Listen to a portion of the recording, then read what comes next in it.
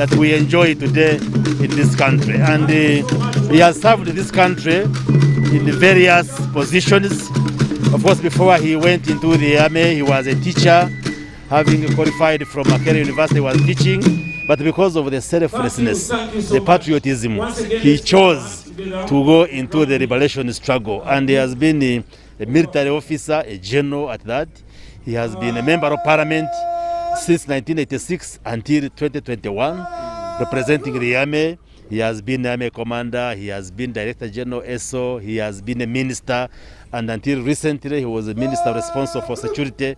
So he has been part and parcel of the development process of this country. That's why we mourn him. In different ways. We feel very sad as a country that at 68 years he was still young, still productive, but unfortunately God has called him. So we continue to pray for his family, for the good Lord to comfort members of the family and rest his soul in the peace. We are working on the program to repatriate, bring back the body, to repatriate the body, working with UPDF. We work with the program, the body will be brought back. And then once the program has been finalized, we shall officially issue it to the public. How the body arrives, we shall have to pay tribute to the body in Parliament, we shall have to pray for him until when we do the final send-off in his country home. So once the program is out, we shall be able to relate the public so that the Ugandans can mourn, and then we support the whole process until when he laid rest. So may his soul rest in eternal peace, and we continue to pray for the family. Okay. Now, we have the young people being celebrated today. I'll put it that way. Among the other activities, as the Ministry of ICT, you have had a number of programs that we have been hearing about in the line of innovations and things like that. Give us more light. How successful are you so far, and where do you look to go beyond how you have what you have achieved? You know, there are two major phenomena I talk about here. One, there is a demographic explosion where majority of our people in Uganda, like the rest of sub-Saharan Africa, are children and young people. Why do you put it that way, as an explosion? Yeah, because there is a youth barrage. Because the population in Uganda and in Africa is growing very fast, facilitated by high fertility. And that's why when you look at the population of Uganda, over 70% of the Ugandans are young people. So the young people constitute the biggest segment of our population. The other phenomenon is that there is a technology revolution in the world. Things are going technological, things are going digital, and there is an interface between this technology revolution and the young people. As a ministry responsible for digital transformation of this country, we are doing many things to move away from manual processes, to move away from analog processes, to digitize the processes. We now speak of the fourth industrial revolution, and our cardinal responsibility as a ministry is to make sure that, first of all, within government, we digitize transactions and the processes. That's why you hear of e-services, e-government, e-procurement, e-everything, e-banking, online studies and learning, all these, to automate the processes so that we move away from the old traditional manual processes, working together with the private sector and the non-governmental and non-state actors. And I think in the last number of years, we have moved.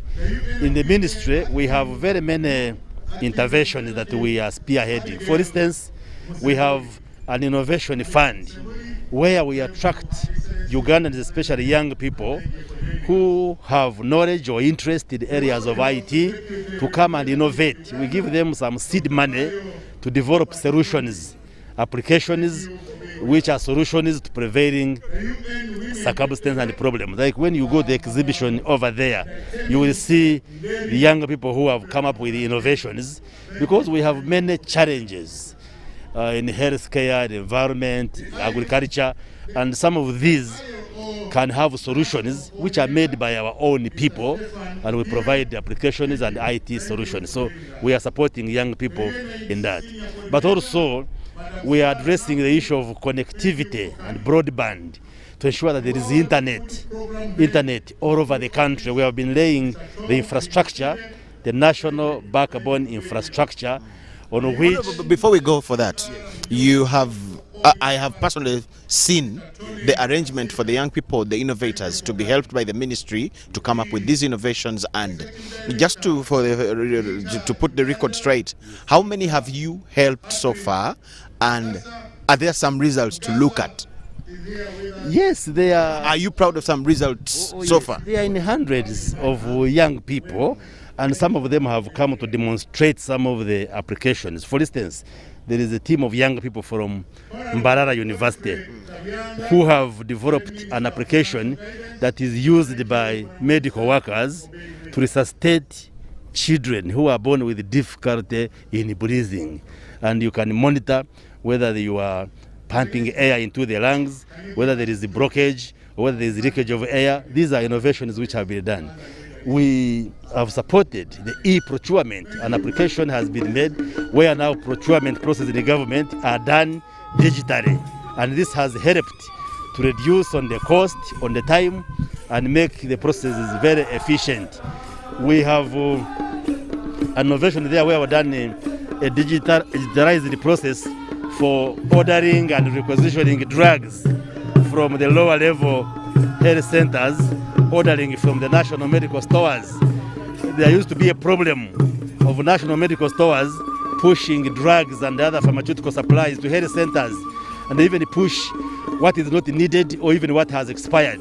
But now this system enables the lower level health facilities to quantify what they need, and through a digital process they are able to place orders, and then you can monitor how drugs are being used. And this has brought efficiency but also cut costs that we have been incurring in the administration of drugs. So many areas, and we are happy with the work that is being done.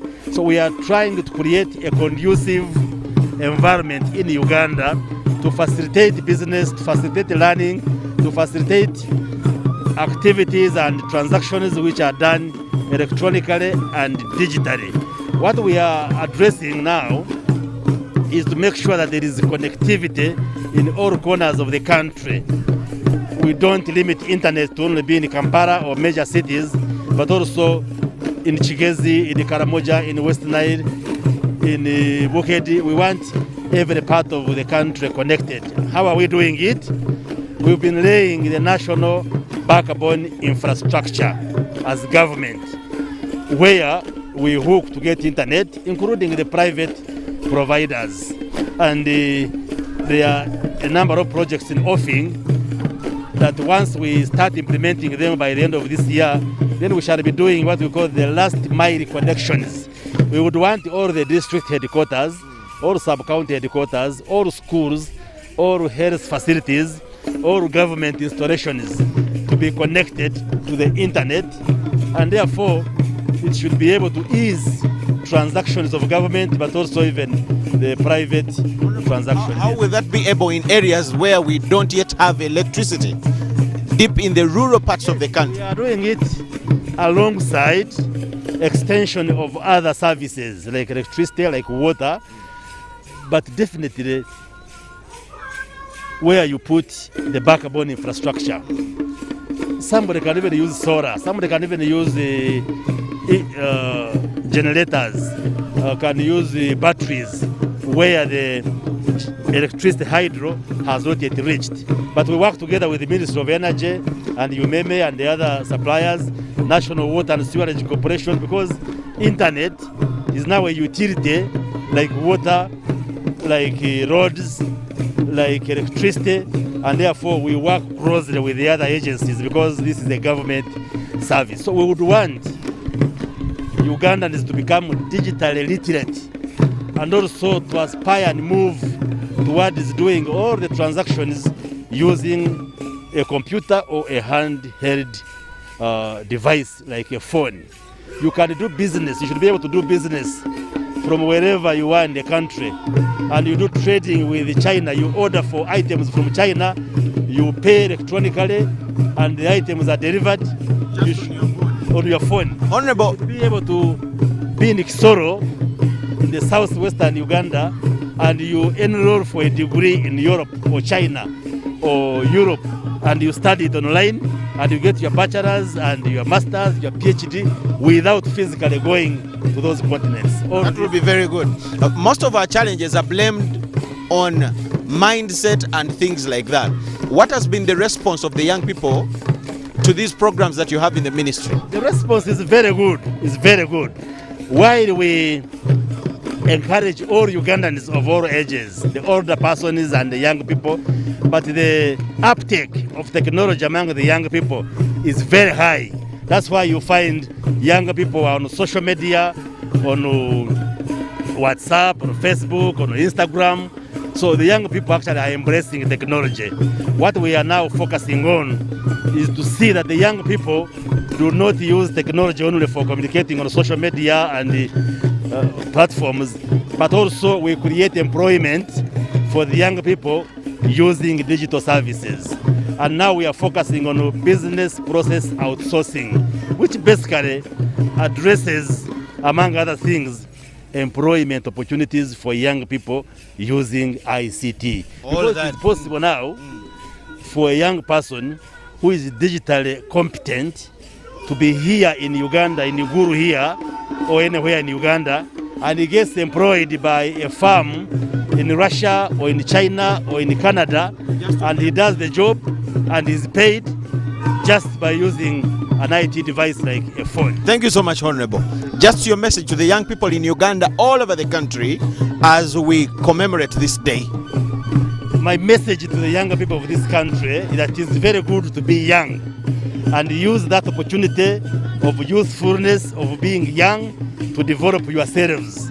The government of NRM prioritizes young people and it values young people, and that's why we are putting resources to develop the potential of our children, of our young people, whether it is in health, education, ICT, poverty alleviation. All these programs are targeting our young. For instance, we are now championing the parish development model. We have deliberately taken a decision as government that of the funds which we are sending to parishes, the young people have to take 30% of those funds, because we know numerically they are strong, but also they are energetic, they have the potential, they can move things. So please take it as an opportunity of being young. Use that opportunity to be part of the production, to be part of the economy. For those who are in school, concentrate on your studies to make sure that you complete. But even those who are out of school, work very hard to develop yourselves, because our intention as NRM is to make sure that we kick poverty out of Uganda, and particularly we want the young people to be part of production and to be part of the economy, to earn income and have a better quality of life. Thank you so much, Honorable. Thank you. Thank you very much, and may God bless all of you, Uganda. Thank you so much.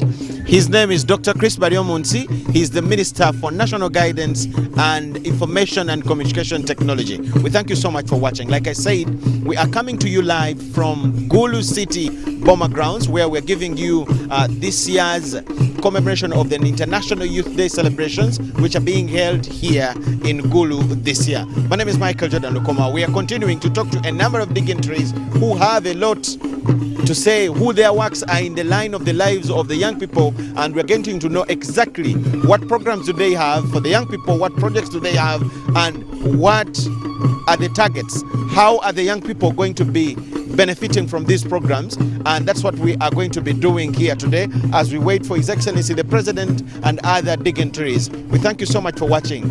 Gwatulaba ku Star TV tukutusako emikolo gy'okuza olunaku lw'abavubuka mu nsi yonna, nga egy'omwaka guno gyali gyakubaawo nga 12 ogw'omunaana, naye ne gyongezebwa 12 ogw'omwezi guno, negongezebwayo omwezi guno.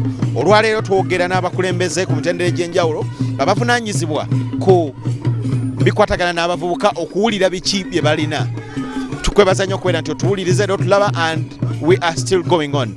Yes, I'm now blessed to talk to the Honorable Nyirabasishi, that's the State Minister for the youth and children. All to do with the youth. We have the lady to ask the questions, and I am sure she's going to answer. Honorable, we are so honored to have you here. You're live on UBC. Good morning, madam. Good morning. How are you? Thank you for coming for International Youth Day celebrations here in Kulu. At UBC, we are always there, and we have a mandate to do so. And we do appreciate your presence. Okay. Honorable, how would you rate the state of the youth in Uganda currently? The best person to give us that picture is you. Thank you so much. The state of the youth. Of course, this is really a comprehensive question because the youth are of different categories.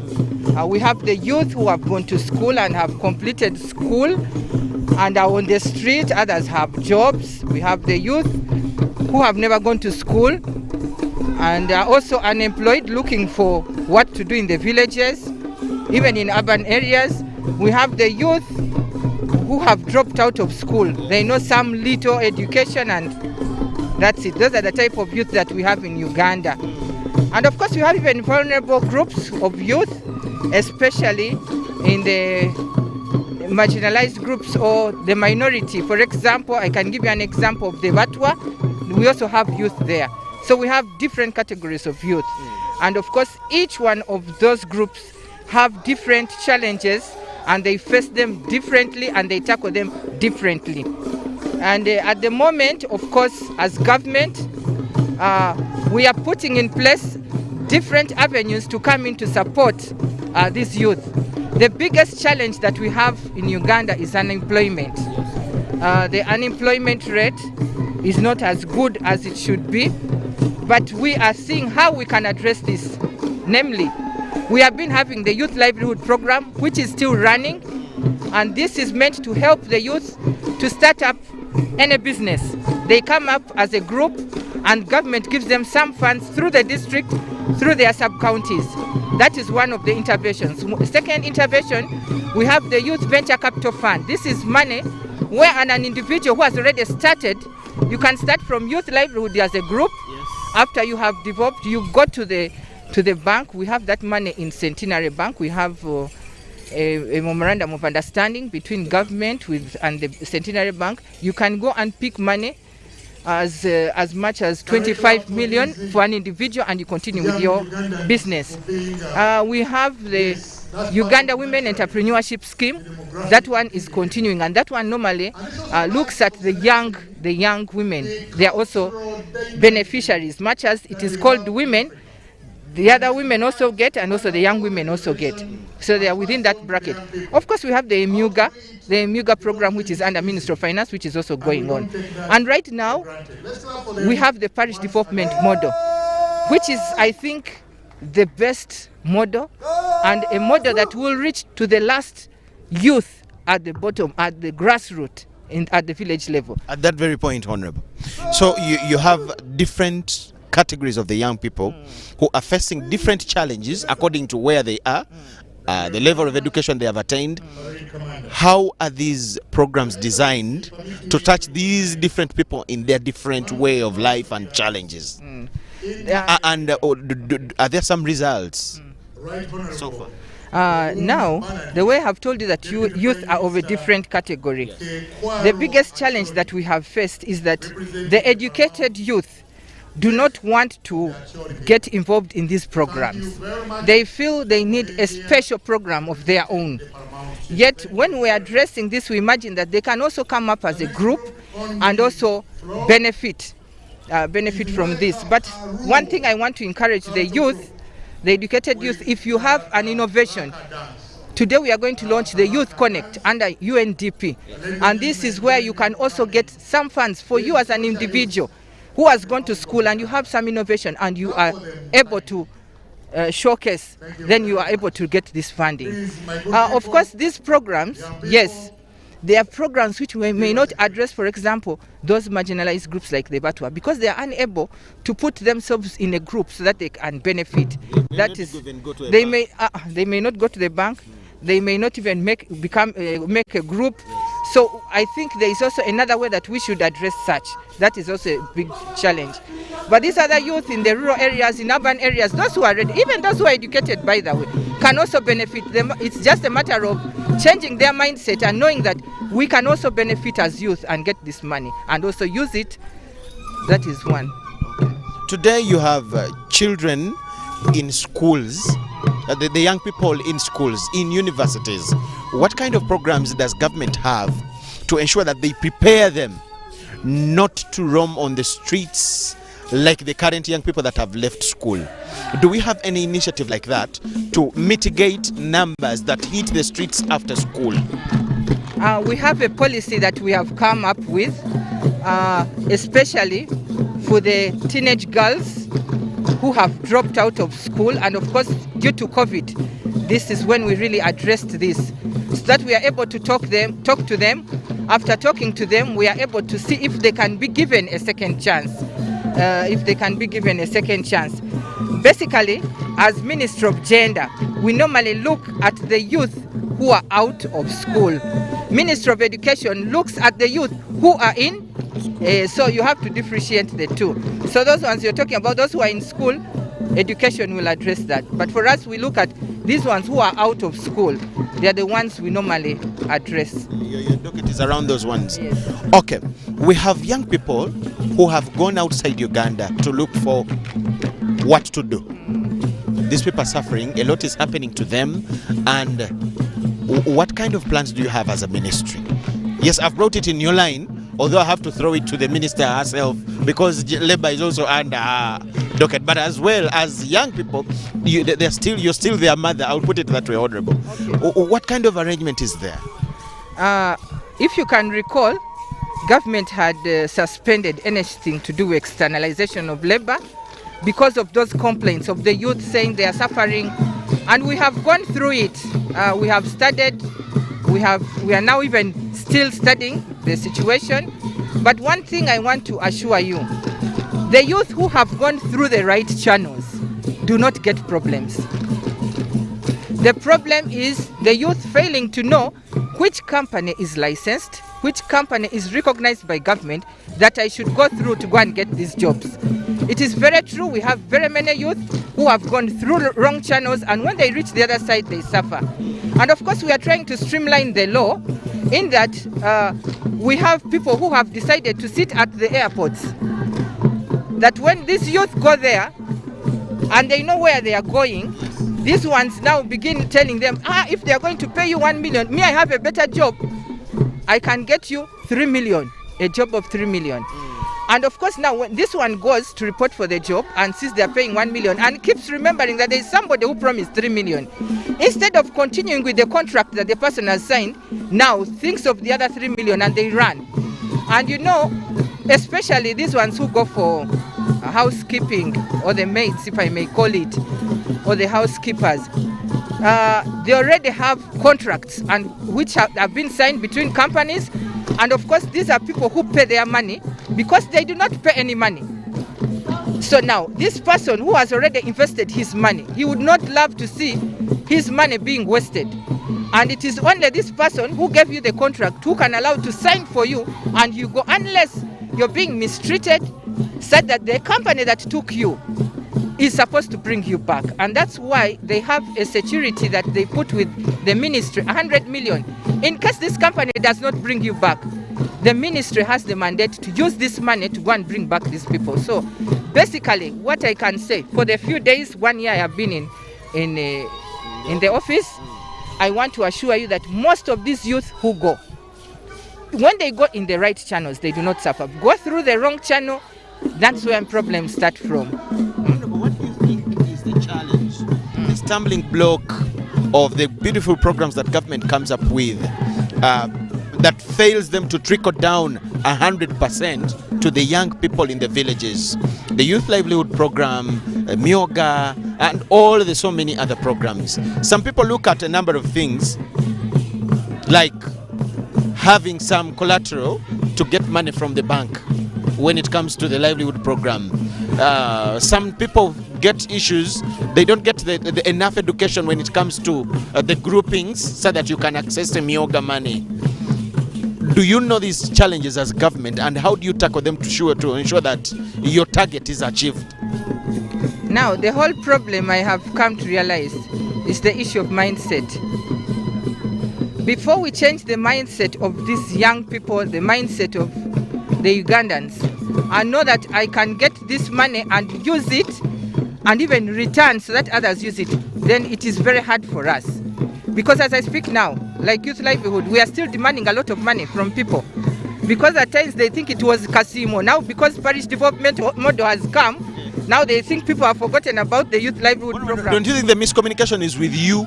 No. Because some of this money, now a program may go up to towards the time of elections. And of course some campaigners will drum using it. So some people may get to misunderstand issues at that point. When nobody comes out to correct the information, don't you think this is where the problem then comes in? I don't think it is through our communication. But of course, when you're communicating, others may misunderstand it. That is the whole truth. Because while I will go out and speak what I have been, what it's supposed to be, another one will go out trying to mislead people, especially when we are looking for votes. Yes. Some people mislead others, which is not right.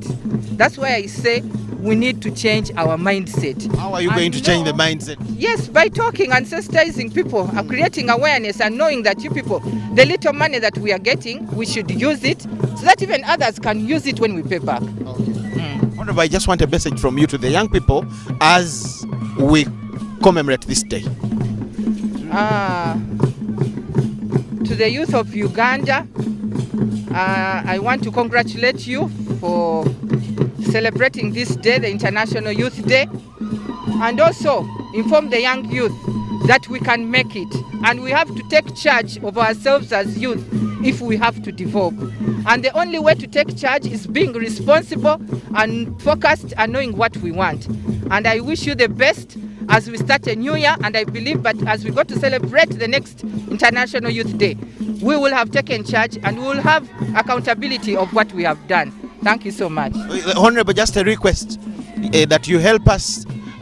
We can't go back to your VIP tent, but we would love to talk to your senior minister. Yes, this platform is now ours. Thank you so much, Honorable. Yes, with that honor, we are going to talk to the Honorable Minister for Gender, Labour and Social Development. That is the Honorable Betty Amongi, and she will be coming in here too. She will answer more questions because even Labour is straight under her and things like that. So we are talking issues to do with the young people in this country as we commemorate this day and see how we can have the information trickling down to the young person all over the country, because we need to see things change amongst the young people and have life changing in a number of ways. Government is coming up with the programs, the livelihood program for the youth, the Myoga program, all of that. How come all these programs are not trickling down to the young person deep in the villages and all over the country? How can government make sure that all of this is done the right way and ensure that the young people in this country are helped to see that we get the results as they are targeted? So we are trying to talk to the dignitaries and the people that are holding offices which have to solve these programs and problems to ensure that we get the right information trickling down to the right people. My name is Michael Jordan Lukoma, and we are coming to you live from Gulu City Bomber Grounds, where we're giving you this kind of information and giving you a live broadcast of the International Youth Day celebrations. Thank you so much for watching. Let us give you a glimpse of the entertainment here as we arrange more interviews that are happening here.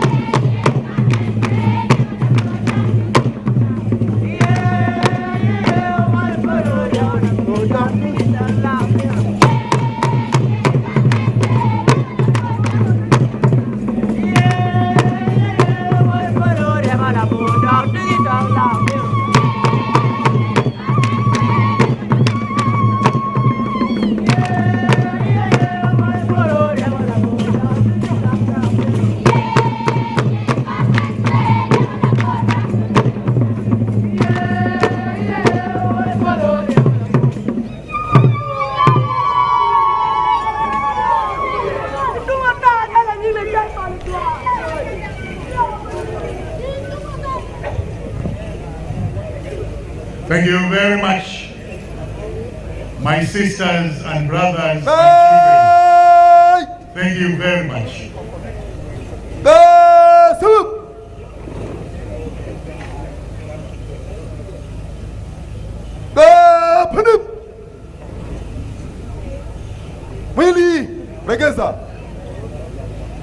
Thank you very much. The parade. Your Excellency, permit me to introduce other dignitaries that have joined us for recognition. May you permit me, Your Excellency, to introduce to you Dr. Patricia Achan Okiria, the Deputy Inspector General of Government. Dr. Patricia Achan, thank you. Thank you for coming.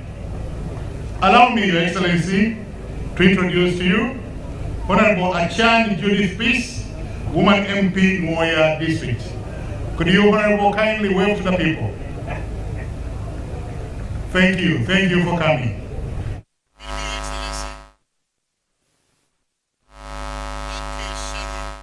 Barumoi, Woman MP, Gulu District. Thank you, and thank you for hosting us here. Permit me to recognize Honorable Onen Charles, MP, Gulu City East. Thank you, Honorable Onen Charles, for hosting us here. Honorable Ojok Andrew Olanya, MP Omoro District. Thank you. And may I tell you that Honorable Ojok Andrew Olanya is a former employee of NITA, Uganda. And at NITA we miss you. Parliament robbed us of you, but we wish you all the best where you are, serving the nation in another portfolio. Thank you. Permit me, Your Excellency, to remind all Ugandans that today is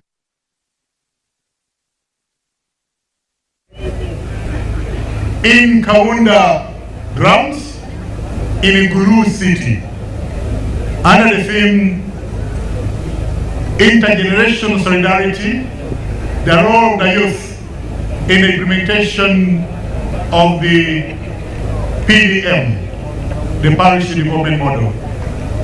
Your Excellency, this theme is supposed to talk to the cementing of the bond between the young people and the old people, between one generation cohort to another generation cohort. It emphasizes the importance of working together in the transformation of the country. And our bonding as a ministry with NITA is supposed to talk to that we can deliver better when we work together as one government and deliver together as one government and celebrate the achievements together. Your Excellency, this theme emphasizes the importance of what used to happen in the past, where young people and the elders would sit around the fireplace and talk about the values and norms, talk about issues that bind them together as a people from the same cultural group, the same tribe, the same homestead. This, Your Excellency, has gone to the dogs. Many of our young people are being talked to by our television sets in the living rooms.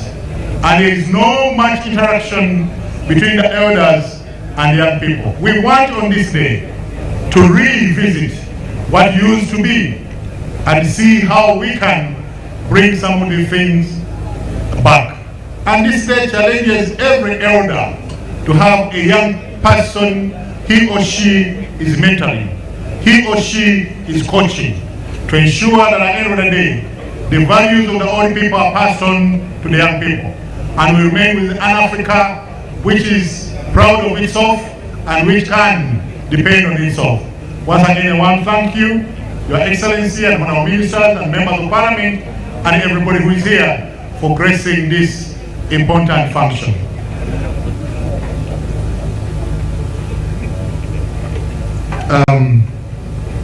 May I now invite Romeo,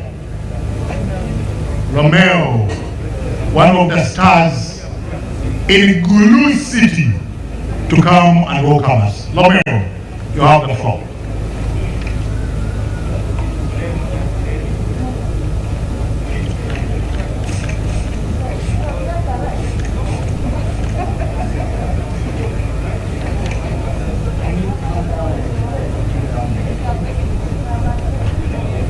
Kipang Yesu. Hallelujah. Actually, the kind. Kwa winyo jile jame.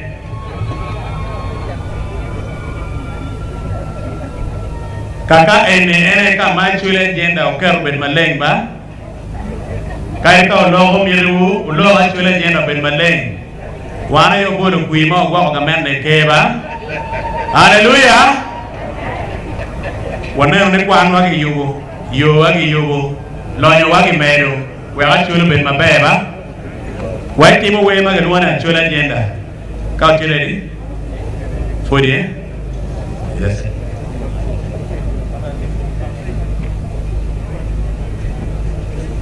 Yoleng, the president is coming. Let's just shift.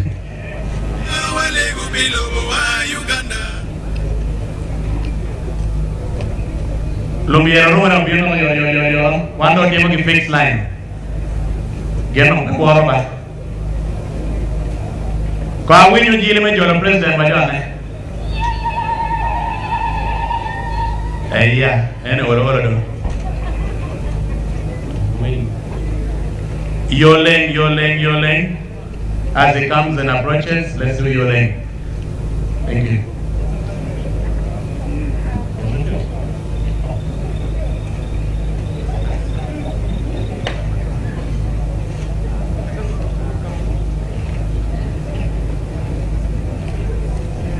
Ladies and gentlemen,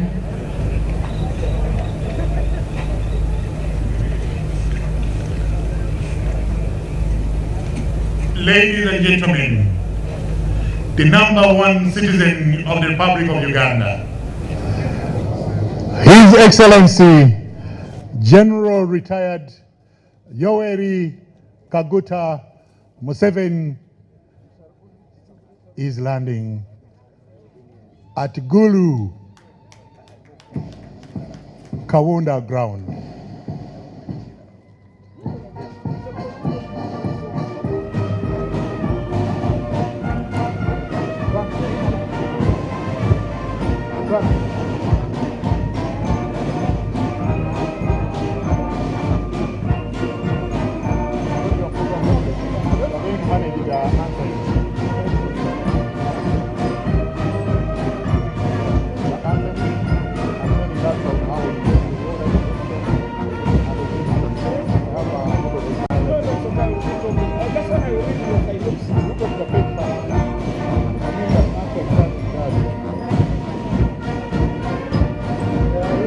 Ladies and gentlemen, His Excellency, the President of the Republic of Uganda, General Retired Yoweri Kaguta Museveni, is here with us to preside over this year's International Youth Day. He's being received, among others, by the Vice President, honorable ministers, honorable members of Parliament, and youth leaders.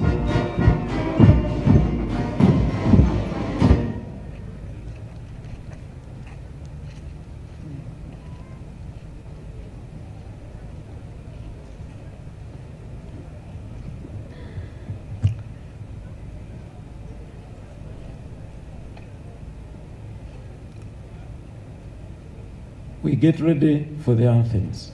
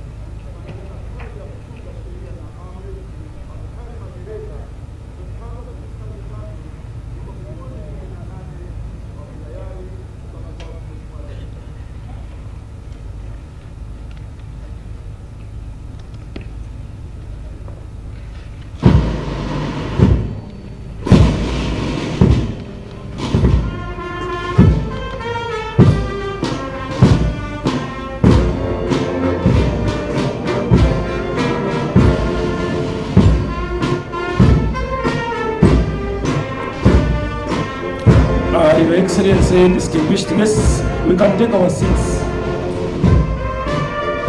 Every year, Uganda joins the rest of the world in the commemoration of the International Youth Day. As we are aware, it should have been 12th August, but it was extended to now. Thank God it has come to pass. And as you are aware, it's been 3 years not celebrating it in this manner because of COVID. So congratulations to all of us for having persevered through the COVID times. The world theme is intergenerational solidarity, creating a world for ages. And it is from there that Uganda derived this year's theme, which is intergenerational solidarity, the role of the youth in the implementation of the parish model. The objective of this year's theme for International Youth Day is to raise awareness of the importance of all generations in achieving holistic development and to highlight the key roles youth play in the implementation of the national programs. The theme is also a reminder to the youth that the exercise and enjoyment of rights and freedoms is inseparable from performance of duties and obligations, and accordingly, the youth must add value to the world by making it better world for all. The youth must gather strength of collaborating with other generations to take advantage of the parish model to improve household income. The youth are compelled to appreciate the principle of unity in diversity and the preservation of the family, which is the natural and the basic unit of society and the haven of peace, love, care, protection for all ages. The family with its diverse age cohorts is equally the foundation for socio-economic political transformation. The intergenerational solidarity is an intentional connection between two or more persons of different age groups. It includes bonding between among the individuals in multi-generational family networks and among age cohorts in the larger community. The world needs to leverage the full potential of generations to realize the societal transformation, so that across generation is a pertinent, equitable gain and support in the implementation of the parish model and the key sustainable development. There is a growing concern for enhancement of collaboration and fostering equitable intergenerational relations.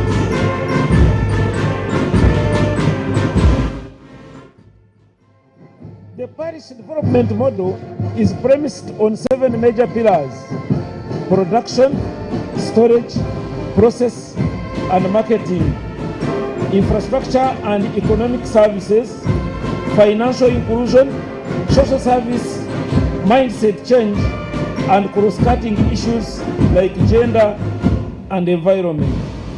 Parish model management, information system, governance and administration. All the 7 pillars got the bearing on the youth in their endeavor to escape the poverty trap.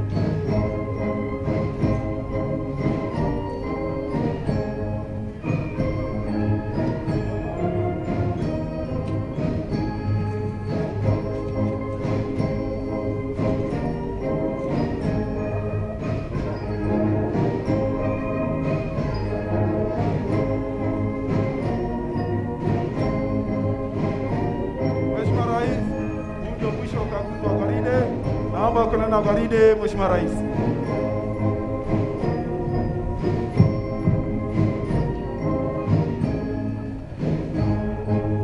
His Excellency the President has concluded the inspection of the parade and bands, and he will proceed to the exhibitions. So we shall be a little bit patient as he goes to the exhibitions. Then he will come, and as he comes back, we shall all stand to receive him.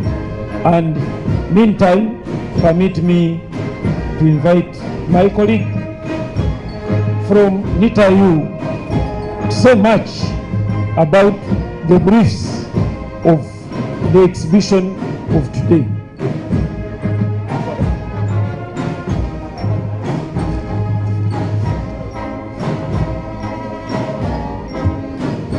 Our distinguished guests, our chief guest will also be gracing the exhibition, and along with that, ministries, departments, agencies that are exhibiting electronic services that are powered by NITA, National IT Authority, and those are a number of exhibition booths that we have here, and we'll be going through a number of them. Electronic services, the Uganda Police that manages our security with the use of electronic surveillance systems that are powered by NITA, Uganda, and the internet services that are provided. He will be starting off with our booths, the booths that are from our youth and our gender side, and then he will end up with the NITA aided or NITA supplied MDAs that are also here to exhibit. So we shall be sharing with you in depth what services are being provided for in those particular exhibition centers.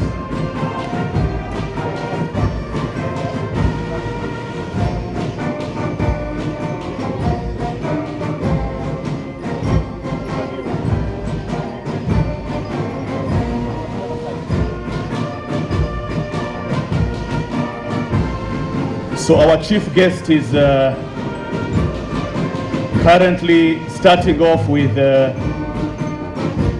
exhibition centers of our youth, who are supported, of course, by the Ministry of Gender. And he will make his way all the way also to the booths that are showcasing ICT digital transformation within the government. We have both private sector and the public sector all exhibiting here, because it takes two to tango. It takes two. It takes both the rain and the sunshine to make a rainbow, as we have seen in our beautiful proverbs here.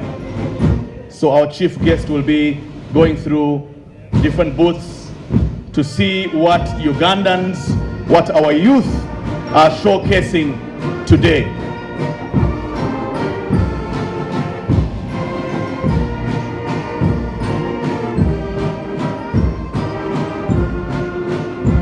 I want to gladly say that most of what is being showcased is built by Ugandans and for Ugandans. Even the IT services that are going to be showcased, most of which have been built by Ugandans and for Ugandans. The ultimate goal is to reach our citizens, that our citizens see one government. They use ICT to see one government as they access their usual services for service delivery of the government. So these will also be showcased and we shall take you through as the guest of honor gets nearer those booths. He is currently going through our stalls for our youth, our women, our local producers here, demonstrating the capabilities of what Ugandans can do when they are in a peaceful environment and an environment that is growing economically. So our chief guest is going through that at the moment.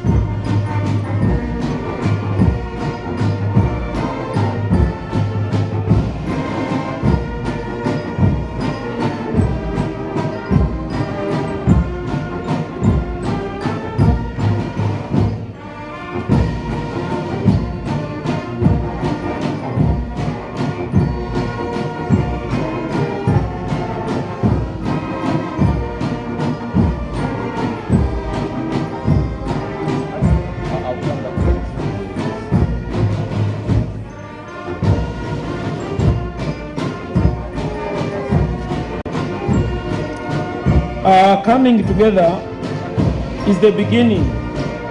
Keeping together is progress, and working together is success. This important word said by Henry Ford clearly fits in our theme of intergenerational solidarity. And we all know that the parish model is our baby, and this baby must be nursed to the end. So this call is from the youth and from all of us to have a deliberate allocation of resources, guidance, and mentorship to ensure that they play an active role in the development of the society. We all know a traditional family had different members of the family playing different responsibilities. The fathers had what to do, the mothers had what to do, and the children have what to do. But we understand, because of many things, the children wish to wait until they have finished school to think of what to do, when sometimes it is way too late. And yet we also know that a good number of our people are not able to complete the school system. And that's why the parish model digs down this community of the youth to ensure that they are awakened, they have a mindset change, because we have to run away from the fixed mindset to the growth mindset in order to harness all the resources of our family and our country. We are very mindful that the youth may not have the biggest chunk of lands, they may not own the highest amount of property, but without involving them, there is no way this property can be expanded, and there is no way development would become a revolving cycle for the betterment of the world. We are also mindful that not involving the youth in understanding the environment drastically has led to the climate change. And we all know we need a conducive climate to become what we wish to be.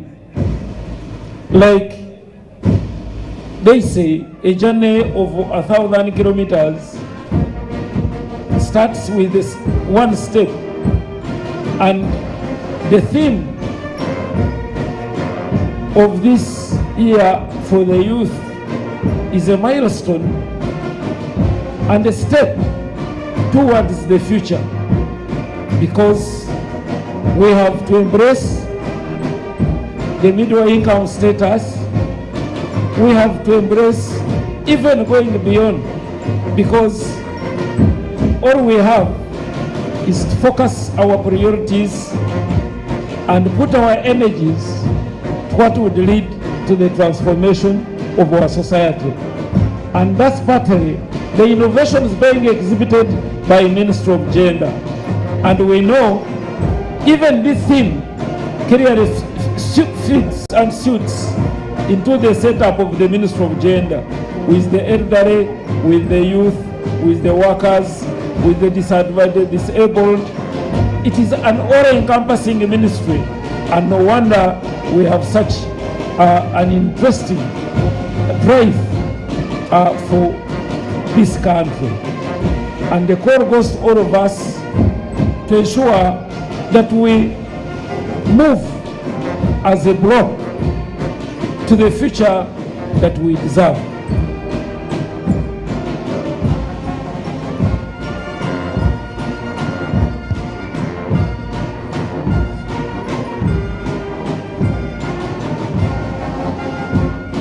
Thank you, Frank, once again.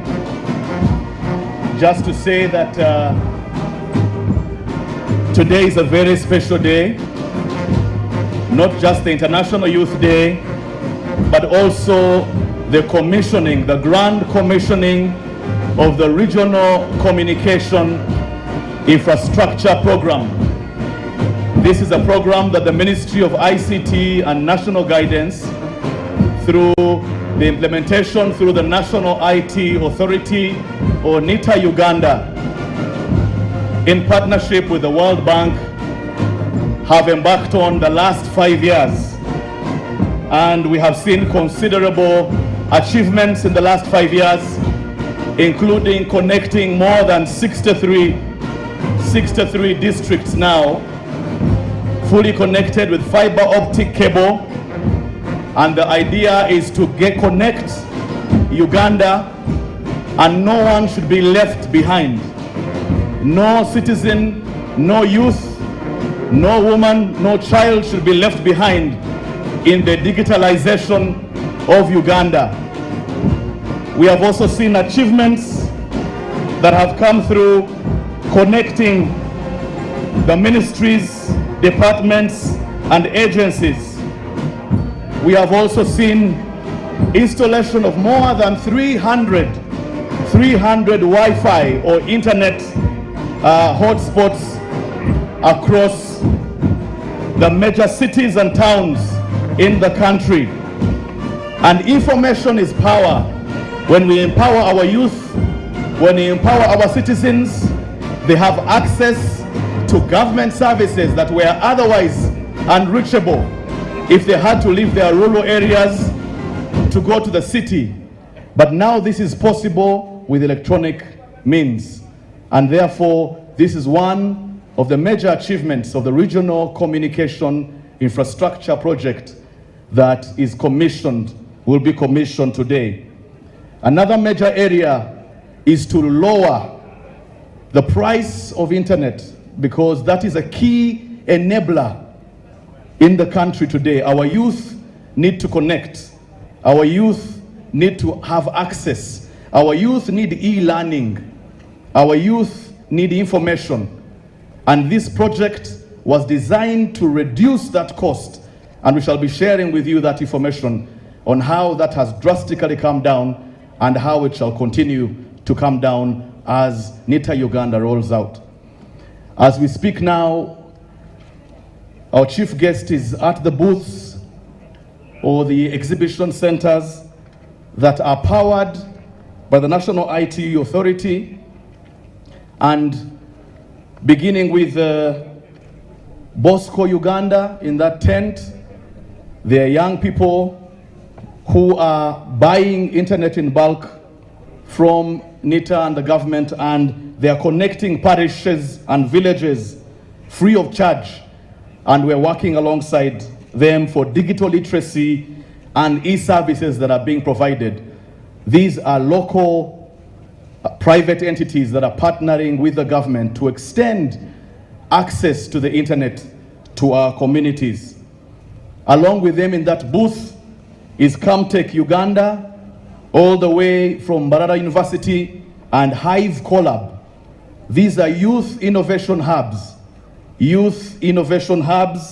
that are providing employment, but are also helping young people with ideas in the ICT area to harness their ideas and commercialize them and take them to the market. So those are the current exhibitions that our chief guest and our distinguished guests are visiting. They are also moving on to NIRA, Uganda, who are providing our identity and registration services for persons. And without ICT, they would be unable to deliver these services around the country. They have partnered with NITA Uganda throughout their country stations to ensure they have high-speed connectivity as well as electronic services so that we can reduce the burden of our citizens and our youth who need to access these services. This is an ongoing project with NIRA. They are connected and they intend to continue to improve and upgrade their systems as we approach the 2024 rolling out of fresh identification cards. So we're working closely, NITA is working closely with NIRA Uganda for connectivity. Connectivity remains a major requirement and is therefore a human right now that citizens can access. As they can access water, electricity, they need to access information through the internet. And therefore, NITA Uganda, on behalf of the Ministry of ICT and National Guidance and the government of Uganda, is spearheading the movement to connect every city, district, and in the next 5 years, get to the parishes and village level to connect Ugandans, because nobody, no citizen should be left behind. Our chief guest is also visiting the Uganda Cancer Institute and the NMS booths. And these are our e-health or electronic health service providers now. They are providing self-services through self-service portals. Now health centers around the country that are connected can order, they can monitor, they can account for the medicines, drugs, and supplies that are received online. This can be done now online and real time. And this is the idea, that we can now provide services to our citizens efficiently using high-speed last-mile connectivity.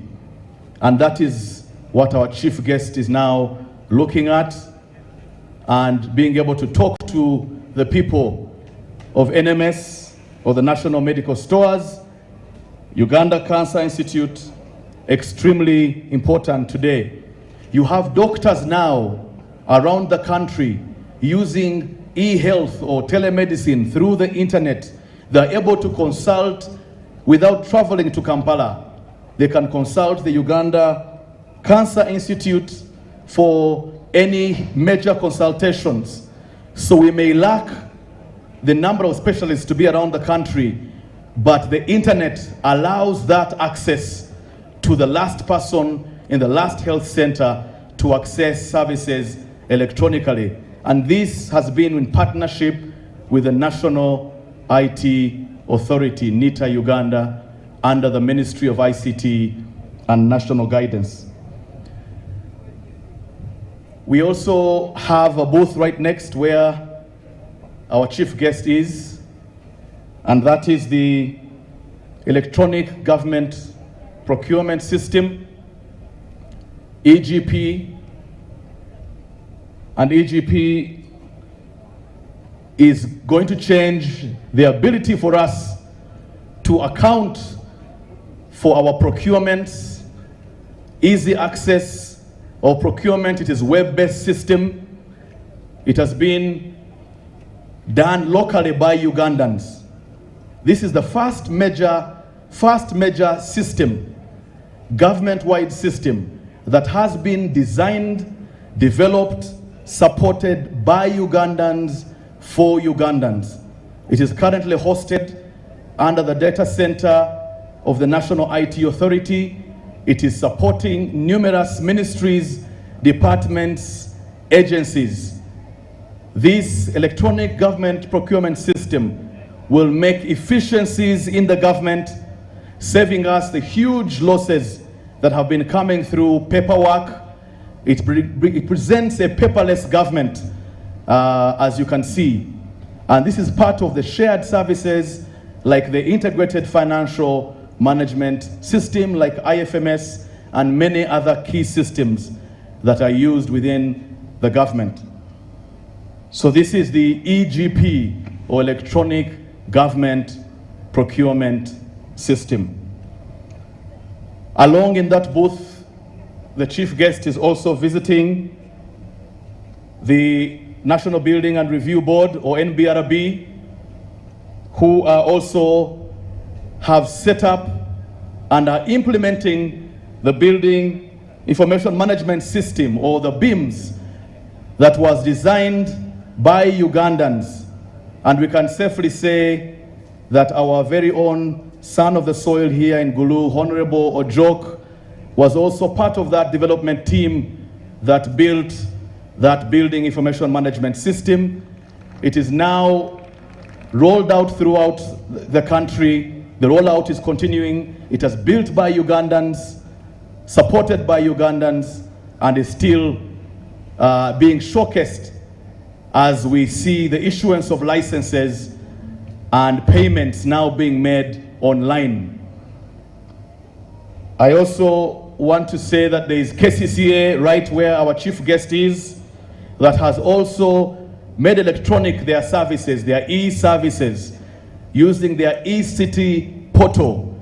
Payments can be made, licenses can now be accessed. And this is the idea, that our citizens need convenience, our citizens need cost efficiency, our citizens need a 24/7 service from the government. We realize now that digital transformation, as prescribed by the NRM Manifesto, is a major pillar for development. The President has also visited, our chief guest has also visited USPC and Ministry of Works, doing our driving permits. One of the most efficient government services now. You can walk in and walk out of their center, their one-stop center, within 15 to 20 minutes with your driving permit. One of the quickest government services. And this is the idea. We need efficiency in government, and digital means can provide that. We also have DCIC, where our chief guest is, and this is the Ministry of Internal Affairs, and this is where we have our e-visa. Visas are now not paid physically. We have no paperwork now done. It is electronic. This is supported by NITA. Our guests and our tourists can now access visas. They can pay online without even stepping here. They are vetted on security, everything online. They land in Uganda and quickly access our country. This is the efficiency we are looking for throughout all the MDAs. We also have our passport services being exhibited now to our chief guest. Most of the processes of the passport are now electronic. You can apply, you can pay from wherever you are in the country, as long as you have internet. But you must go to the Center for Biometrics. This has reduced the time spent by our citizens for the passport services, and the process is still going on. So this is being exhibited right now, and the use of e-services. Also being exhibited at that tent is the judiciary. The judiciary services, or ICMIS, the Case Management Information System, Electronic Case Management System. This will reduce the turnaround time of the cases that are filed within the judiciary system to ensure that we can enhance services and justice to be rolled out. The judiciary today also has e-services in many of their courts, and prisons are also connected. We have less movement of prisoners to the court system because they can use video links now, and all that is the prison services now going electronic, the judiciary now going electronic, and we are excited. At that booth now, we are also hearing from MES Investments, young men who are also assembling computers locally, but they are also planning to start manufacturing as soon as possible, and they are working towards the funding of their projects to begin local manufacturing of computers. NITA Uganda is also exhibiting right there where our chief guest is, and NITA Uganda is exhibiting on behalf of the Ministry of ICT and National Guidance the overall stewardship of digital transformation in Uganda. The 5 years that have been concluded are being commissioned today under the Regional Communication Infrastructure Project. Along with that was the Uganda Police. The Uganda Police, at that track that you see, the Uganda Police is extremely key. They use digital means, as you can see. That security van, as you can see, is connected and is viewing the whole country using CCTV. This CCTV is supported throughout the country by the National IT Authority backbone. And our chief guest is now making his way to the grand commissioning. The grand commissioning.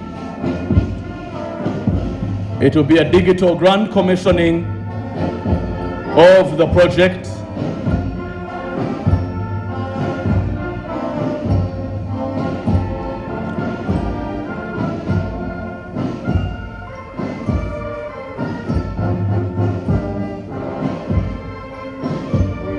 They are going. I want to make sure that they are moving. They're going to move to that screen. I will explain a bit there then.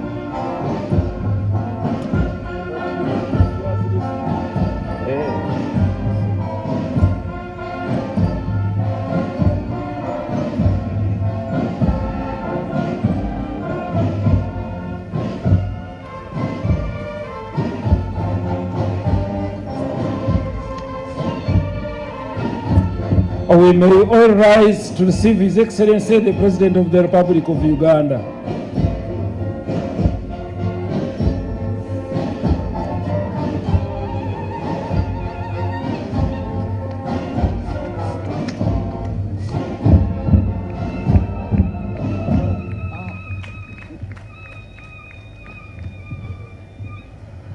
Your Excellency, Mr. President, we are delighted to have you.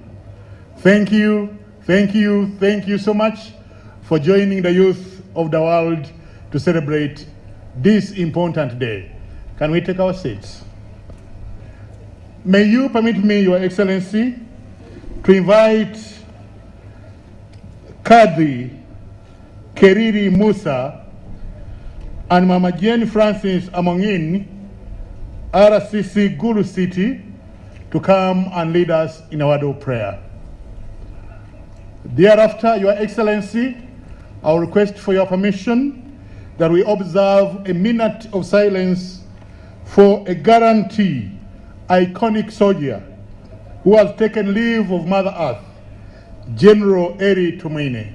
So after prayers, I request Your Excellency that we shall observe a minute of silence in remembrance of this general who is one of the 27, and the story of the attack of Kabamba is known to many Ugandans, including yourself, Your Excellency, who was at the helm of the struggle to bring peace and tranquility to the Republic of Uganda, for which we thank you. We thank you. We thank you so much for doing a noble job. Thank you, Your Excellency, Mr. President. Kadi Keri Musa and Mama Jane Francis Amongin, RCC Gulu City, are going to lead us in communication to God.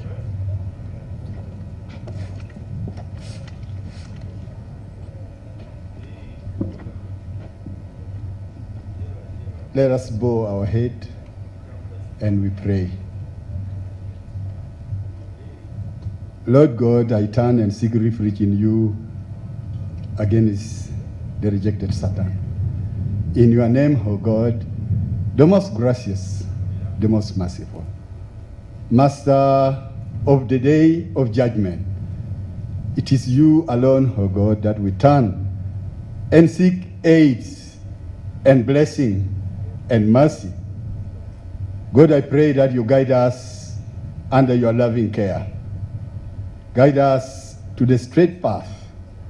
Do not guide us under the path of those who serve under your anger. Lord, this day, I pray that you bless the day for us. Bless our youth of Uganda. Lord, I pray for the leaderships of Uganda. Bless this country, Uganda. Bless our President, His Excellency, Yoweri Museveni Kaguta, the ministers, the members of parliament, the local leaders, the mayors, the people in government, the army, the police, and other security agents, the men and women gathered on this ground. Lord, I pray that may you guide our youth to be youth who are God-fearing, who love God, youth who love their country, youth who are economic-minded as far as development is concerned, youth who respect their parents, youth who listen to the elders, youth who respect the religious leaders. Lord, do not make our youth be youth who practice evil, youth who are lazy, youth who indulge into alcoholism, youth who practice acts of immorality, youth who join politics of defiance, negative politics that mislead them into problems with security. Lord, I pray that may you bless this day, bless all the youth of Uganda. May, oh Lord, you make our country still attain the millennium goal, and our youth also embrace the Paris model and all government programs as far as economic empowerment is concerned. I say all this prayer in your name, the Almighty God. Allahumma Ameen.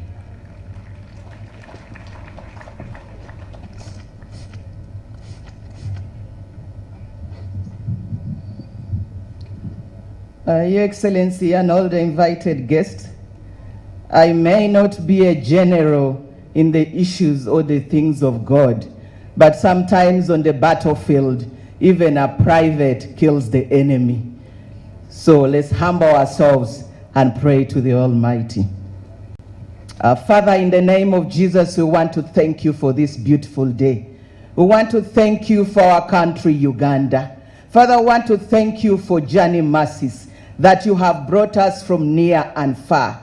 In a special way, Father, we want to thank you so much for His Excellency, the President of the Republic of Uganda. We thank you for the President Yoweri Kaguta Museveni, Tata Muhoozi, the gift that you have given us that we cannot pay for. Father, we thank you that you have given him journey mercies to come here. It's our prayer, Father, that you keep him long and longer. Father, we pray you give him long life. Father, renew his life. The Bible says, touch not my anointed one. Father, we know you anointed him for Uganda, and whoever touches him shall be cast. You will fight those who fight him. Father, you will deal with those who come against him. I seal him in the blood of Jesus, and I commit this function unto thy hands, Father. That, Father, you come and become the chairman on this function. Give us wisdom and knowledge. I commit the youth whom we are celebrating today unto thy hands. Like the Bible says that as the youth grow up, let them know that even in their youthfulness, there is a judgment there. As they enjoy their youthfulness, they should enjoy it with respect. And I want to appreciate in the same manner the theme of today, the intergenerational solidarity of the youth and the elderly. I commit them unto thy hands. The Bible says, respect your mother and father, so that your days shall be increased on earth.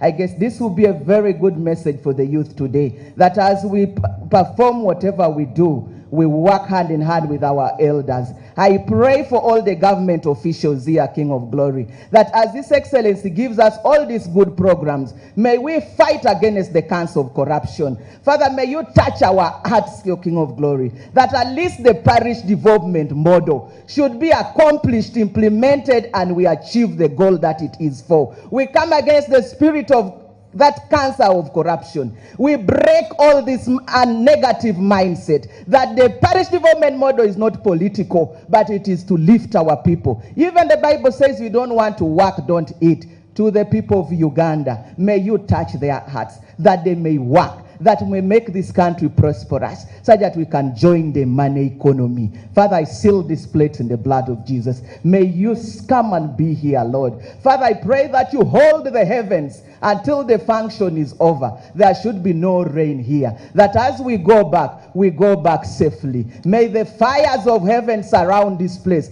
that any enemy who is against this event shall not stand. Just like our motto, for God and my country. Father, we pray believing that you have heard us. In Jesus' mighty name we have prayed.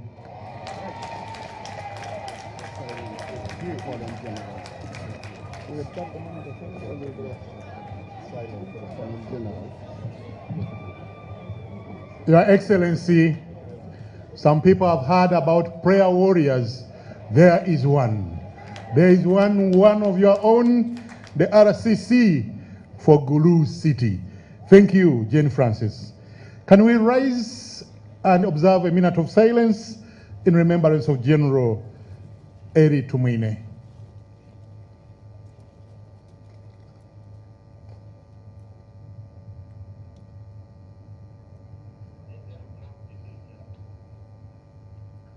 May General Eri Tumwine's soul rest in eternal peace. We can take our seats. May I now hand over to the parade commander to drive us. Parade commander. Going to drive us.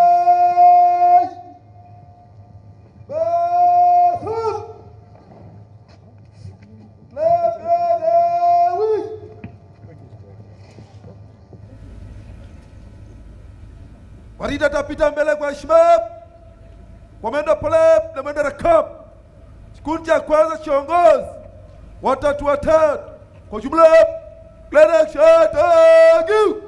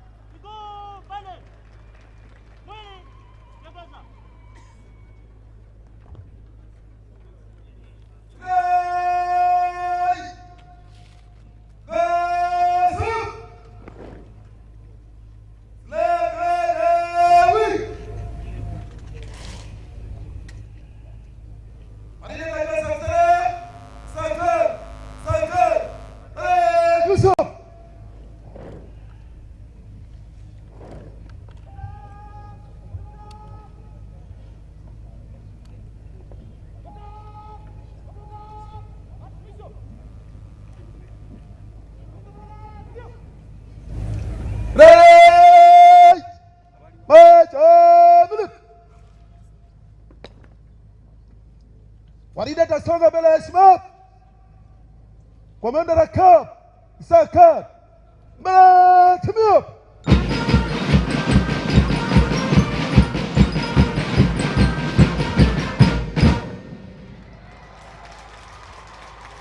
Today, salam, heshima, tup.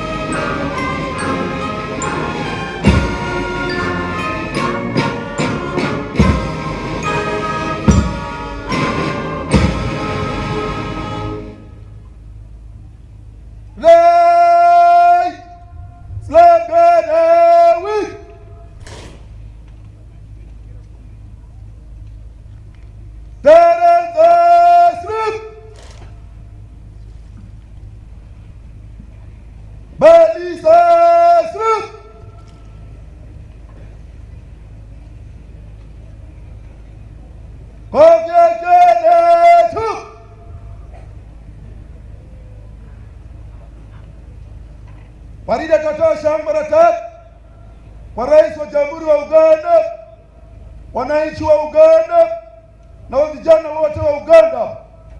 Viva rais wa Uganda! Viva wananchi wa Uganda! Viva vijana wote wa Uganda! Viva Kojojonewi!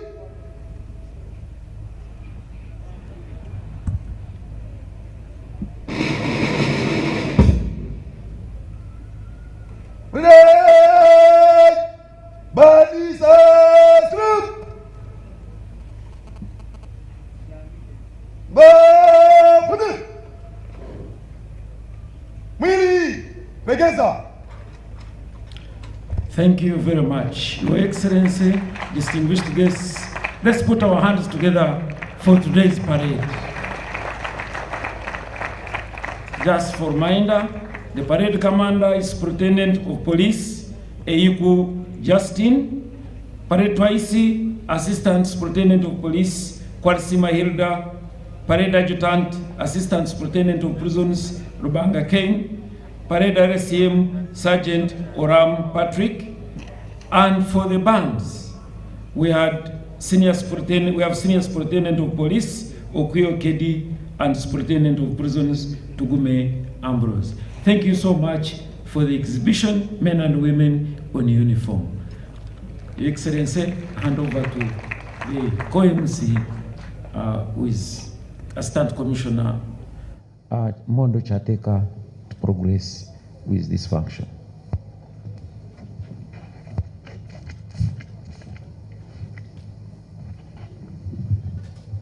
Thank you very much, my colleague and brother, Commissioner of Uganda Prison Service, Frank Abaine. Your Excellency, the President, Your Excellency, the Vice President, Honorable Ministers, Honorable Members of Parliament, distinguished ladies and gentlemen. Your Excellency, sir, this parade was constituted by only youth. The oldest man on parade was Eyuku Joventine, Superintendent of Police, 29 years 99. And the youngest was only 18 years, 0.9. So we made sure that the girls and boys on parade were girls and boys and not men. We thank you. And can we clap for this youth of Uganda for doing a good job? There has been intergenerational cross-fertilization between the old and the young. And that's the reason they did it so well. Your Excellency, permit me to present to you a welcome song. A welcome song. Can I, Hajara, have that team? And as they come, can I request the following in order to save time to join us here on the platform? Can I request the Honorable Okot Boniface, Youth Member of Parliament, Northern Region, to come and join me here? Can I request the Chairperson of the National Youth Council, Mr. Jacob Eyeru, to come and join me here? And can I request Dr. Hatrib Mugasa, the ED Nita, to come and join me here, in that we are able to save time after the theme song. Thank you, Your Excellency, for granting us permission.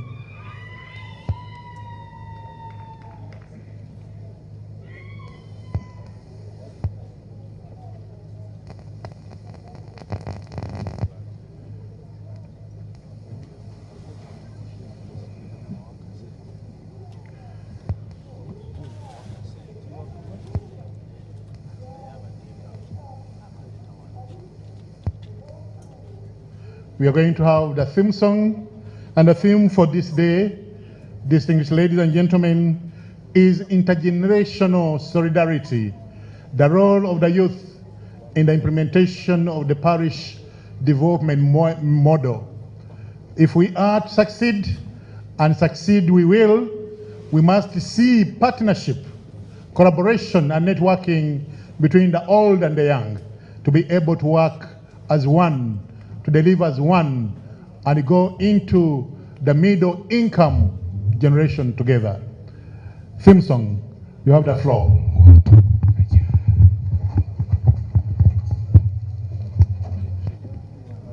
Thank you, everyone. I'm called Stephen Odoch, an artist. I'm known by the name Steve Jeoma. Today I bring for you a song with the group that will join us youth. This song is a very special song for this event to encourage the youth to take this opportunity that is given by Mr. President. And it also talks about corruption, that is a very a serious thing in the country now that's blocking all the youth from getting the opportunity. Thank you. Thank you so much.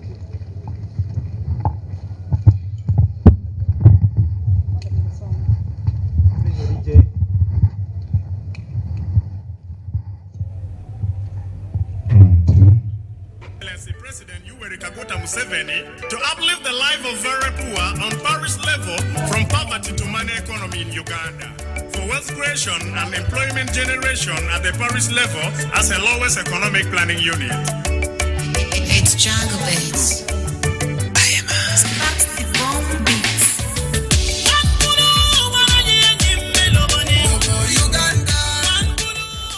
Restart the song, Mr. DJ. Thank you. The parish development model, initiated by His Excellency President Yoweri Kaguta Museveni, to uplift the life of very poor on parish level from poverty to money economy in Uganda, for wealth creation and employment generation at the parish level as a lowest economic planning unit. It's Jungle Beats.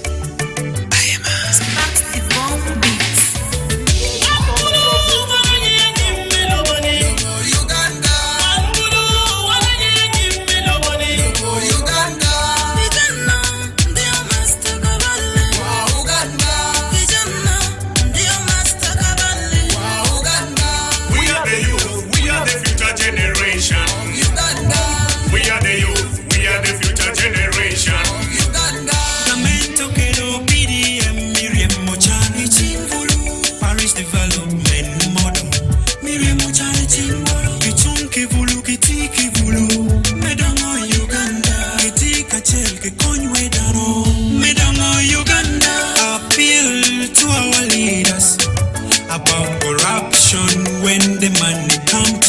us. Give us the chance to fully utilize it. Let's not take this golden opportunity for granted. Let the poor and the poorest all benefit. Asante Baba, asante Mzee, asante Suja wetu. Sasa tunaweza kutunza familia zetu na wapendwa wote kwa sababu ya kubabu yetu. Asante sana Mzee, kwa babu kubwa kwa vijana wote wa nchi yetu ya Uganda.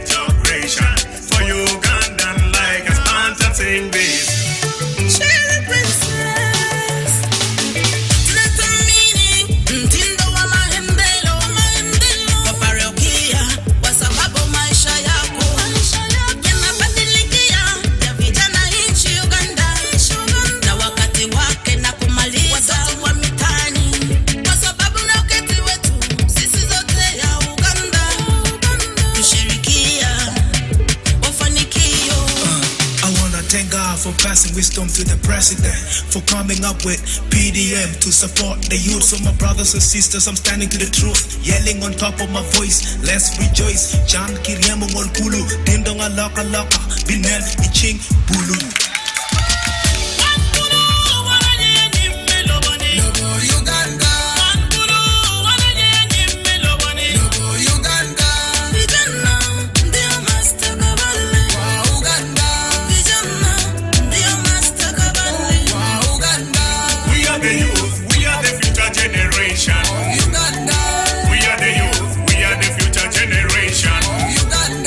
Intergenerational solidarity is what we fight for.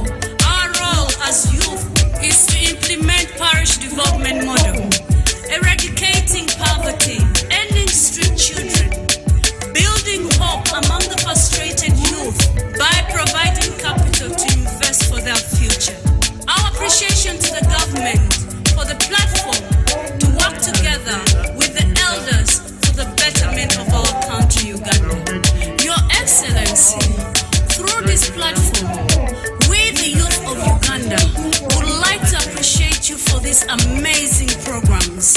Entandikwa, Bonabagagawale, Nusav, Youth Livelihood, Operation Wealth Creation, Yoga, and now Parish Development Model, a formateur for God and my country.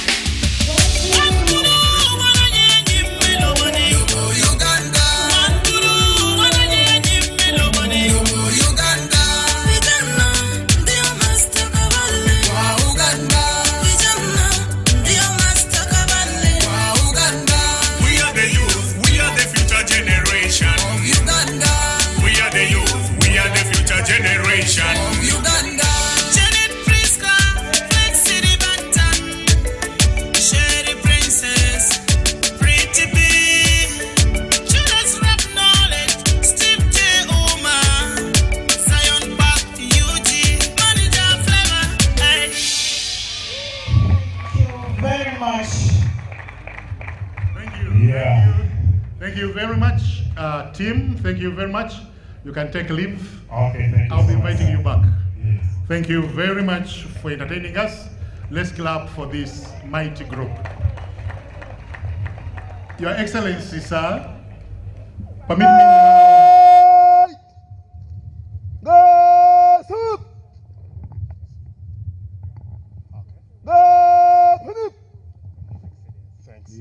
group has received a cash envelope. Thank you very much, Tim. Thank you, Tim, for doing us proud. Your Excellency, sir, permit me now to invite the Youth Member of Parliament Northern Region, who is also the Chairperson, Parliamentary Forum on Youth, Honorable Okot Boniface, to come and make a statement and officially welcome you here. Honorable Okot. And as Honorable Okot gives a speech, can I request members of the executive of the National Youth Council to come near to join your chairperson, who will be the next to make the speech. Kindly come nearer. Thank you.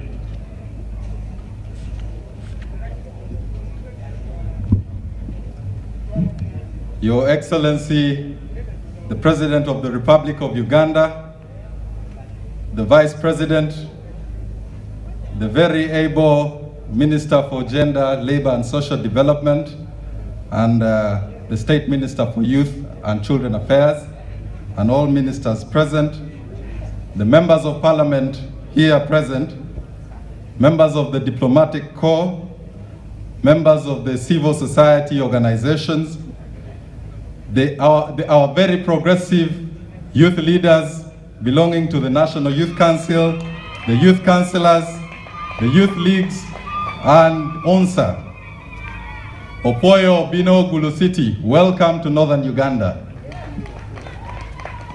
On this very auspicious occasion of the International Youth Day, I request all the young people here to clap their hands for His Excellency the President for attending every single International Youth Day celebrations. We appreciate you, Your Excellency. I also want to commend the President for defying nature and continuing to look younger even by the age. Being the senior youth that you are, Your Excellency, we also hope to hear from you the secrets to looking youthful like you are.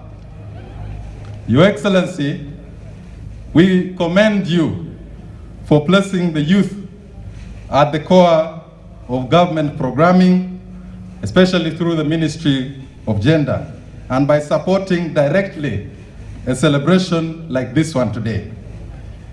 We also commend you for initiating affirmative action for the youth in governance and socio-economic development programs. It is not by mistake, Your Excellency, that the structures of youth leadership in Uganda is used as a benchmark by other countries that seek to place the young people on the table of decision making. The existence of the National Youth Council, the youth councillors, ONSA, the members of Parliament representing the youth, is a confirmation to your commitment and the commitment of government. Your Excellency, following consultations with the structures of the youth councillors, ONSA, and the youth leagues that are present, they requested that I share with you a summary of their resolutions as follows. The ONSA, Your Excellency, which in Luo we call Otino Kwan, meaning the young people in schools, appreciate the policy on free education under UPE, USE, and the scholarships and loan schemes. However, there is an urgent need, Your Excellency, for a statutory instrument to control the excessively high school fees charged by some of the institutions. Your Excellency, secondly, is that the ONSA also appreciate empowerment programs like Emioga for supporting non-agricultural enterprises and the parish development model for supporting agricultural enterprises. However, the students are usually uninvolved. Their prayer is that we have deliberate interventions that target involvement of the students in socio-economic development programs. Your Excellency, there is also a need to operationalize and expand the youth graduate scheme to bridge the mismatch between knowledge acquired in schools and employable skills. We also need to institute the National Youth Service Scheme to address mindset gaps and expand the student loan scheme to cater for a number of the underprivileged students. The regional industrial skilling hubs under State House is an impeccable idea, Your Excellency. However, the youth leaders here want to be involved in making strategic decisions in these skilling hubs. They also salute the work of the Minister for Education and Sports in supporting their initiatives, and they hope to host you at the UNSA Council in December this year, since you are their patron. The Youth Councillors, Your Excellency, appreciate the inclusion of a youth representative in the Parish Development Model Committee at the parish level. However, the youth leaders seek for direct and deliberate involvement in data collection, monitoring, and evaluation. They also demand that the 30% that is ring-fenced should be on the funds, not membership in the circles. And the need to institutionalize availing water to boost production in the wake of the erratic rains and other climate change challenges. Further, these young people also request that we consider reinstating the Youth Livelihood Program, since the post-COVID era was characterized by startup business collapse, high teenage motherhood, and high commodity prices, which caused economic hardships for our young people. And the large youth population has given a lot of competition for affordable and accessible financing. This will enable us to tap into our status as the most entrepreneurial country in the world. The youth also pray that the excellent presidential youth development initiatives also consider generally availing means of transportation like motorcycles for facilitating their work, and heifers, especially for the youth councillors that missed. This will encourage economic empowerment, and also they request that State House scholarships also be availed for the underprivileged youth leaders present. Finally, the youth in some political party structures, especially the NRM who are here present, appreciate your steadfast and dynamic leadership, and the request for a meeting with you, but also a training of all youth structures of Uganda, the National Youth Council, the Youth Councillors, UNSA, at the Nali National Leadership Institute in Chankwanzi, particularly on the parish development model and also on ideology to progress the Pan-African agenda for prosperity and strategic security for Africa. Their memos are here present, and the Minister for Gender also has them. God bless the President of Uganda, and God bless the youth of Uganda.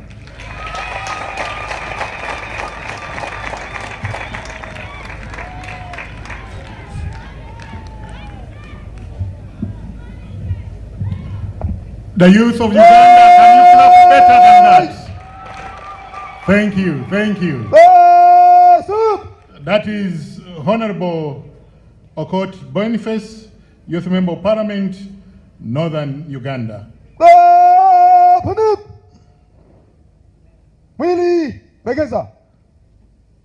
Your Excellency, sir, permit me now invite the Chairperson, National Youth Council of Uganda, Mr. Jacobo Eyeru, to come and make a statement. Mr. Jacobo Eyeru.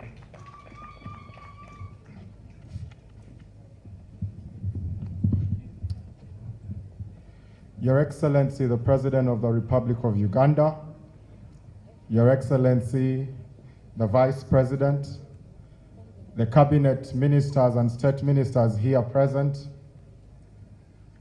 the Honorable Members of Parliament, and Honorable Members, there is something I learned, that Honorable Mao is a Member of Parliament by oath.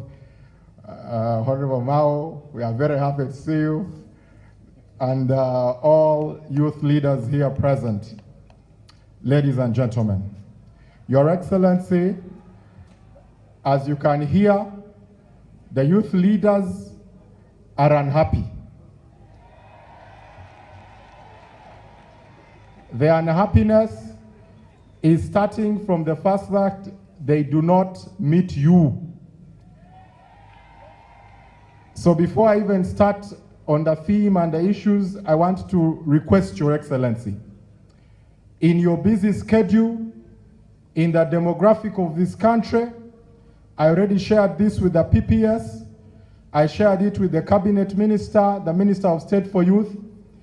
Your Excellency, please find in your schedule every quarter to meet youth leaders of districts for at least half a day in every quarter. Why is this important?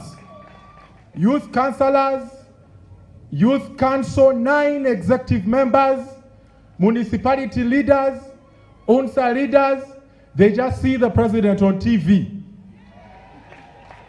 And so, I request Your Excellency, you are very generous. Meet them for half a day every quarter. We can work on whether you start regionally or you start nationally. In your capacity, Your Excellency, meet them every quarter. And this financial year has just started, so we can start with this first quarter. You meet one region, you go to the next one, you meet the next region, and we proceed. Because youth leaders are saying, the chairperson of the National Youth Council and these MPs access you, but they don't access you. And yet they lead the majority of the country. So I request you, Your Excellency, please find in your schedule and meet them. I thank you.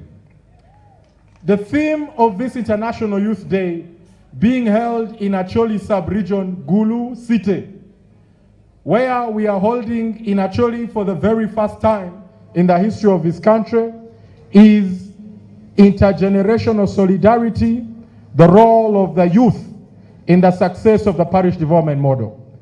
Your Excellency, it was the youth who were the first to appreciate the parish development model. They were the first to welcome it when it was announced. They were the first to be sacrificed, I must add. The Youth Livelihood Program was not recapitalized. We accepted because we were waiting for the guidance of His Excellency. The guidance we received was that the money was being collected to be put in the parish development model so that youth can access 30%. We did the mathematics, and indeed it was true. When we get 30% in the financial services pillar and financial inclusion pillar itself, we get up to 300 billion of the intended 100 million per parish. But when it came to now explaining to the youth, they did not see that money in the guidelines. They did not see that money in the speeches. They did not even see their role in the coordination committees beyond the parish development level.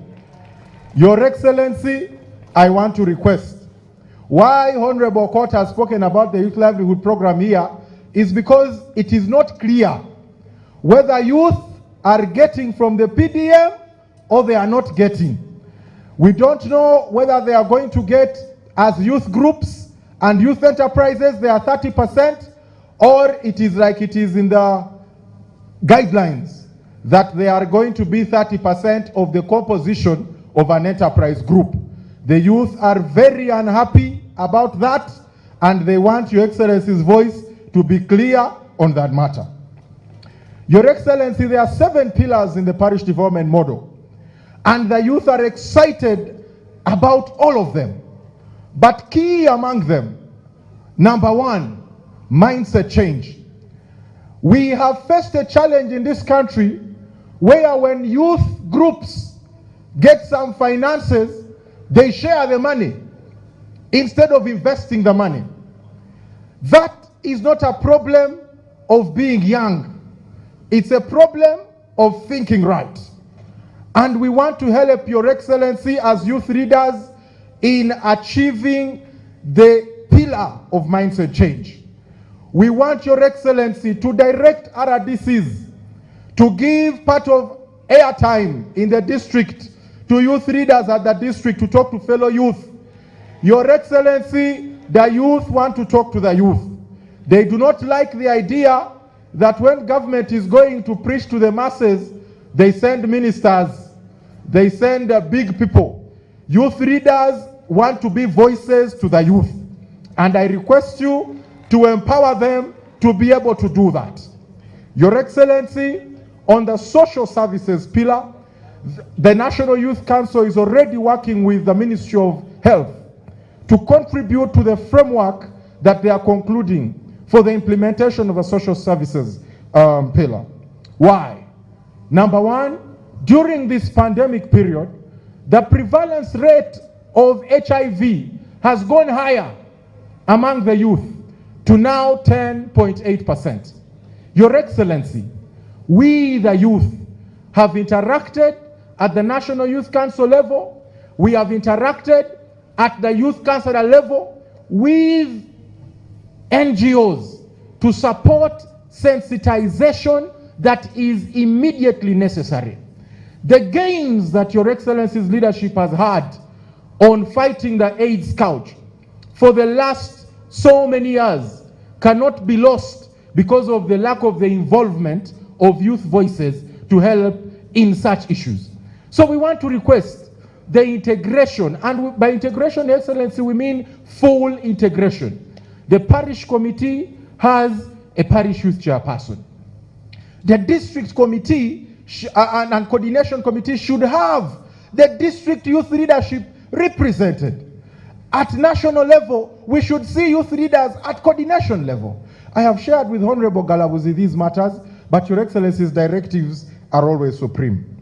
Your Excellency, we have worked with institutions like the Uganda AIDS Commission, UNFPA, to try and speak to the youth, but we need your support to be able to achieve many of those things. Now, Your Excellency, to a matter that enables our capacity, the funding of special interest groups in this country. Your Excellency, in 2012, there were less than 135 districts in Uganda. The social sector development grant was approved as 7 billion shillings to support women at the district structure, youth at the district, the disabled persons at the district, and the new interest group, which is your constituency, Your Excellency, the elders. When they increased the districts, the implication was that the National Youth Council became constituted of a membership of 3 times the new number of districts. The Youth Council has also increased. Parliament increased, and funding in Parliament increased. But the social sector development grant, which helps the district youth councils to operate, and these people operate on no salary, did not increase. It was instead divided into more districts. You now find a district like Kasese of 44 sub-counties having a mandatory requirement to meet quarterly, but when they are supposed to only use 1 million in that quarterly meeting. From 23 sub-counties to 44 without increasing the amount, but increasing the number who should use the amount. That, Your Excellency, is unfortunate. We are requesting, Your Excellency, please help us. Let them double this social sector grant from 7 billion to 15 billion. So that district capacity is double. But Your Excellency, there is one other thing. The National Youth Council is supposed to hold a mandatory meeting annually. We tried to hold this meeting yesterday after disturbing the peace of His Excellency. Your Excellency, you have been very generous. You have funded that sitting for the last 4 consecutive years. But why should we disturb the peace of the Commander-in-Chief, the head of state, the fountain of honor? Instead of appreciating your words, we have to come and first beg, plead every year so that we can have a meeting to recognize and appreciate the progress the NRM government has made for the youth of Uganda. We request, Your Excellency, just have a directive. The National Youth Council budget should be met and high to facilitate this sitting, because every year the youth leadership sits first in disappointment, then they hear news, we wait for news until it comes, then we don't know whether it's enough or it's unhappy. We want to fix an amount that facilitates that meeting. They agree in the council meeting, they agree on the amount for future councils, and that amount is in their budget and it is protected from budget cuts. Your Excellency, we thank you.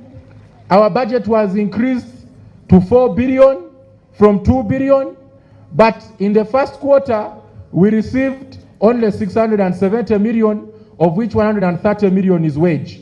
So you have only 540 million. Before it was increased, we would receive 500 million. Now, Your Excellency, the youth leaders expected us to do more with the budget increment. But, in fact, in the quarter, the increment is 40 million. It is not the 500 million that is actually said. That's why we are saying, let us have our funds protected. They are not many. And that brings me to the next issue, which is the merging of government parastatals and agencies. Your Excellency, the Youth Council supports the merging of all agencies that will save money, but not agencies whose merging kills the democratic progress that you have groomed since the liberation struggle. Merging the National Youth Council with the Women's Council, the Children's Council into one authority is something you were against last year in your speech, but we see it continuing in the corridors of Parliament, in the speeches of the Ministry of Public Service. It is like saying, let us merge the armed forces. We merge the police, we merge them with the UPDF, and we merge them with the prisons because they are all armed forces. No, no, no, no, no. It doesn't work like that, Your Excellency. We do not agree. And we agree with your wisdom last year. The place and body which merges the issues of the country is the Parliament of Uganda. There we have all alternatives and they are already merged.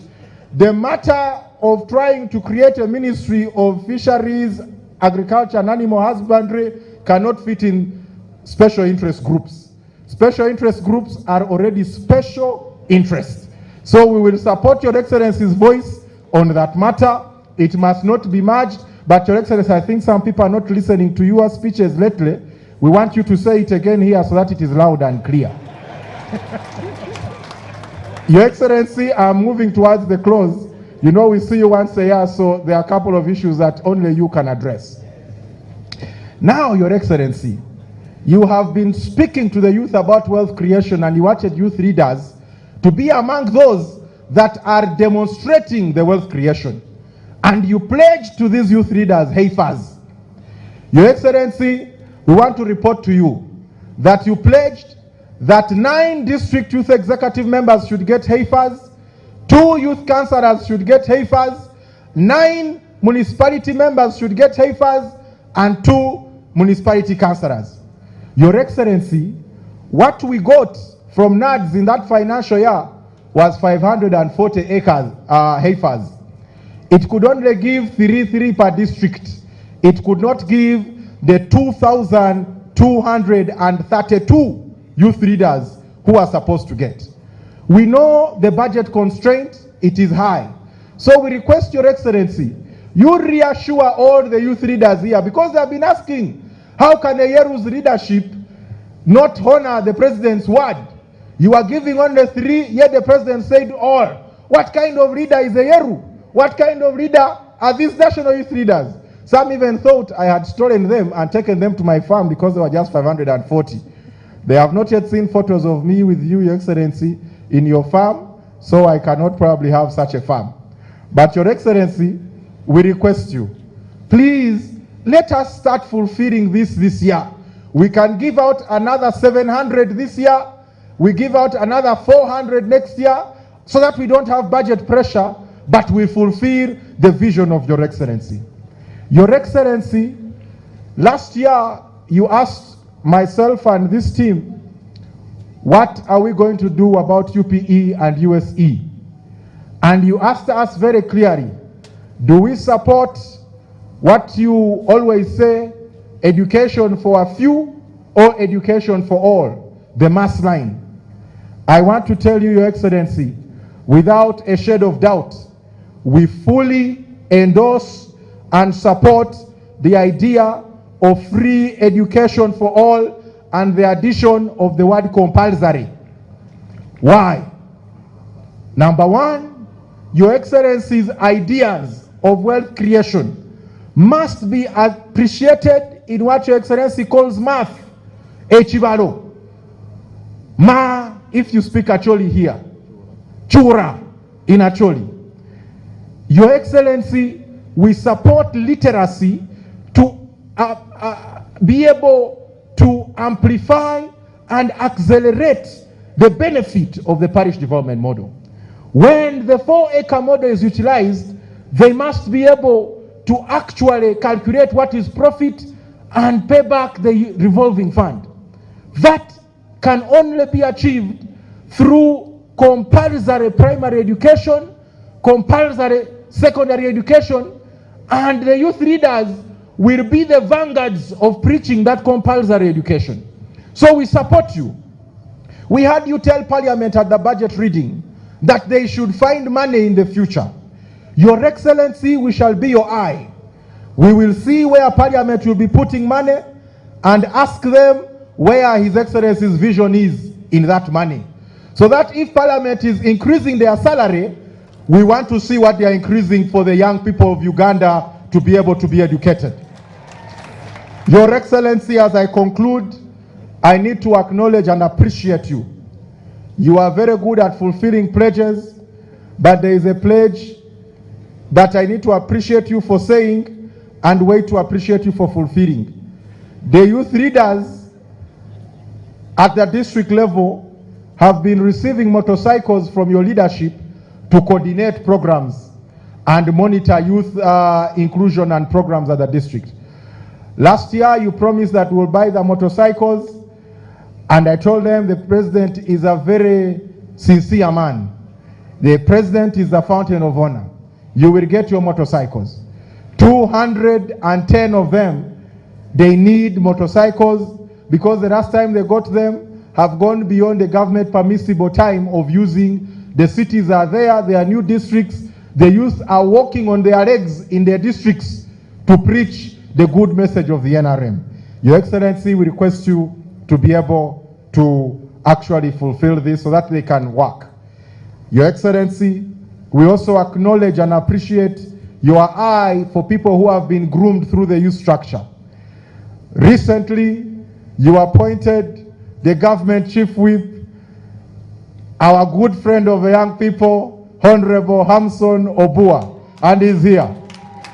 Honorable Hamson Obua was the Secretary of Finance of the National Youth Council. And I don't know if it is coincidence, he comes from the same district with the current Secretary of Finance, the district of Aleptom.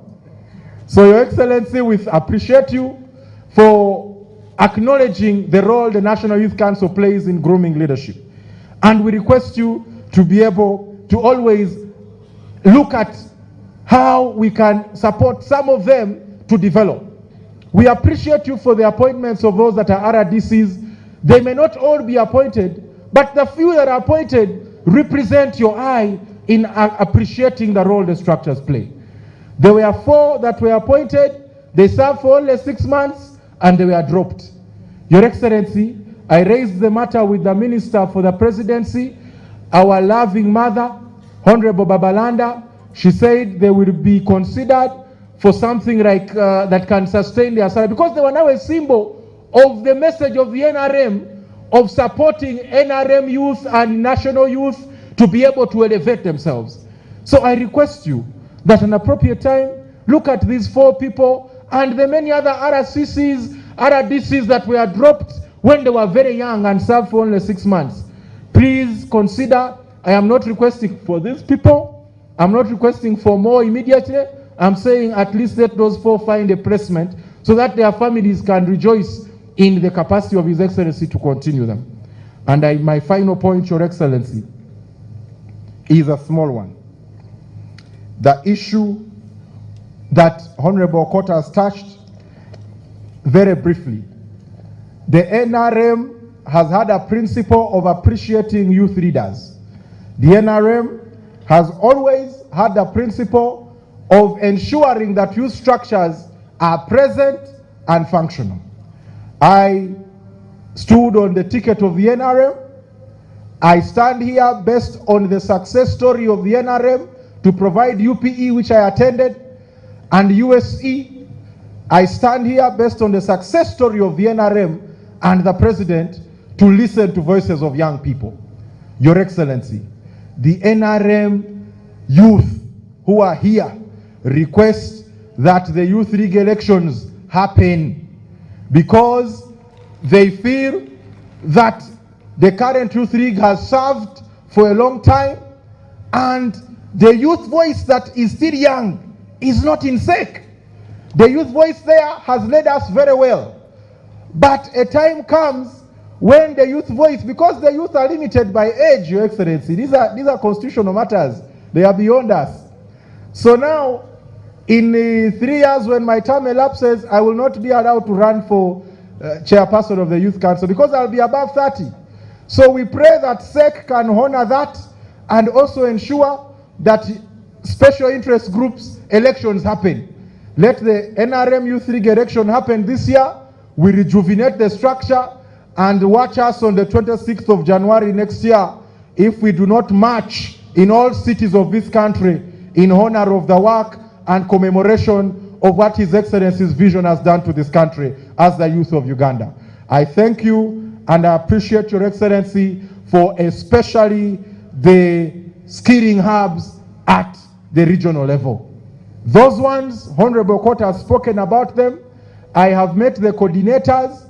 We have agreed that they will incorporate and train district youth leaders to carry the gospel of why skilling is an important part of the work of His Excellency. Your Excellency, I could say many more things, but you should speak to your own, the young people of Uganda. We love you, we appreciate you, and we look forward to your messages of good tidings today. Thank you, and may God bless the spirit of the NRM. Thank you so much.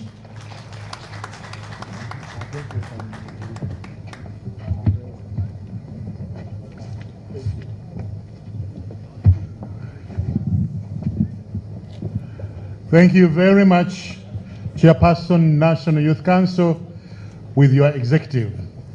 Your Excellency, the National Youth Council always gives you firebrand politicians. We gave you Honorable Richard Tadwong, we gave you Honorable Rose Namayanja, we have given you Honorable Dennis Hamson Obua, we gave you Honorable Peter Ogwang, we gave you Right Honorable Danny Kidega, among others. All these are powerful politicians, and the youth councils have been true nursery beds for nurturing the younger leaders for this country. For this, we appreciate you, and we request, like the young people have, that we do more funding to make sure that the youth councils can execute their job, their work, their mandate without a lot of problems.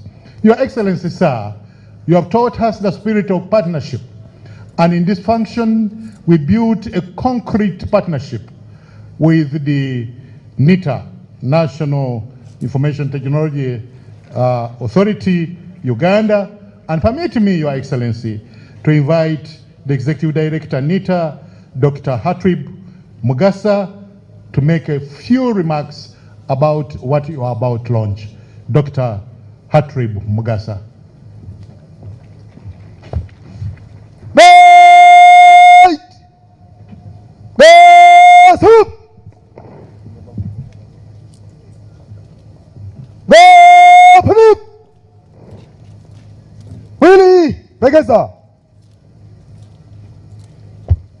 Your Excellency, the President of the Republic of Uganda,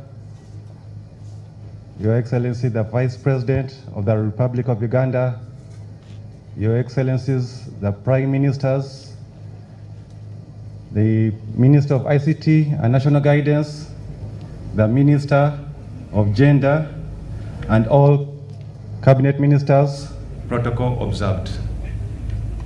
Your Excellency, today we're happy to launch the Regional Communication Infrastructure Project.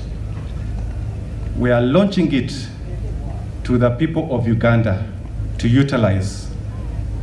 The Regional Communication Infrastructure Project came with very simple objectives. There were two objectives, the main objectives. One, lower the cost of internet to enable business and productivity. Two, extend connectivity to the regions. Your Excellency, today we're happy to announce that we have achieved our objectives. Your Excellency,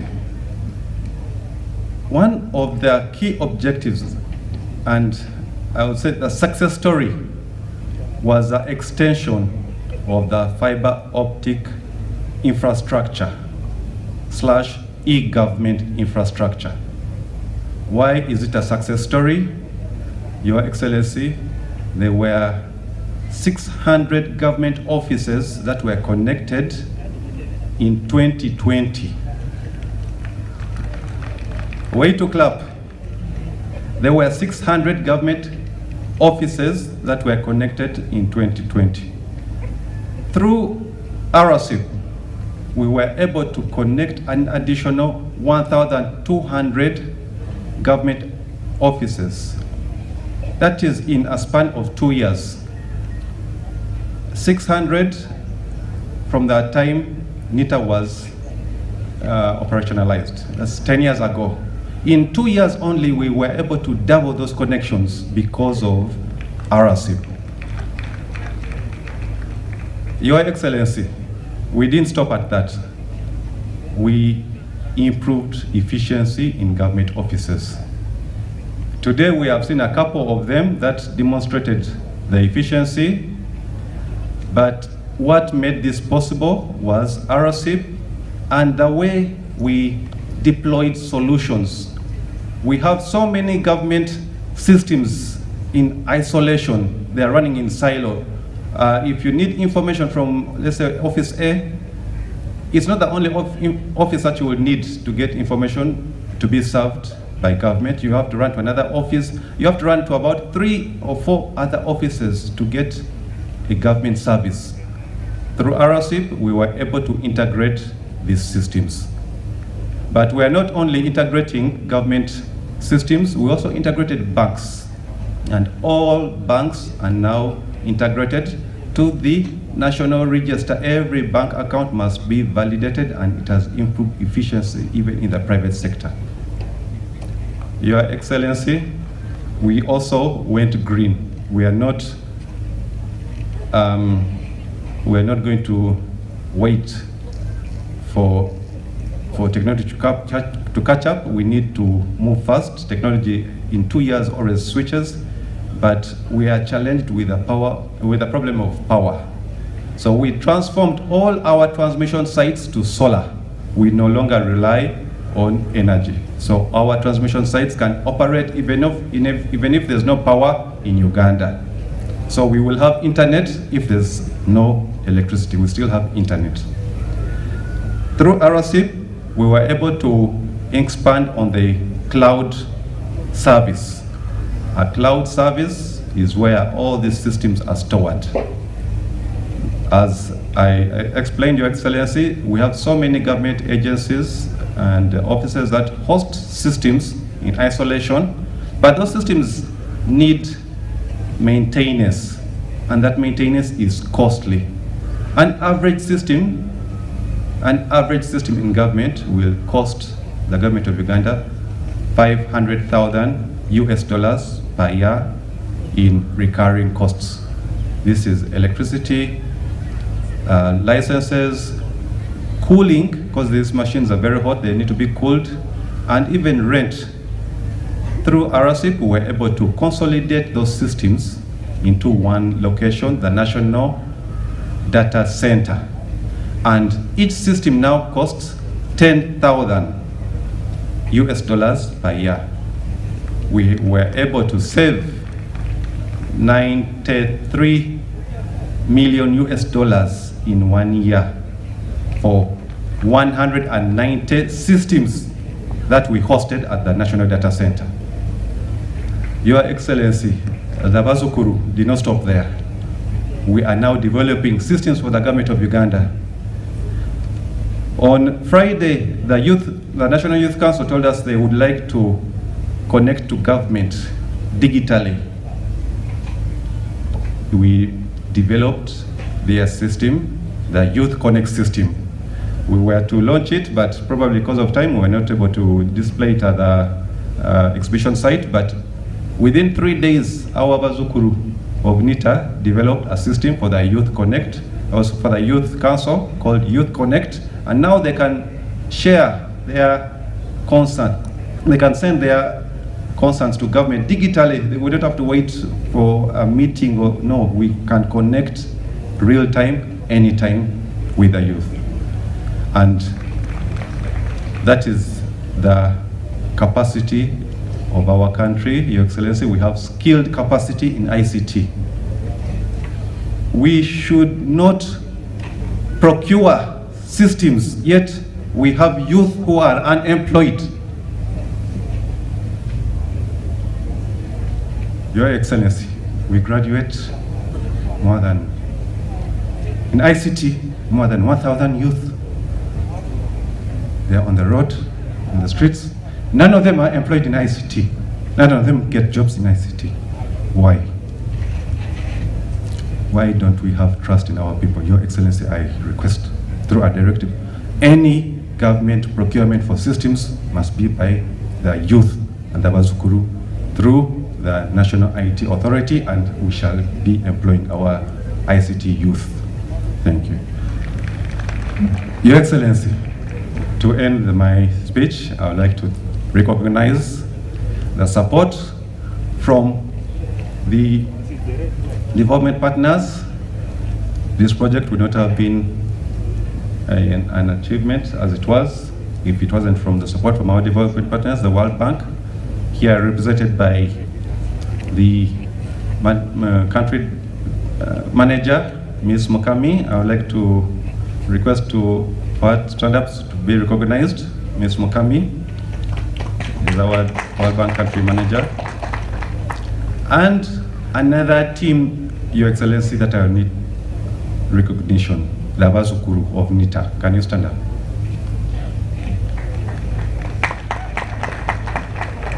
An honorable joke.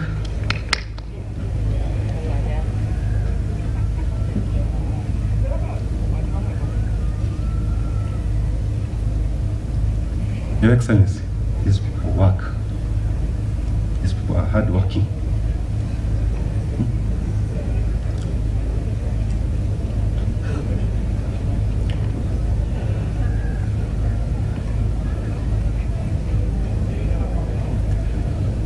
Sorry to be emotional.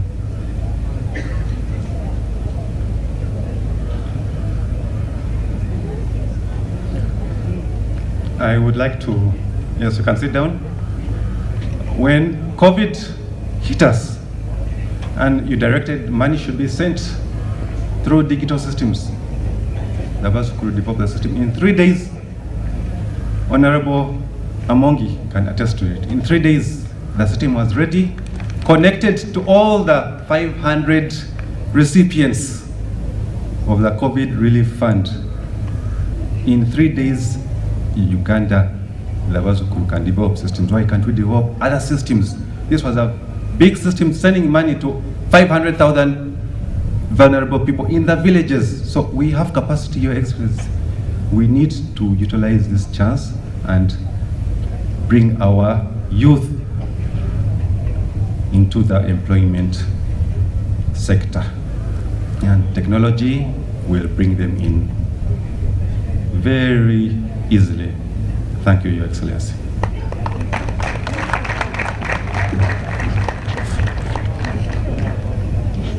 Thank you very much, the Executive Director, NITA Uganda, for that powerful statement. Your Excellency, you have emphasized time and again that digitalization is the way to go. They thank NITA for doing a good job. We thank you and we pray that you continue doing a good job. Your Excellency, the President, Your Excellency, the Vice President, Honorable Ministers, we work in cooperation with the UN systems. And the UN systems have done a lot to contribute towards the socio-economic transformation of this country. May you permit me, Your Excellency, to invite Her Excellency Susan Namondo, the United Nations Resident Coordinator, to come and make a statement on behalf of all the UN agencies in Uganda. Your Excellency Susan Namondo, you are welcome to come and speak to us. The theme, once again, for purposes of record, is intergeneration solidarity. The role of the youth in the implementation of the parish development model. Yes, we can do a lot if we cement the relationship, if we see clear channels through which the young people relate with the older people.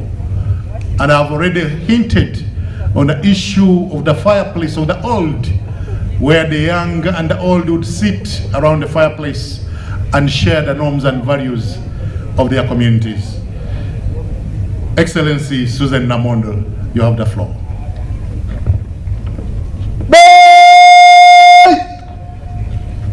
Thank you very much to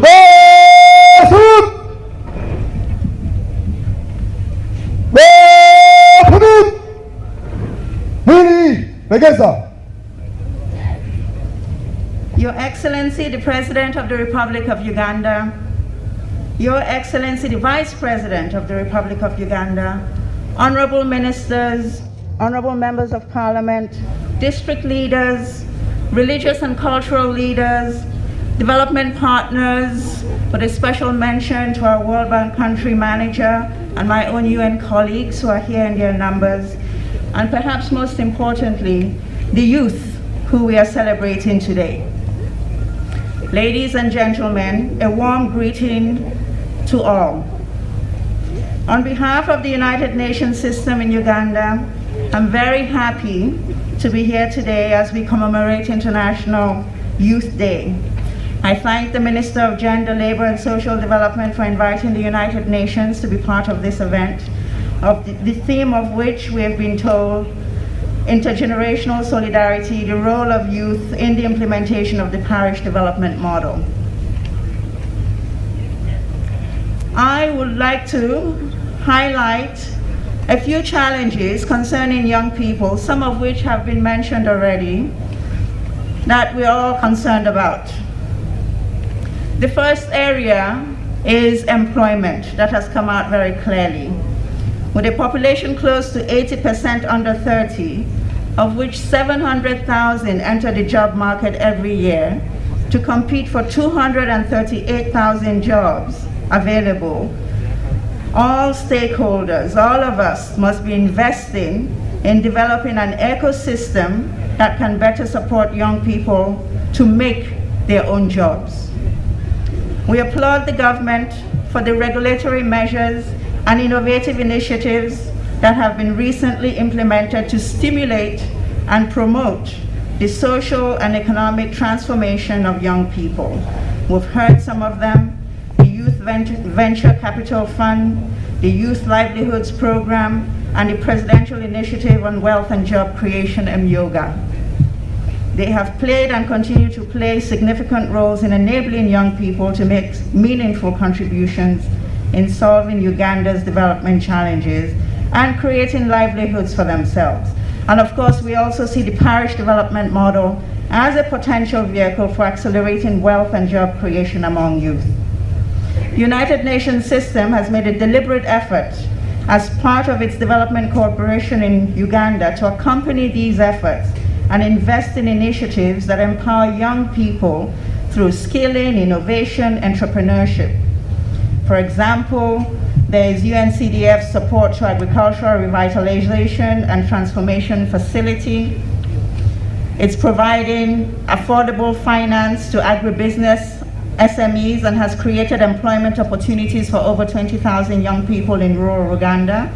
Similarly, we have the Youth for Business Innovation and Entrepreneurship Facility by UNDP, and it has partnered with nearly 50 youth-owned and focused enterprises in agriculture, agribusiness, and tourism to promote innovation. And of course, there are other development partners such as the World Bank and others who are also working in these areas. While the combined efforts are encouraging, there's still so much to be done to address the issue of employment.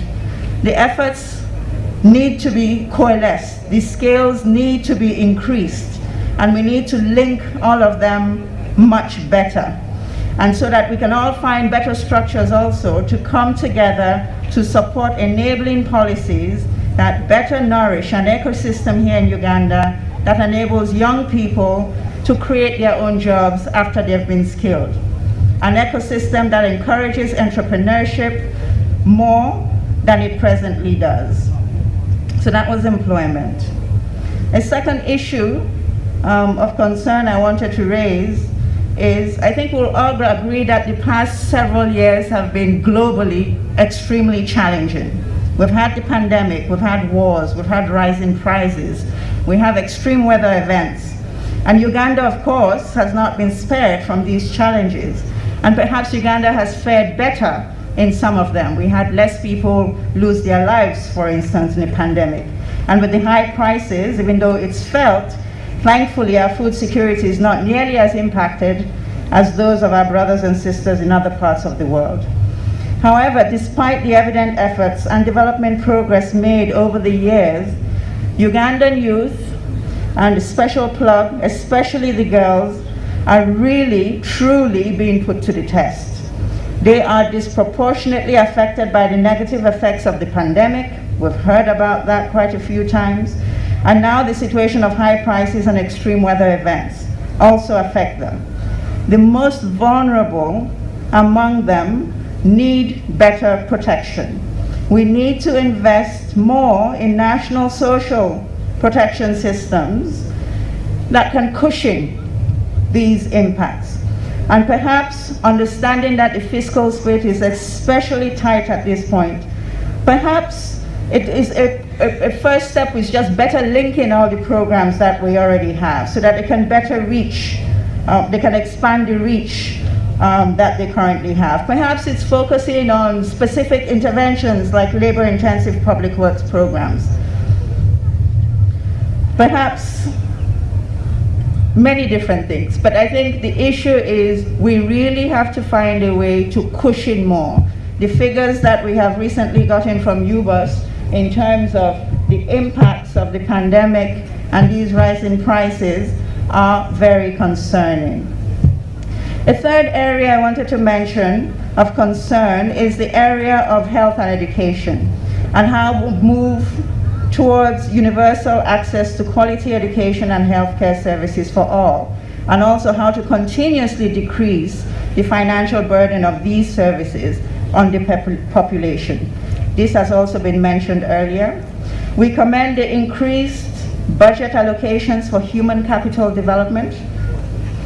We worry about non-communicable diseases, risky behavior, and the rates of HIV/AIDS infection among young people, especially girls. Addressing this mostly in the realm of mindset change that has already come before, helping young people develop the habits they need for a healthy and productive life.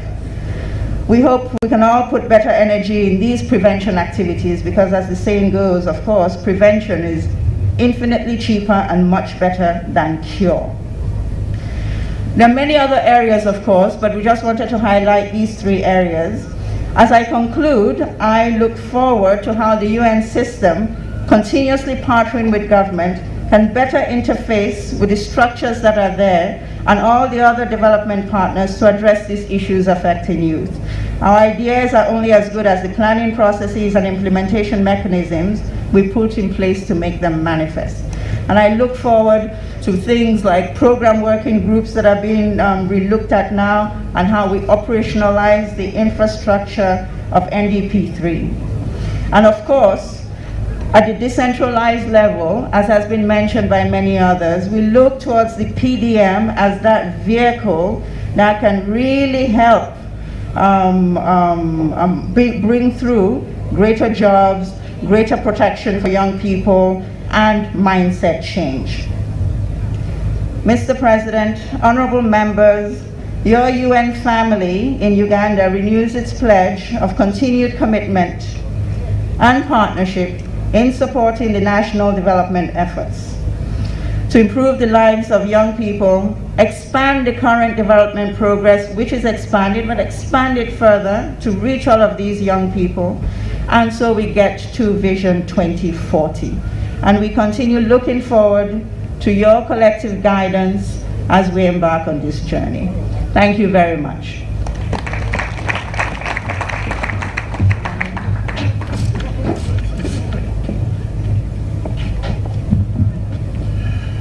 Thank you very much, the United Nations Resident Coordinator.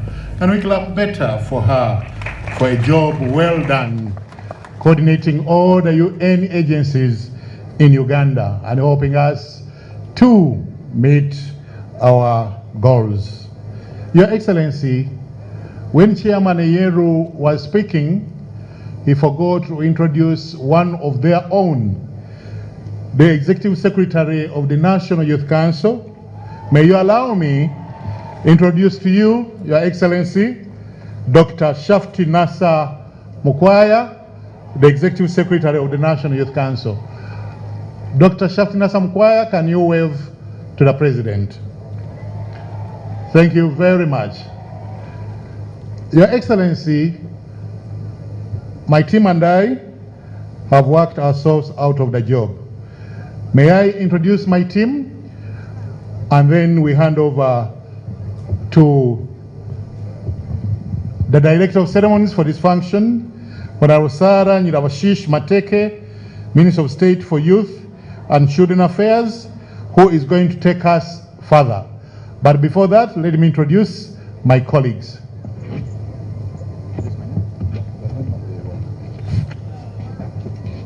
Thank you, Your Excellency. My name is Colin Mugasha Babirukamu.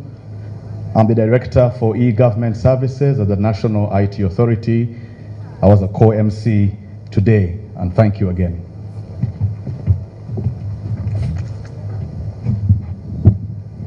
Your Excellency, my name is Frank Baine, Commissioner of Prisons and Prison Spokesperson.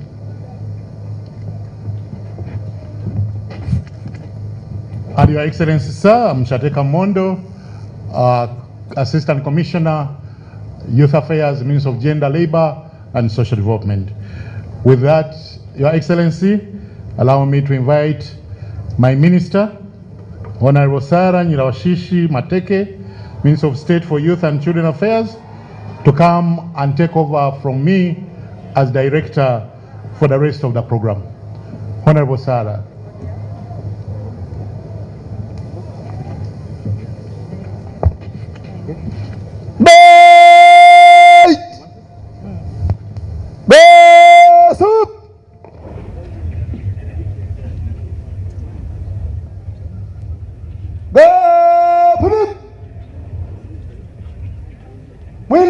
Begeza.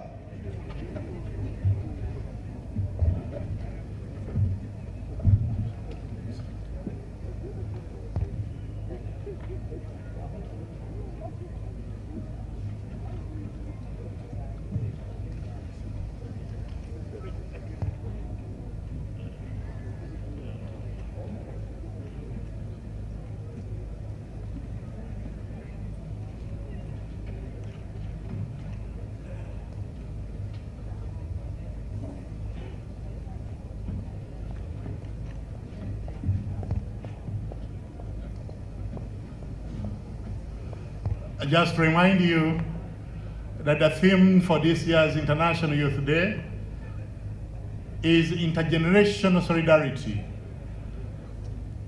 the role of the youth in the implementation of the parish development model. We want to work together with the young people. We want to nurture them. We want to work with them. We want to appreciate them. We want to guide them and work with the elders of this country to transform the country. And yes, it can be done, because we believe that if you want to move very fast, you move alone. But if you want to go very far, you move together. We have decided that we move together with the young people to register meaningful transformation of the country. We also continue to strive to ensure that we harness ICT to be part of the engines of economic growth and transformation. And this can be done, and there is no return. As I've said before, can we have every adult human being here have a young person you nurture, you coach,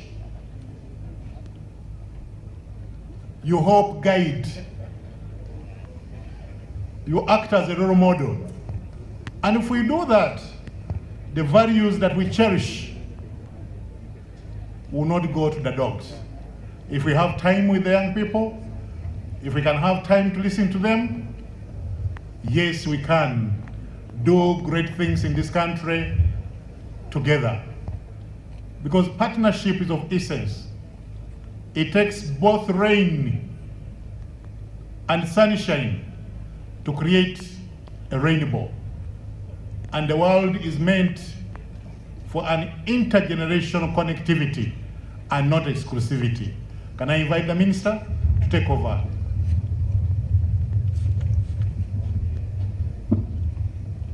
Your Excellency, the President of the Republic of Uganda, Your Excellency, the Vice President, honorable members, honorable ministers of Cabinet who are here, honorable members of Parliament, the UN fraternity, all technical officers, Gulu City and district leadership, religious and cultural leaders, the chairperson, National Youth Council, the National Youth Council members and your executive committee, the district youth councillors and the NRM Youth League, UNSA, the youth fraternity, distinguished ladies and gentlemen. Your Excellency, I want to take this opportunity to welcome you to this International Youth Day celebrations, and we are grateful that despite your extreme busy schedules, you have created time to always be with the youth. Your Excellency, as we come here to celebrate the International Youth Day, we are supposed to be taking stock of the different interventions that we have put in place to empower the youth. I will not talk much because the weather is changing and the time is not on our side. Your Excellency, while you hear your youth making noise, the chairman already said it. For the last 1 year, they have always insisted that they want to meet you, and we request that you create time and meet the youth. Your Excellency, we believe government has created an enabling environment that promotes economic empowerment and increased youth participation in the development process. Efforts are being made by government, and we believe that the youth playing a very key role will be able to achieve. Your Excellency, I call upon all stakeholders in youth development, private sector, development partners to synergize their efforts in supporting and delivering as one in Uganda on issues regarding the youth now and in the future. Let me take this opportunity, Your Excellency, to welcome the Minister of ICT, Honorable Baryomunsi Chris to come and address us briefly as the Senior Minister of Gender also comes in after him. Thank you, and I wish you good celebrations for God and my country.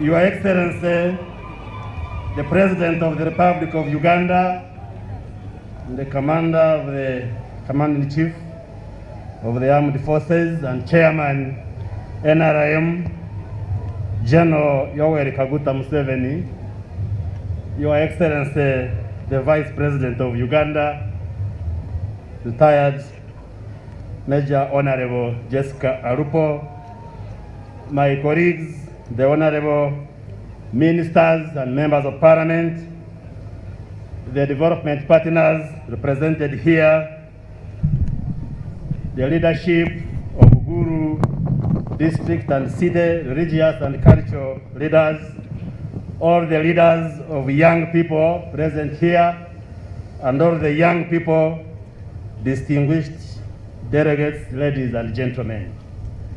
My name is Chris Baryomunsi. I am the Minister responsible for Information, Communications Technology and National Guidance, and also the Vice Chairperson NRM Western Uganda and the MP Chinchizi Kanungu District. Your Excellency, in the interest of time and weather, I will not read the entire speech which I had prepared, but permit me to make a few comments, and I invite my colleague, the Honorable Minister of Gender. Your Excellency, I add my voice to welcome you and all the dignitaries who are here present. This is a twin ceremony where we invited you to come and commission the regional ICT infrastructure and e-government services, and we have taken you through the exhibition. I am sure you have appreciated part of the work that we do, but also the Ministry of Gender had also invited you for the International Youth Day, and we want to thank you for finding time to come and be with us. The Ministry of ICT and National Guidance, together with the Dignitary and the Ministry of Gender. In any case, issues of young people and issues of technology speak together. Your Excellency, our ministry is in charge of facilitating digital transformation in this country, and we want to assure you that we are doing all it takes to ensure that Uganda remains part of the transition of the revolution as we embrace technology. And there are many interventions that we are spearheading, some of which have been exhibited there in the tents. Your Excellency, the adoption and the use of ICT in the public service delivery is part of the big vision of the NRM government in transforming Uganda into a knowledge-based economy. And this is to be achieved through establishment of a conducive policy, legal and institutional reforms, as well as investing in the key public infrastructure. We've been doing a lot of interventions, including laying the national backbone infrastructure to ensure that the whole country can enjoy connectivity and have access to internet. Your Excellency, one of the issues that the public asks us is about the cost of internet. And I want to report to you, Your Excellency, that the government of Uganda, with your leadership, has been handling the issue of the cost of internet, and it has fallen from 1,200 US dollars in 2013. We measure the cost of internet as dollars per megabit per second. So it has fallen from 1,200 in 2013 to 300 in 2014 to 190 in 2017, and currently the cost of internet is United States dollars 70 per megabyte per second. And Your Excellency, you are going to commission the regional ICT infrastructure and e-services program that we have worked on in partnership with the World Bank. And the moment you commission the program, the cost of internet will thereafter reduce to 35 US dollars. Your Excellency, you have given us instructions to create an environment where young people shall have jobs. We are working very hard to create a BPO environment to process the business process outsourcing, where our young people shall continue to be enabled to have jobs both here domestically but also outside this country. We are supporting investors who are developing IT parks. We are engaging organizations and agencies outside Uganda to employ young people even when they are physically in Uganda, and many other interventions, Your Excellency. Finally, Your Excellency, we want to appreciate you for the love that you have for the young people of this country. Your Excellency, when you assumed the leadership of this country, the population of Uganda was about 14 million Ugandans. The population has since increased by more than 3 times. Next year, we shall carry out a housing and population census to establish the exact number. But this is because the population has continued to increase because of child health programs that you specifically initiated that have resulted in child survival. The children who are born today survive, unlike in the past when they would die of childhood diseases. You have also championed transformational interventions that have improved the quality of life of the young people, and therefore want to salute you as you mark this day. And what we need to do as a government, as a country, is to continue to invest in the young people who are the majority in this country, so that they become part of the economy, part of production, and we continue to improve their quality of life. For us, as your soldiers in the area of ICT, we pledge to do whatever it takes to ensure that technology and ICT continue to facilitate the socio-economic transformation of Ugandans, particularly the younger people of this country. And I wind up, I invite the Minister of Gender, Labor and Social Development to take a walk so that he can take it up from there. But Your Excellency, we thank you, and we encourage Ugandans to embrace technology, to embrace ICT, because that is the way to go. Your Excellency, in the remarks of the chairperson of the National Youth Council, he requested you to give a directive to allow the RDCs to work with younger people to use the airtime on the radios and TVs.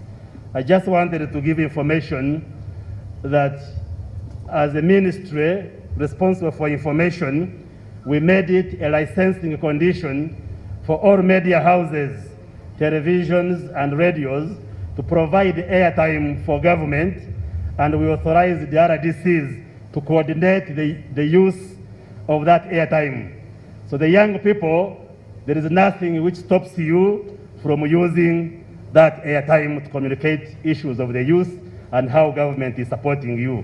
But as the President responds in the affirmative, I will also give a ministerial directive to RDCs to make sure that they work with the young people to utilize that time together with the other government officials in the districts and also the other media houses in the country. In other words, the young people want to assure you that we shall facilitate you to use that time together with other government officials to communicate matters of the young people. Thank you very much, Your Excellency, and I once again want to thank everybody who has come to grace this occasion. Thank you very much.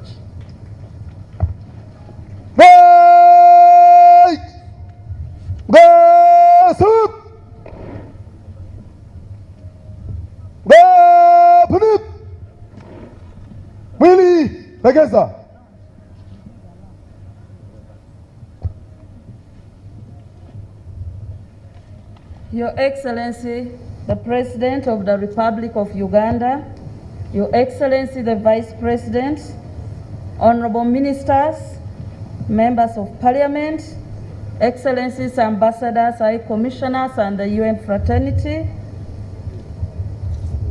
the Chairperson of the National Youth Council, the Youth Fraternity, the National Youth Council, the Council of the LC5 Youth, NRM League, the UNSAs that are here, honorable members from the Greater Gulu Municipality, Greater Gulu City, Greater Gulu District.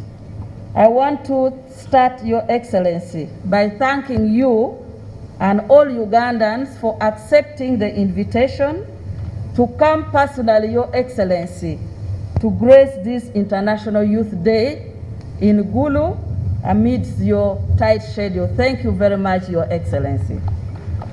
I would also like, Your Excellency, to thank you for financing and supporting the National Youth Council to be here, to supporting the district youth councillors, the NRM youth leagues, and the UNSAs who are here, Your Excellency. Without your financial support, it would have been very difficult for them to be here. I want to thank you for that financial support. Your Excellency, this year we celebrate this day as the first time we are getting out of Kampala. All our international days have been in Kampala, Kololo Ceremonial Ground because of COVID-19.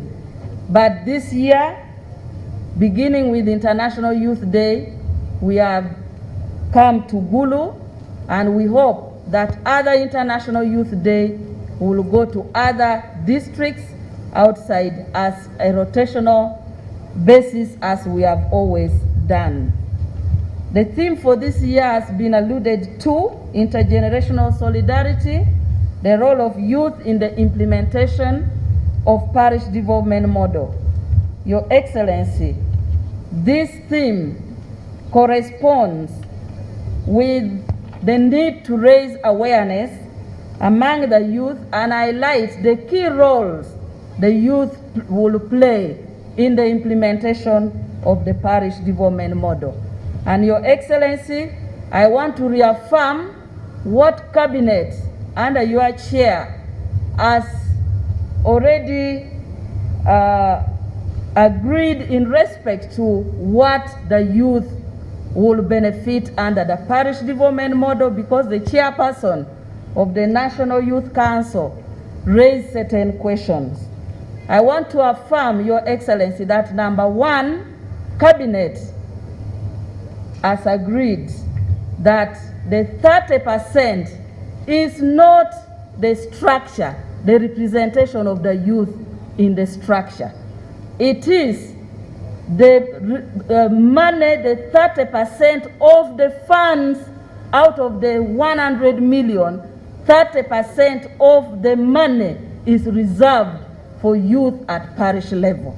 Meaning out of the 100 million, 30 million is reserved to be accessed by youth. So that is the clear clarification on that matter.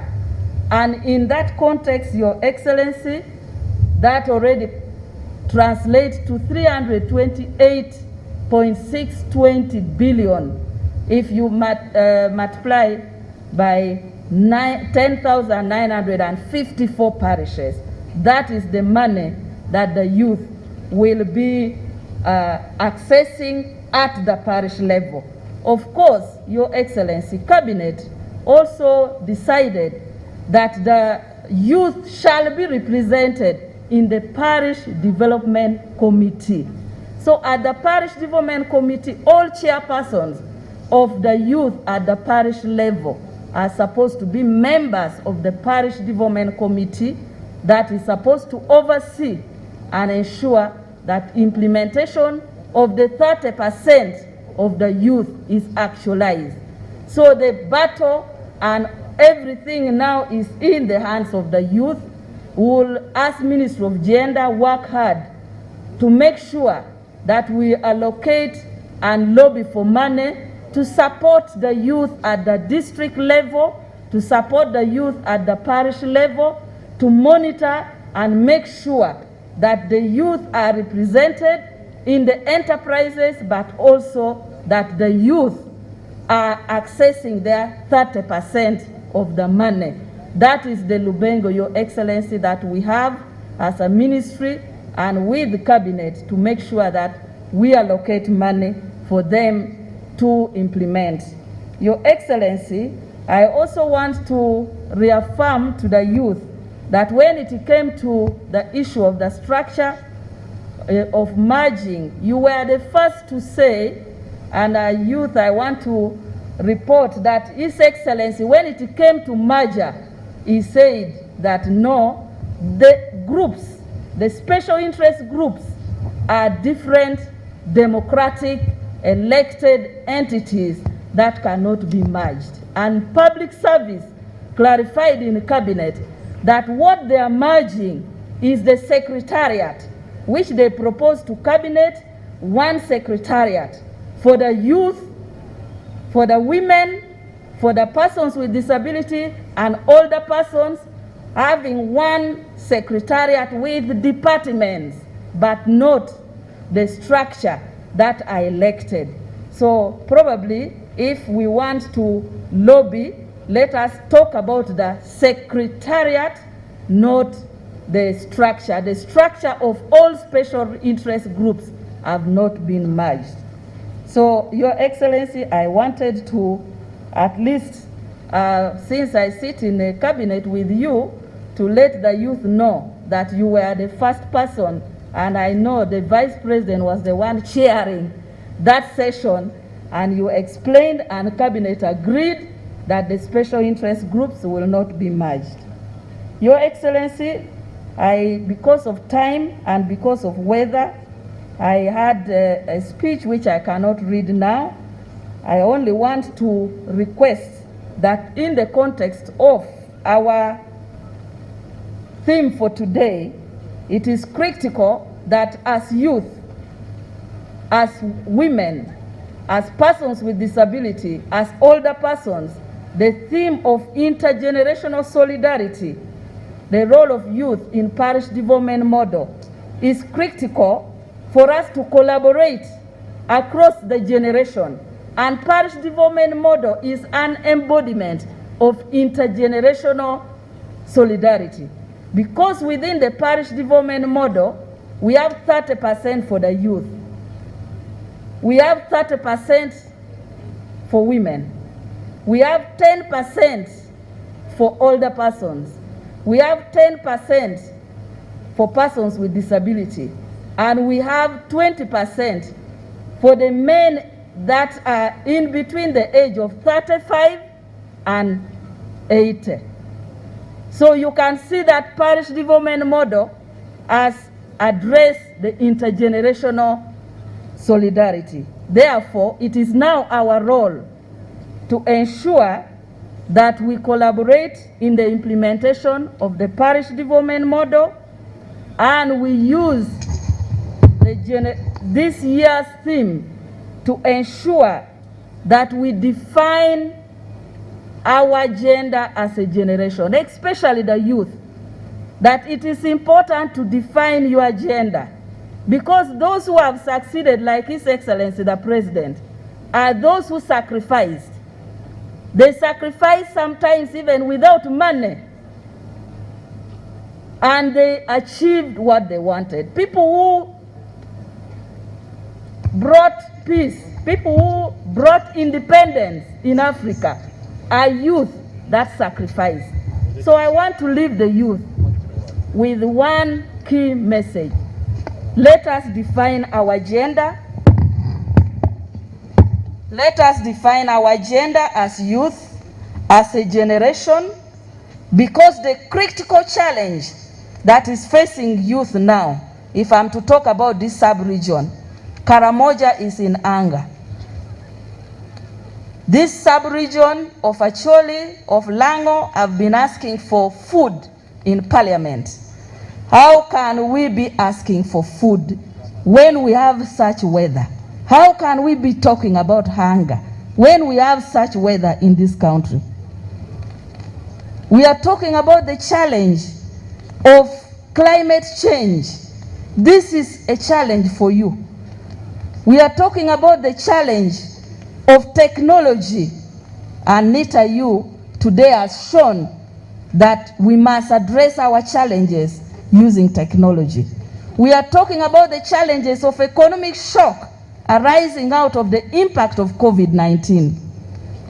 We are talking about the challenge of ensuring that we bring the youth at the rural level as leaders to ensure that they have meaningful participation. So I would like to request the youth, when we talk about underemployment, unemployment, labor rights, and all those challenges of the generations of the youth today, it is you, the youth, to think about the solution to your problems. Because the generation before you thought about solutions to problems, that's why we are able to sit here. Because generations behind you thought about solution to problems. And we are seated here enjoying or not enjoying 100%. So please, this is your generation, and you should think about how you will define your shared vision and mission. With that, Your Excellency, I want to just recognize the ministers who are here, otherwise I will be in problems. I want to recognize Her Excellency, the Vice President, Major Retired Jessica Alupo. Thank you very much. Honorable Chris has already spoken. I want to recognize Honorable, they have given me without following protocol, the Cabinet Minister here, Honorable Babalanda, Minister for Presidency, Honorable Mao, Norbert Mao,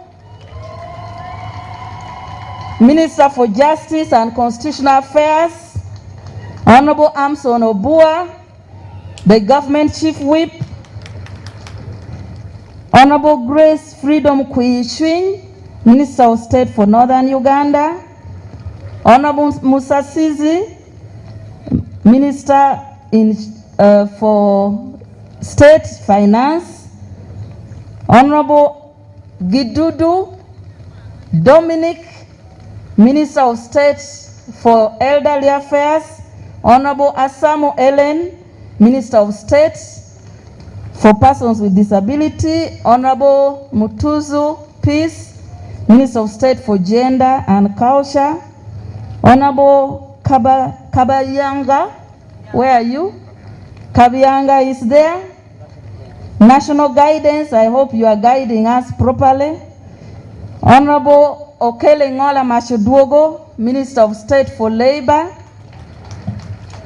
Honorable Beatrice Akelo, Minister of State for Economic Monitoring, who has just been appointed, and for members of Parliament who are there and have not, they have not given me your list. Can the members of Parliament please stand up for recognition? And with that, Your Excellency, I want to request you to, I don't know, you are supposed to launch the, but with this weather, I would request Your Excellency that you give your speech, and if weather permits, then we can, just as you get out, you will be able to launched the 2 program. Can we give a hand of very big clap for His Excellency as he goes to give his speech? The youth, why don't you cheer for His Excellency the President?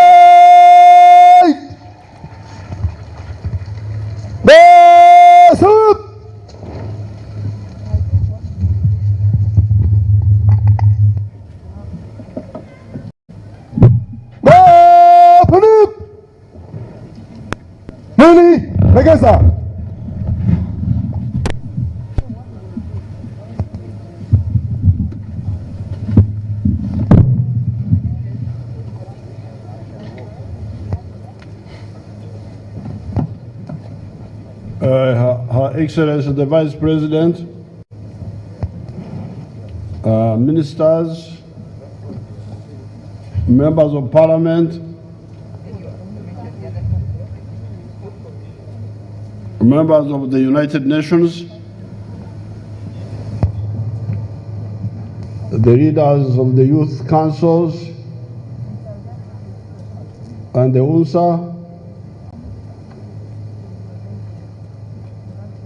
members of the diplomatic corps, cultural leaders, religious leaders, ladies and gentlemen, I'm glad we are here at Kaunda grounds, and I'm glad it has been paved so that it doesn't have dust. I want to thank I don't know who did it. Was it the army or who did it?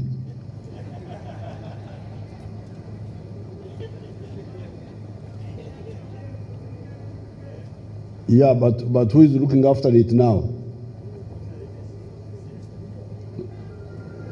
Somebody will have to be responsible for it. Secondly, this was called Kaunda grounds because some years ago His Excellency Kaunda came and held a rally here with Mzee Obote. But in 1973, 2 members of Fronasa, our movement, youth, were executed here by Idi Amin. So somebody should mark that somewhere, that 2 youth who belonged to the Fronasa movement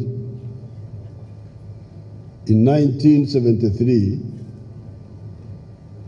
were executed here. And their names were Obona, another one was called Labeja. One was coming from Atiak, and another one was coming from Awere.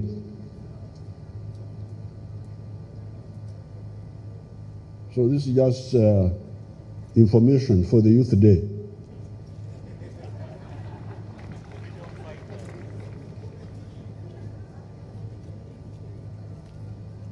The chairman of the Youth Council wanted to know why I don't grow old.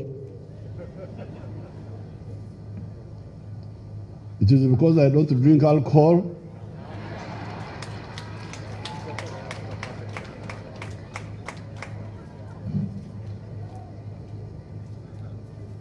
And I eat African foods.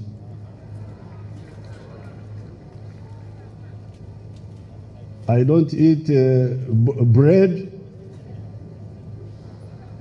I hear you are crying for bread from Ukraine, but me, I don't eat bread because I'm not a European.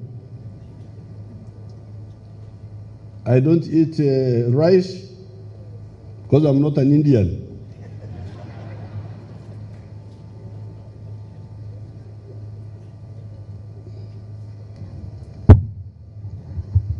Now I do salute you, the people of Uganda, and especially the youth, whose day we have come here to commemorate, as we reflect on their numerical strength and potential to be agents of fundamental change aimed at transforming the 39% of our people who are still in subsistence agriculture. Under the parish development model, our target is to upgrade these people and see them pushed into the money economy. It should be abominable for any young person to become a subsistence farmer. That must become a chapter in our political economy books, that once upon a time there are lived people who used to produce only for a chida, for the stomach. I hear people talking about jobs.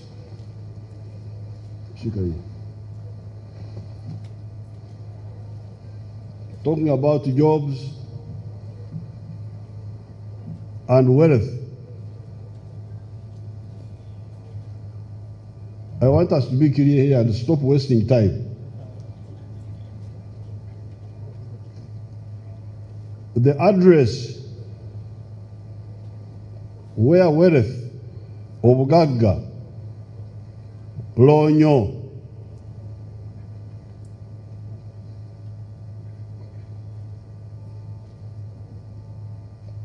Abara, they call it Abara in Ateso.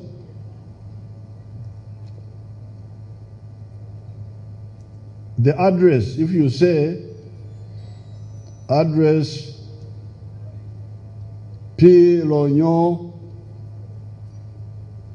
P Teach, Tie Kwene,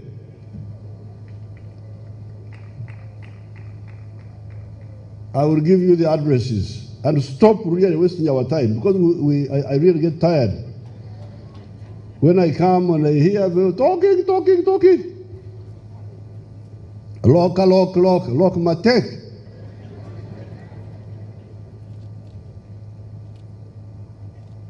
Lock until I know.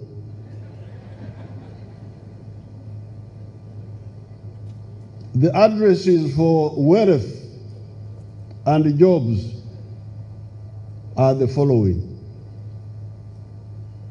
Number one, commercial agriculture. Everybody with a piece of land engage in commercial agriculture.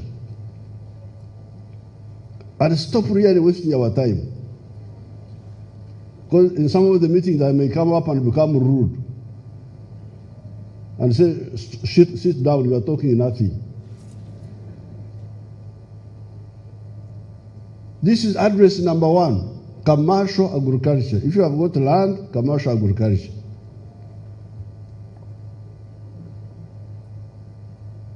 But we have also told you, because of the experiments we have done,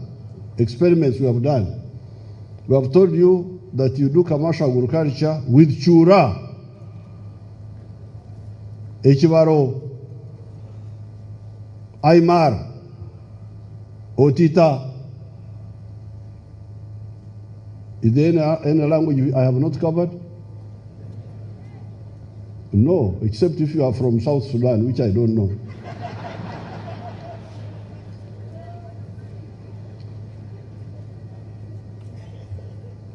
So, address number one for wealth, because if you come to my farms at Kisozi, at Raiktura, I have lonyo, cows and crops and so on. Wealth, I have wealth there, Obugaga. But I also have created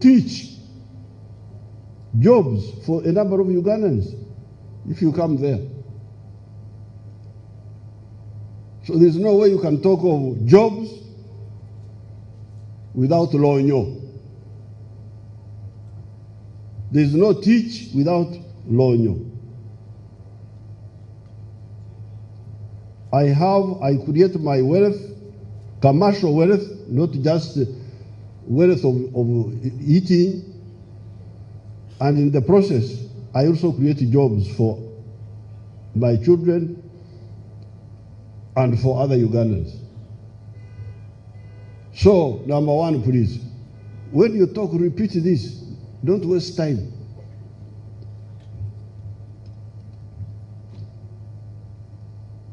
Address number one, commercial agriculture. But a commercial agriculture with chura. Because if you have got a small piece of land, there are things you cannot do economically. We have already told you about that. If you have got 4 acres and less, this we put in the manifesto of 1996 of the NRM. But people don't listen. It was in the manifesto of 1996 because we had already analyzed this problem. So if you have got 4 acres and less, please, there are a number of things, 1, 2, 3, 4, which you can do, and you make good money. There are other crops which you cannot grow on a small scale, like maize, like cotton, like sugarcane, even tea. Those you can only make money if you do them on a big scale. So this is address number one. These figures, you boss, I heard them confusing my daughter of the UN. UN, don't use those U-boss people's figures.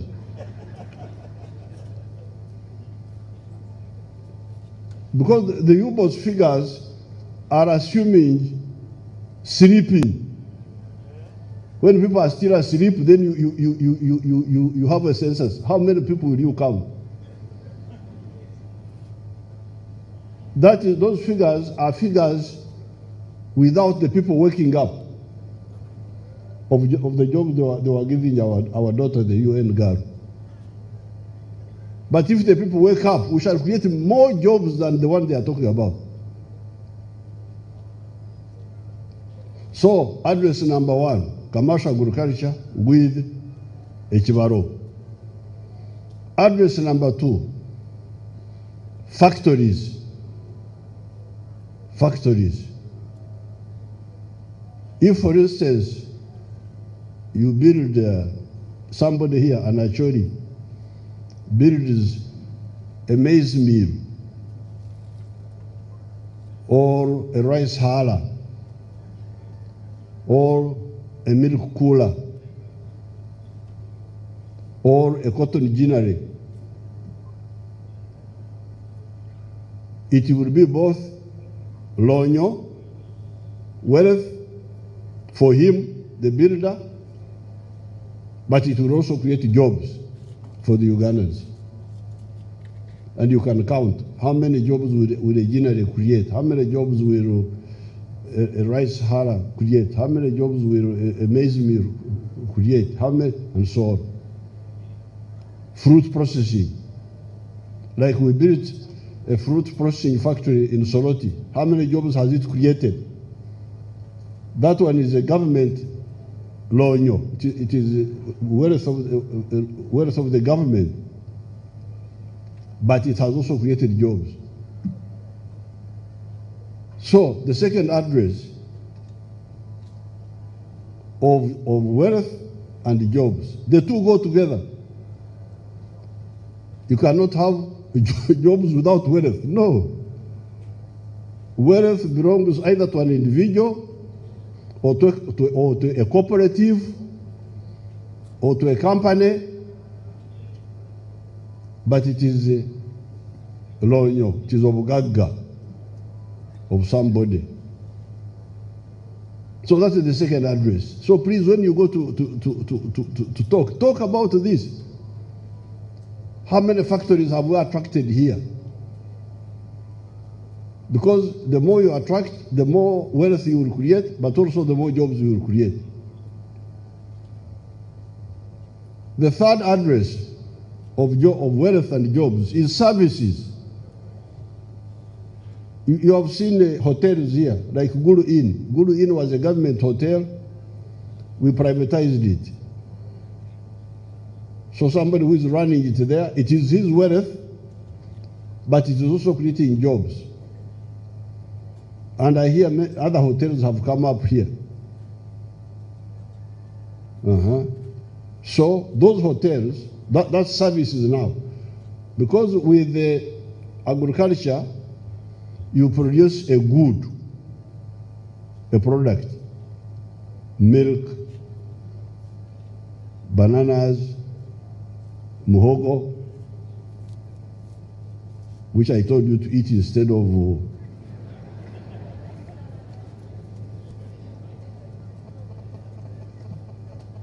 the other one. Those are goods. A factory, if you produce a bag of kawunga, of maize flour, you produce soap, that's a good. Those are goods. Agriculture gives us goods, and so do factories. But services give a service. A hotel, like I told you when a few days later, Obona and Rabeja were killed here by Amin. I would have been one of them with Kategaya if we had not got a service of accommodation by the Acholi man who owned the lodge. There's a lodge in the corner of the road coming here. There was a lodge there. So when our car knocked a ship, Kategaya was driving, when we were coming from a meeting in Awere, 1973, we were going back to Kampala, then Kategaya knocked a ship at Palenga Primary School.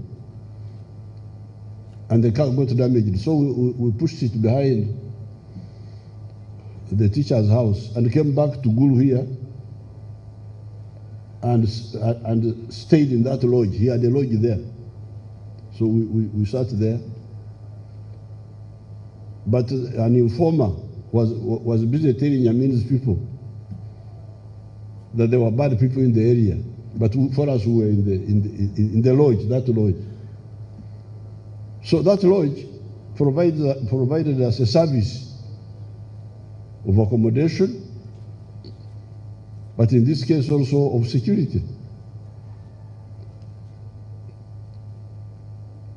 Then you can have transport. Borders, they are providing services, transport,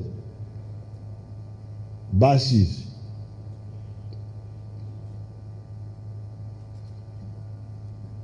The preachers, like my daughter, I didn't know that my daughter, Okiri, Jane Francis, I didn't know that she was a big preacher. So she's a service provider, that one there.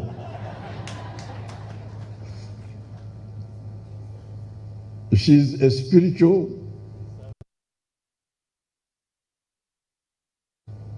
When you are desperate and you're about to die, you go to her and say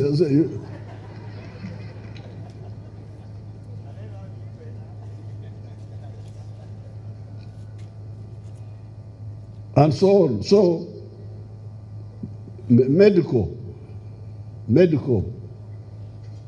professional services like medical, like lawyers. Lawyers make money from people's trouble. The more people have, the more people have problems, the better for the lawyers. They come the whole day in the whole court with wigs and so on, making a living out of people's problems. So that is the third sector where jobs are.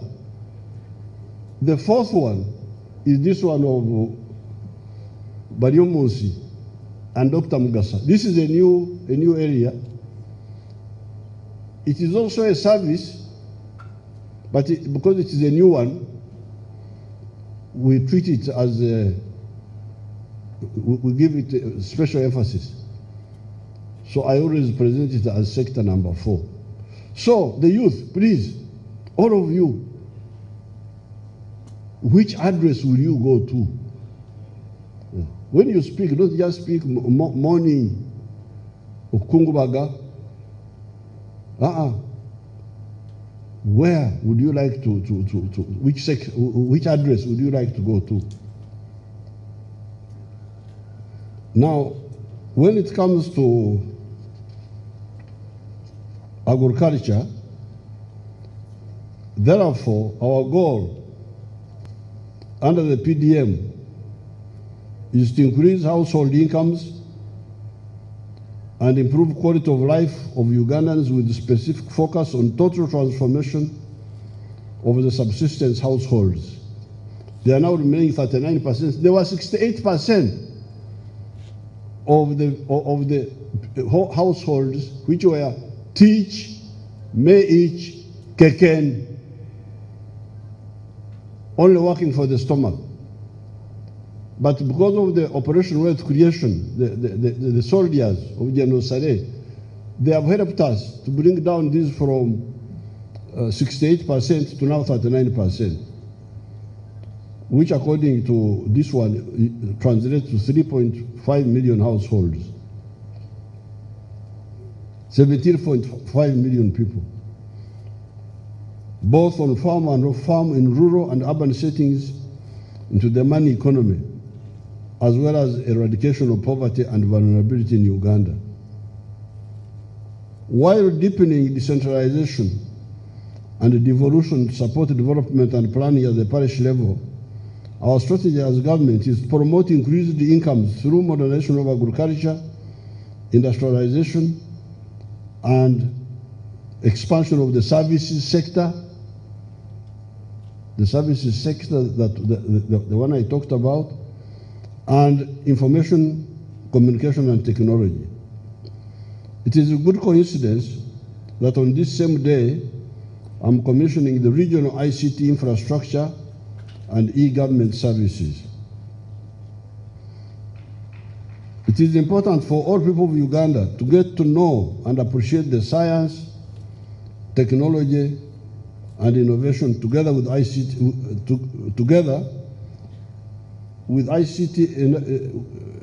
enable the acceleration of the entire economy, and this supports the digital transformation and moves towards the digital health, digital agriculture, digital manufacturing, digital cities, and others. Digital is introducing brains in systems.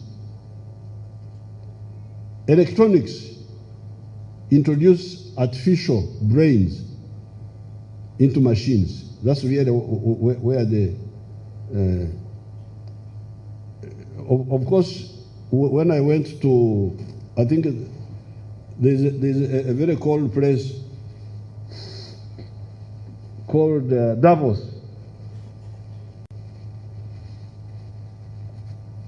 in Switzerland. It is very cold. I went there and I found people talking. Digital. Of course, me, I was not impressed. And I told them, I said, which of you has eaten a computer? They just looked at one another. We are still eating food. Muhogo or matoke or the other one, the one you are crying for from Ukraine, the bread or rice. We are still eating food. We are not eating computers. And we are driving in cars. Those cars are made of steel and other materials. But the role of the electronics is to put brains in those systems. If you are processing food, the electronics will help you to measure moisture quickly. So it is an enabler, the ICT. It should also be clear to you know the problem. We have got so many confused people in the world. Something comes and we tell them, but they don't listen. In the 1960s, we had a problem, integrated rural development. How would you have integrated rural development without the towns? They wouldn't listen. And it took so much time, and then at the end of 10 years, nothing is happening. Because they are not thinking in an integrated way. So here, ICT is an enabler of the other primary industries. Agriculture will not go away. Maybe 1 million years from now, people will start eating computers. But for now, we are still eating muhogo, eating bananas, eating food, the food. But the computers are to help us be more efficient.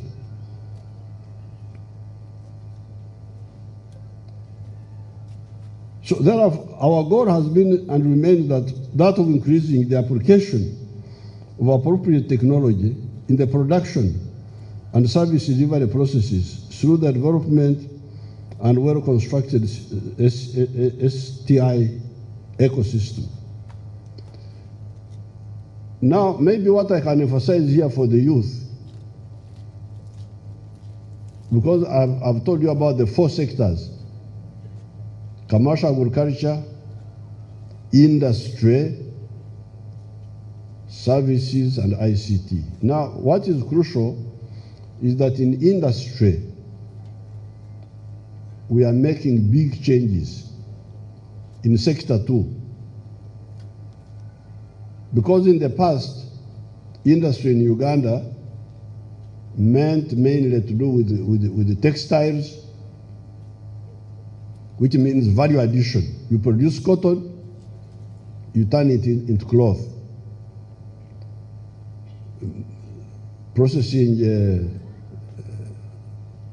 maize flour, value addition to agriculture, and to a little extent to minerals like cement, producing cement and other things. But now, we are going beyond that. Within the industry, we are broadening. We are introducing the pathogenic economy, making money out of the sicknesses which we have here by making vaccines for all the diseases we have and the ones of the cows and the goats and so on,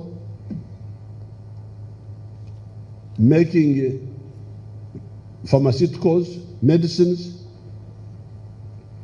making diagnostics, making the ones for sanitizers. We are now big producers of sanitizers because we were already producing sanitizer which was for the waraji. You remember the waraji? We upgraded it. It's now a very big sanitizer to kill germs. So the industry is expanding. We are making vehicles, automobiles, You have heard of the Kira Motors. Now, this is crucial for you to understand because the global business of coffee is $460 billion. Never mind that we are still getting a very little part of it because of some confusion. But the global automobile industry, I told somebody to check on the internet, is almost $3 trillion.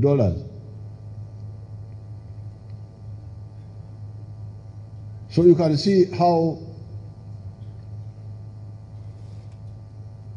Africa has been asleep. First of all, the coffee we produce, we export it as a raw material. The global business of coffee is $460 billion. But all the coffee producing countries in the world get only $25 billion. Can you imagine? Can you imagine? And the other day, we had arguments. Some people were arguing against our plan to add value to coffee. We're not going to accept it. $460 billion for the coffee business in the world. The whole of the third world who produce coffee get only $25 billion. That's what the youth should be talking about. The youth should be aware of this. And Africa only gets 2.5 billion of the 460 billion. And we have got professors and I don't know what. Professors of what? You don't see this? Huh?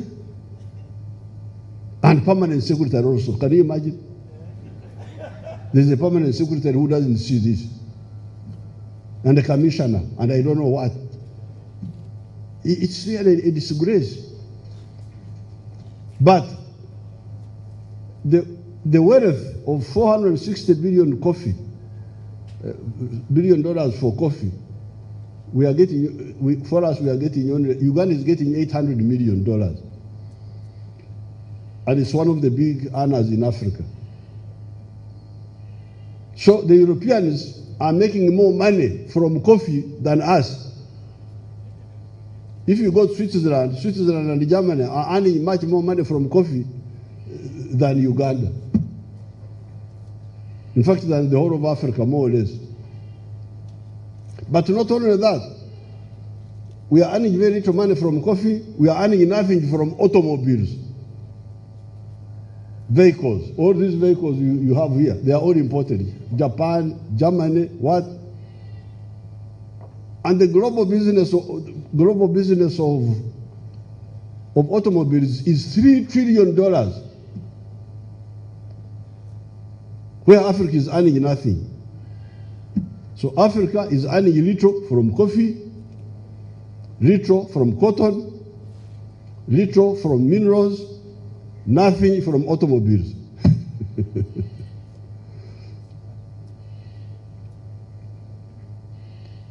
So I'm telling you that the NRM is expanding the spectrum of industry. It will not only just be value addition to all the crops, starting with the coffee. Coffee, we shall add value to coffee. Those who have been fighting our plan, we are going to fight them also. I liked the prayer of my daughter Okiri, that those who oppose us, she casts them, I don't know what.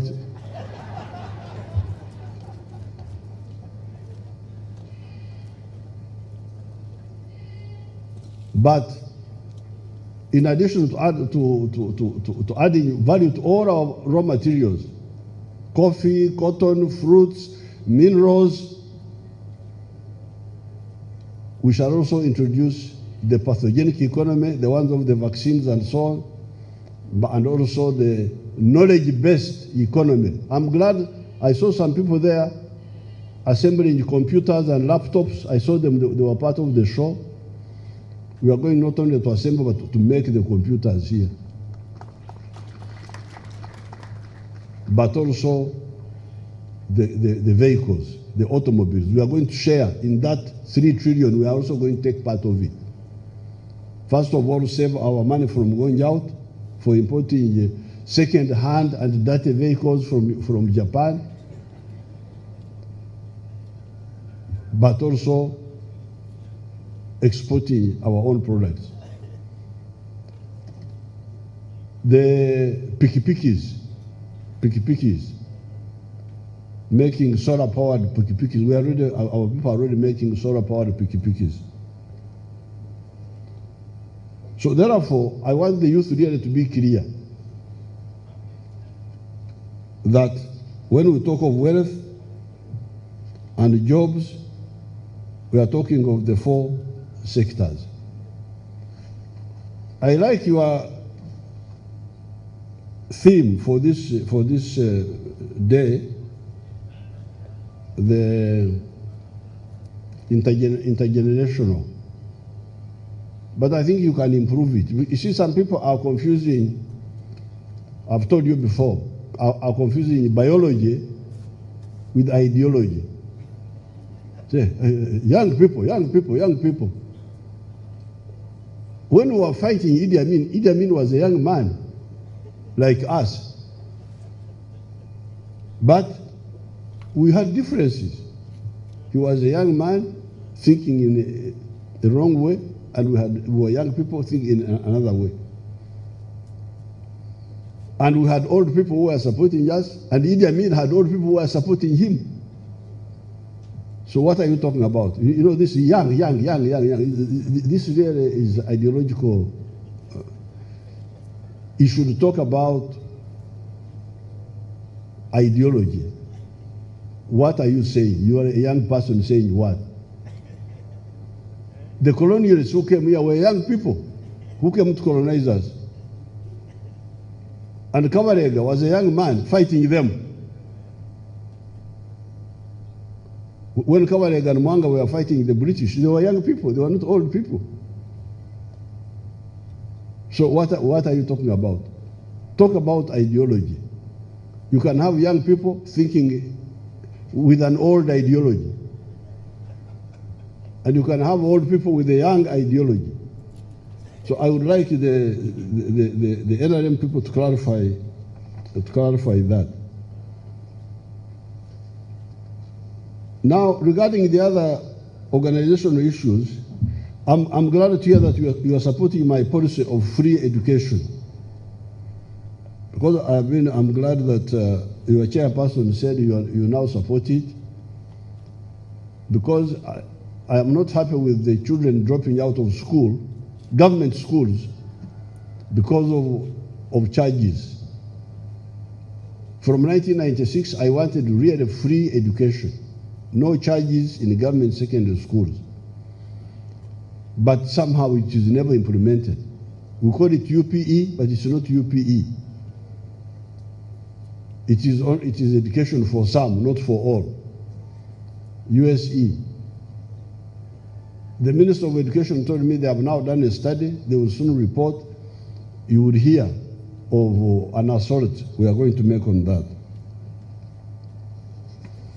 Now, as we talk about commercial agriculture, we must talk about irrigation. Because this uncertainty, which is what Minister Among was talking about, in northern Uganda and the whole of Uganda, how can we have a shortage of food? It's because we are not maximally using our resources. And this is going to end. We are going to introduce massively irrigation so that crops are irrigated. The other day I was at Kaumu, my farm, some 5 years ago. I started a farm at Kaumu. At that time I didn't have an irrigation system, but I carried the water in a can myself and watered the crops with a watering can. The people were laughing at me on the internet. Museveni is very stupid. Look at that old man. He's using a can. Now you go and see my coffee there. Go and see my coffee, which I watered with a can. I will put it on the internet if you don't want to go there and see it.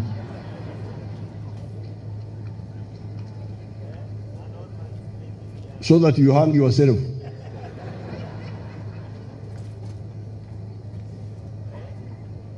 You hang yourself with what do they call it? Envy. What do you call envy in our language here? Nyeko. Nyeko. Is it nyeko? Nyeko. Is it nyeko? Envy. So I'm going to put my coffee on the internet so that those of nyekos can kill themselves. You can irrigate. Even if you, especially if you have got a small garden, this one of 4 acres, you can't get water if you don't have the motorized system. Go and use the manual and irrigate. Instead of just we are dying because of drought. But there is water everywhere. In Uganda, there is water everywhere. Lake Victoria, water is chasing people.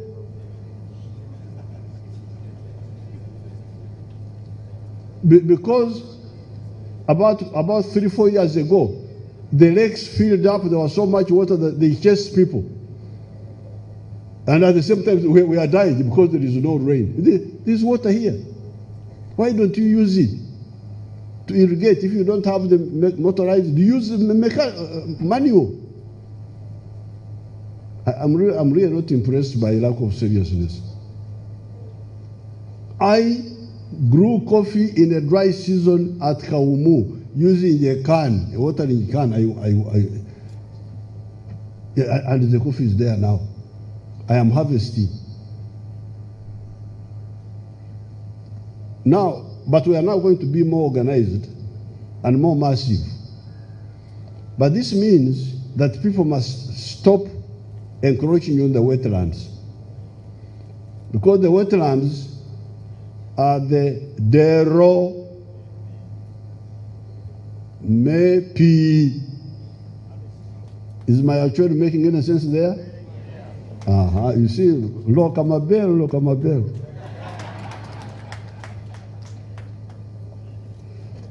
The wetlands are the granary for the water. They are the store of the water. When I was coming here, I saw near Kamdin, some people have encroached on a swamp there, started growing rice in the swamp. Stop this. We are going to make a very big campaign, start in the coming month, to really persuade our people to leave the wetlands so that the water comes back and we use it to irrigate the land, so that we immunize ourselves against the seasons. We want to end this millennia problem of uncertainty of food. You hear it in people's names. Akech, does it not mean somebody born in hunger? You can imagine, people are used to problems. This is Akech. And Lokech is the one who was born, is the man. Lokech is the man. It is well known. This was born in hunger. We had a minister at Independence from Chigezi called Ramafa, John Ramafa. That's what it means in our language there, Amafa. Somebody born in famine. Famine, not hunger, it is bigger than hunger. John Ramafa. So this culture must stop. I don't want, the Akechis who are there now should be the last. We don't want additional Akechis. And the answer is irrigation. And we have all the water here. Because Uganda is so lucky, you have a small hill, then there is a wetland, then another hill like that. So it's very easy for us to irrigate our country. So the two go together. Massive irrigation in Uganda means swamp reclamation. Now I'm glad the UN people are here. So if you are looking for work to do, you come and support me, UN.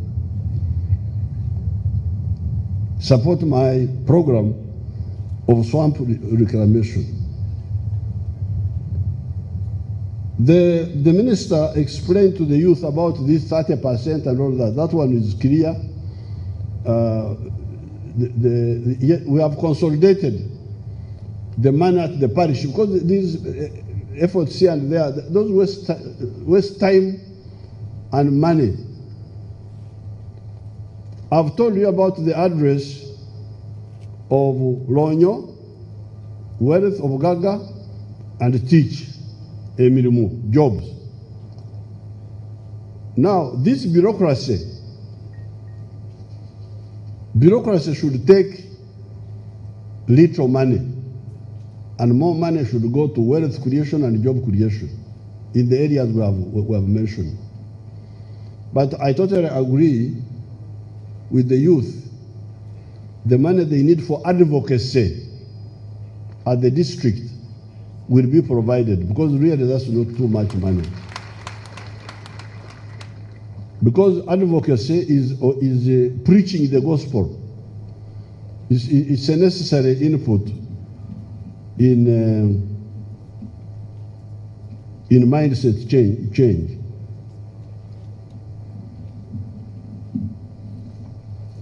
Now, there's a man called Omona. You must have heard of him. He's been charged by the youth that he has refused to organize meetings for me. Omona, you have heard. The youth are complaining.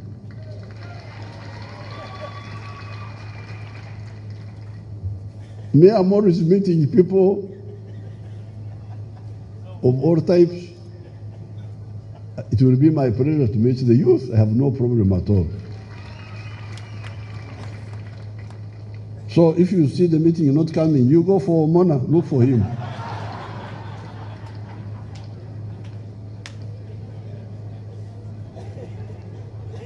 Now the high-fas for the youth leaders. I'm very glad the youth leaders are demanding Banya. These people don't know our language. Banya. The youth are saying that I have got their Banya of high-fas. This is a very good. The youth are saying I have got their debt. Ebanja. For their high-fas. I'm very glad. This is a good demand, because it means you want to be productive. I will make sure you get these high-fas. I didn't know that you didn't get them, but you will get them, because this is a very good demand. I like it.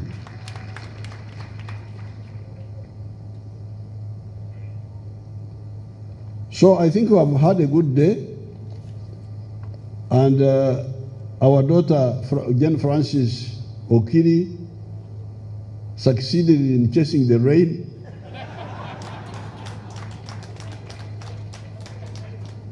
It drizzled a bit, but she cast it, and although it drizzled a bit, so we have had a good day. It is now my pleasure to go and do what? Launch the other one? Your Excellency, it's the launch of the Youth Connect Uganda chapter and the commissioning of the regional ICT infrastructure and e-governance services. And Your Excellency, the last one will be for you to receive a gift from 7 Hills. These are former young people, the gangs in Kampala streets that you hoped come together, formed the circles, and now they are making money through working with Kampala State Council. So Caroline will be there on behalf of 7 Hills to give you a gift.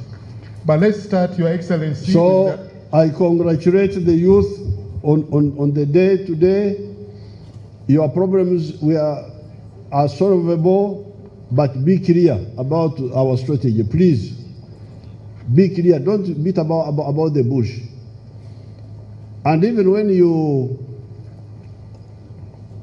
are involved in youth leadership and so on, make sure you become part of the wealth creators.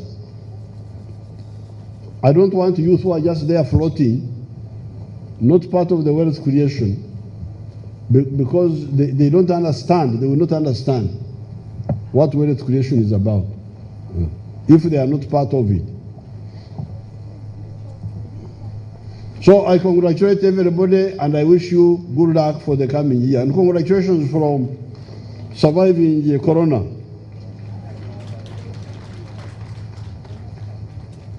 Corona. So where do we go? So Your Excellency, we shall start with the launch of the Youth Connect Uganda chapter, and the team there is joining you for this launch and showing you where to sign.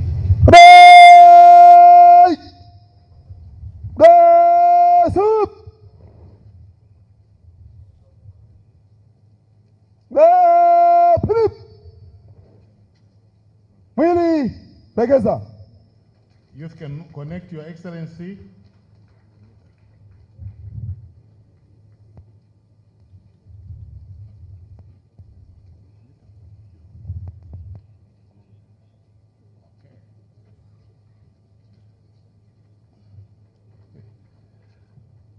His Excellency has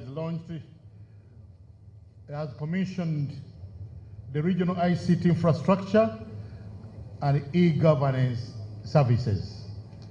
You can watch that on the different screens to see how far we have gone. He's also appending the electronic signature to signify that we are making progress, and fundamental progress at that. And this should, among others, facilitate the PDM model. You know, ICT is a facilitator for development, and we cannot do without ICT in all our endeavors in the 21st century and beyond.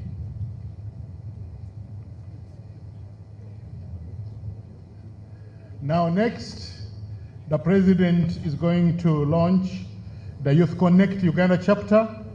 Youth Connect is designed to provide an entrepreneurship and innovational ecosystem platform for empowering young people while investing in their ideas, innovations and initiatives, and connecting them to socio-economic transformation. It is supported by UNDP, and Youth Connect Uganda will assist young entrepreneurs to get information on enterprise development and knowledge about funding and how to implement innovation. We thank you. Your Excellency, the last one is to receive the gift from Seven Hills. Caroline.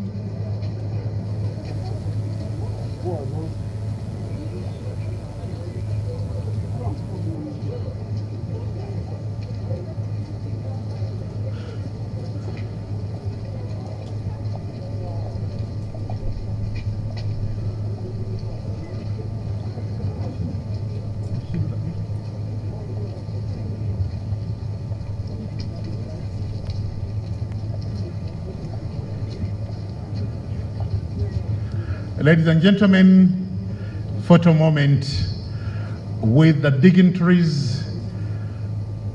I can see dignitaries from World Bank. I can see dignitaries from the UN fraternity.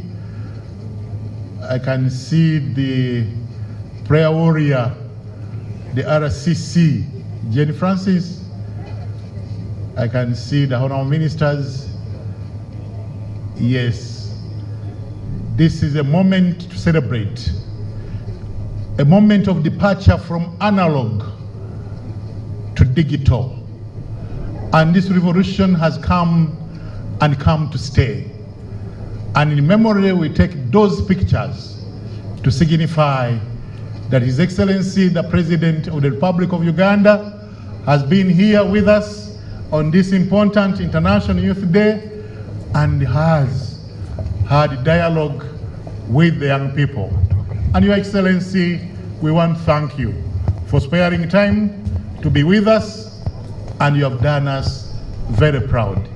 We thank you for your guidance, statements of wisdom. Thank you so much. And with that, I turn back to the parade. Parade.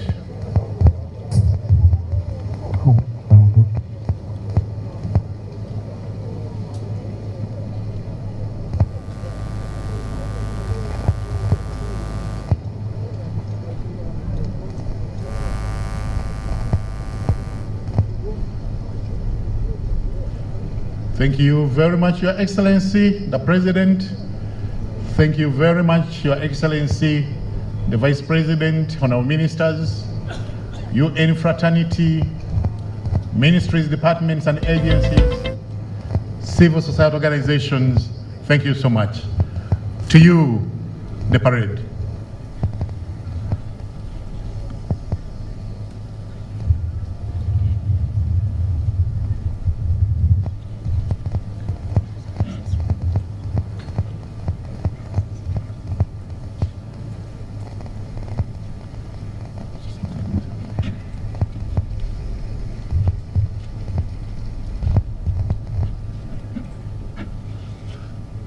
Public be informed that there is cancer screening by the Cancer Institute going on free of charge, courtesy of His Excellency the President of the Republic of Uganda.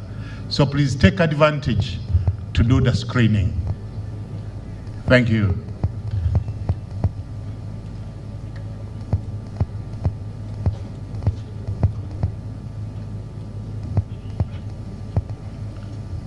We want to thank you and thank everybody for having spared time to come and be with us. We want to thank the media fraternity, both electronic and print. We want to thank our partners. Nita, you have done us proud this day, and we thank everybody. Parade.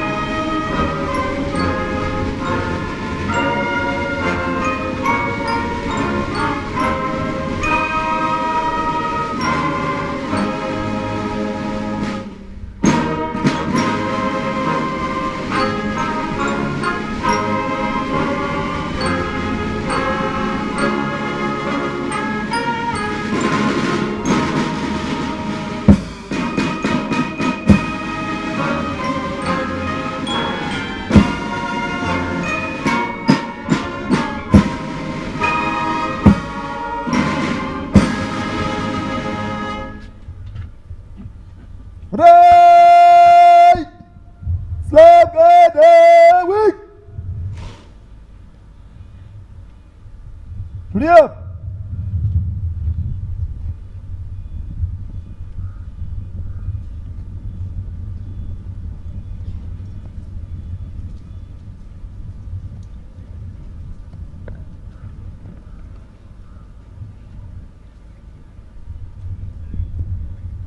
Mheshimiwa Rais na Amri Mkuu wa Majeshi, huu ndio mwisho wa gwaride. Naomba kutoa gwaride uwanjani, Mheshimiwa Rais.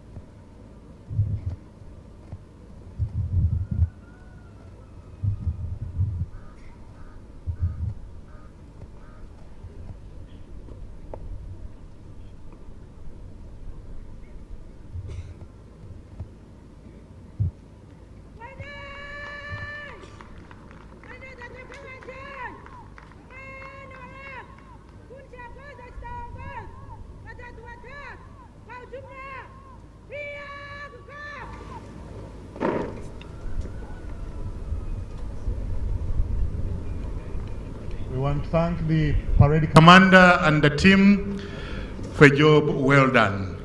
Thank you, SP Ewuku Joventine, only 29.99 years old. This was indeed a parade for the young people, the youngest being 18.9, but all of them in the service forces. Uganda Police Force, Uganda Prison Service. We want to thank you and thank you mightily. And if you don't mind, you would clap for them for a job well done.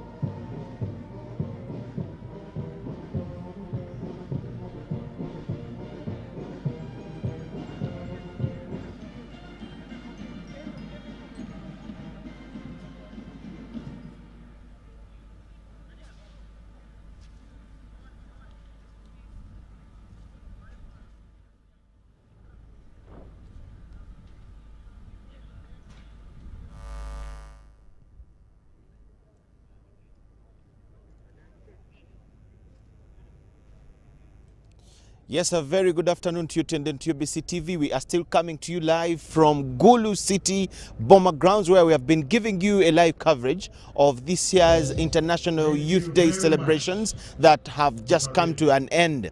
I want to mention two interesting parts towards the end, where the parade commander was handing over to his deputy, and again, them vacating the grounds. It was a very interesting kind of piece.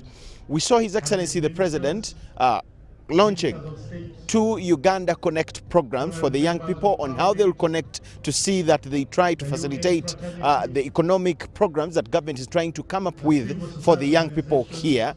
And it's all e-governance, it is all in the technological world to digitalize the way the young people are going to live in the country. Then he emphasized commercial agriculture, and he called upon the young people to take up agriculture, not to only look at office work, white-collar jobs and things like that, but there are lots of jobs and a lot to do in the agricultural sector. He has emphasized that the young people can really take up a lot of work within the agricultural sector for them to do. The Minister, the President of the Republic of Uganda, at this very point, His Excellency the President, Mr. President, we thank you.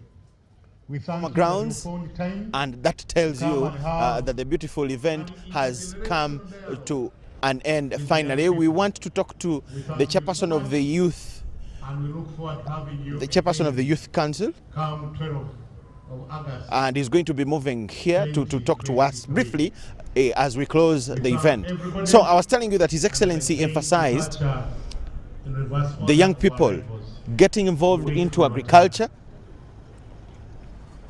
You can see this is the presidential convoy coming up to see that His Excellency departs. Can you give us something useful?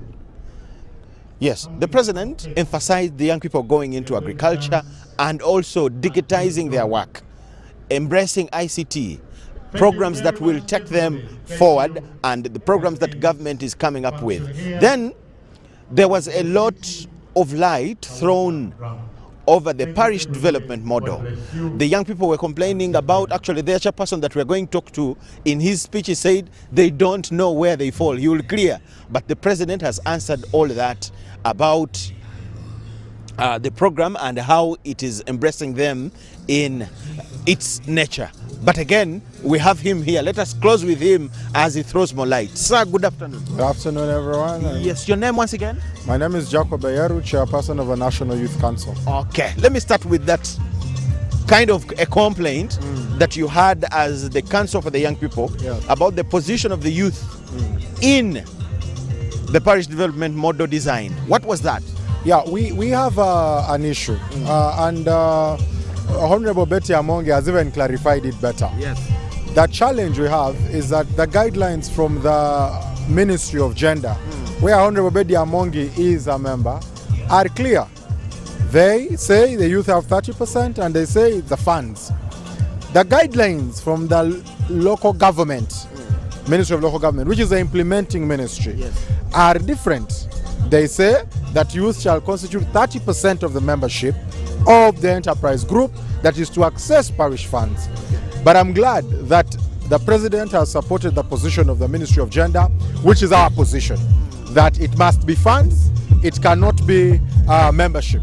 It must be funds to solely youth groups, and we're very glad. So will you help the young people in the villages go and answer that wherever the local people, the local government people ask this question? Yes, we have to, because we have structures to the grassroots. Why we exist at the national level is to provide insight to government on young people, but when we get feedback, we must go back to the grassroots and use our structures to disseminate the right information.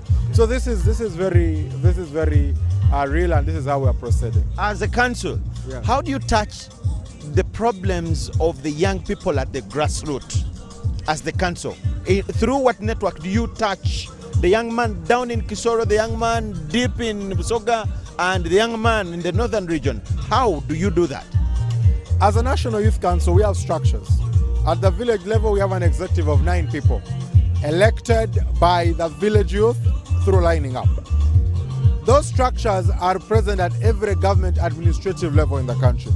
So what we achieve is we communicate to those structures and cascade the information to the grassroots. How empowered are the levels at the grassroots? So that is why we're talking about the financing. Okay. Financing from government supports national and district. We want an increment to go to the sub-county, parish, and then empower the village to support operations. Okay. However, we understand that this has to be phased. You cannot say lump sum to government, want 100 billion because we know the challenges and government serves all people. So we say no, let's take it one win at a time. We are at national level, we are funded. Increase the financing at the district, increase the financing at the sub-county, and then we can proceed in that manner. Okay, what is your message to the young people as we end this colorful event? I want to tell young people that they are a force for development in this country. Let us empower ourselves and to wealth creation. Let us find our fitting in the 4 sectors. Ensure that you're not seeking for a job alone. You are asking yourself how you are creating wealth. It might not be in the short run profitable, but in the long run it should be sustainable for you. Thank you so much. Thank you too, sir. Thank you. Yes, that is Mr. Ayere, the chairperson of the Uganda National Youth Council. We thank you so much for having been there to watch. There is no much that we can add on the speeches that were given here if you were listening. Mukibuga ekikulu mukikubuga Gulu City omwami nayise mu kamera mutusonyiwe naye nga atagiraba mu kibuga Gulu gye tuvudde Gulu City wano ku Boma Grounds ng'emikolo gy'omwaka guno gye gyakwatiddwa gyali gyakubawo nga 12 naye gimaze kumpi ebbanga lya myaka ng'ebiri olwa COVID-19 nga gibadde tegijaguzibwa nga bwe kiina kuba. So ne leero gijaguziddwa wano nga wayiseewo ennaku okutuuka ku lwaleero lwe gijaguliziddwa wano mu kibuga Gulu. Tubadde ne president, vice president ne baminisita bonna abawerera ddala babadde okulanga omukolo guno okutambula bulungi era guwedde. President akubiriza abavubuka okwenyigira mu byobulimi kubanga nayo waliyo emirimu nti tuleme kutunuulira mirimu gyokka giri mu maofisi naye mu byobulimi waliyo emirimu. Anyikiza abavubuka babadde ne complain n'okwemulugunya ku parish development model nti erabika terina webalabira nti waliwo embeera gyetegekeddwamu ng'eyinza obutafunibwamu bavubuka. President abannyonnyodde ekyo kisibo kiri enteekateeka yonna abavubuka bakufunamu ng'abantu abalala bonna abannayuganda. So bwe kityo bwe kibadde omukolo guwedde wano era president asiibudde. That is how we come to the end of all that we had for you here. We were live in Gulu. Our Youth Day celebrations event comes to an end. My name is Michael Jordan Lukomwa. In the interest of time, part of the very big team that was here, Engineer Irene Naiga, Engineer Kristen, I beg your pardon, Engineer Rachel Nakandi, Engineer Nkwanga Isaac, Madame Sophie Matovu, that is our main producer, Bernard Ocheng, Mike Sebalu, Jatindi Lawrence, Karim Segawa, and so many others. Those were men on the camera. We thank you so much for being there to watch. We wish you all the best. Enjoy the rest of the afternoon. Bye-bye. It's UBC TV, inspiring Uganda.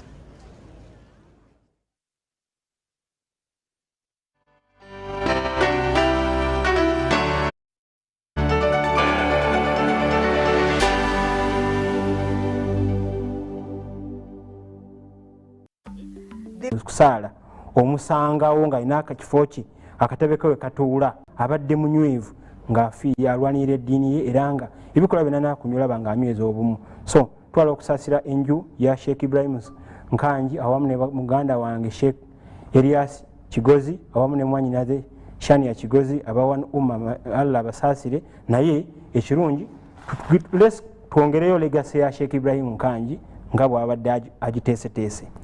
Era mu bufu bwe bumu twafiirwa mukadde waffe Haji Nsereko Mutumba abadde mu media. Haji Nsereko Mutumba yakola bingi okulaba nga ekifaananyi ky'obusiraamu kyongera okubeera ekirungi.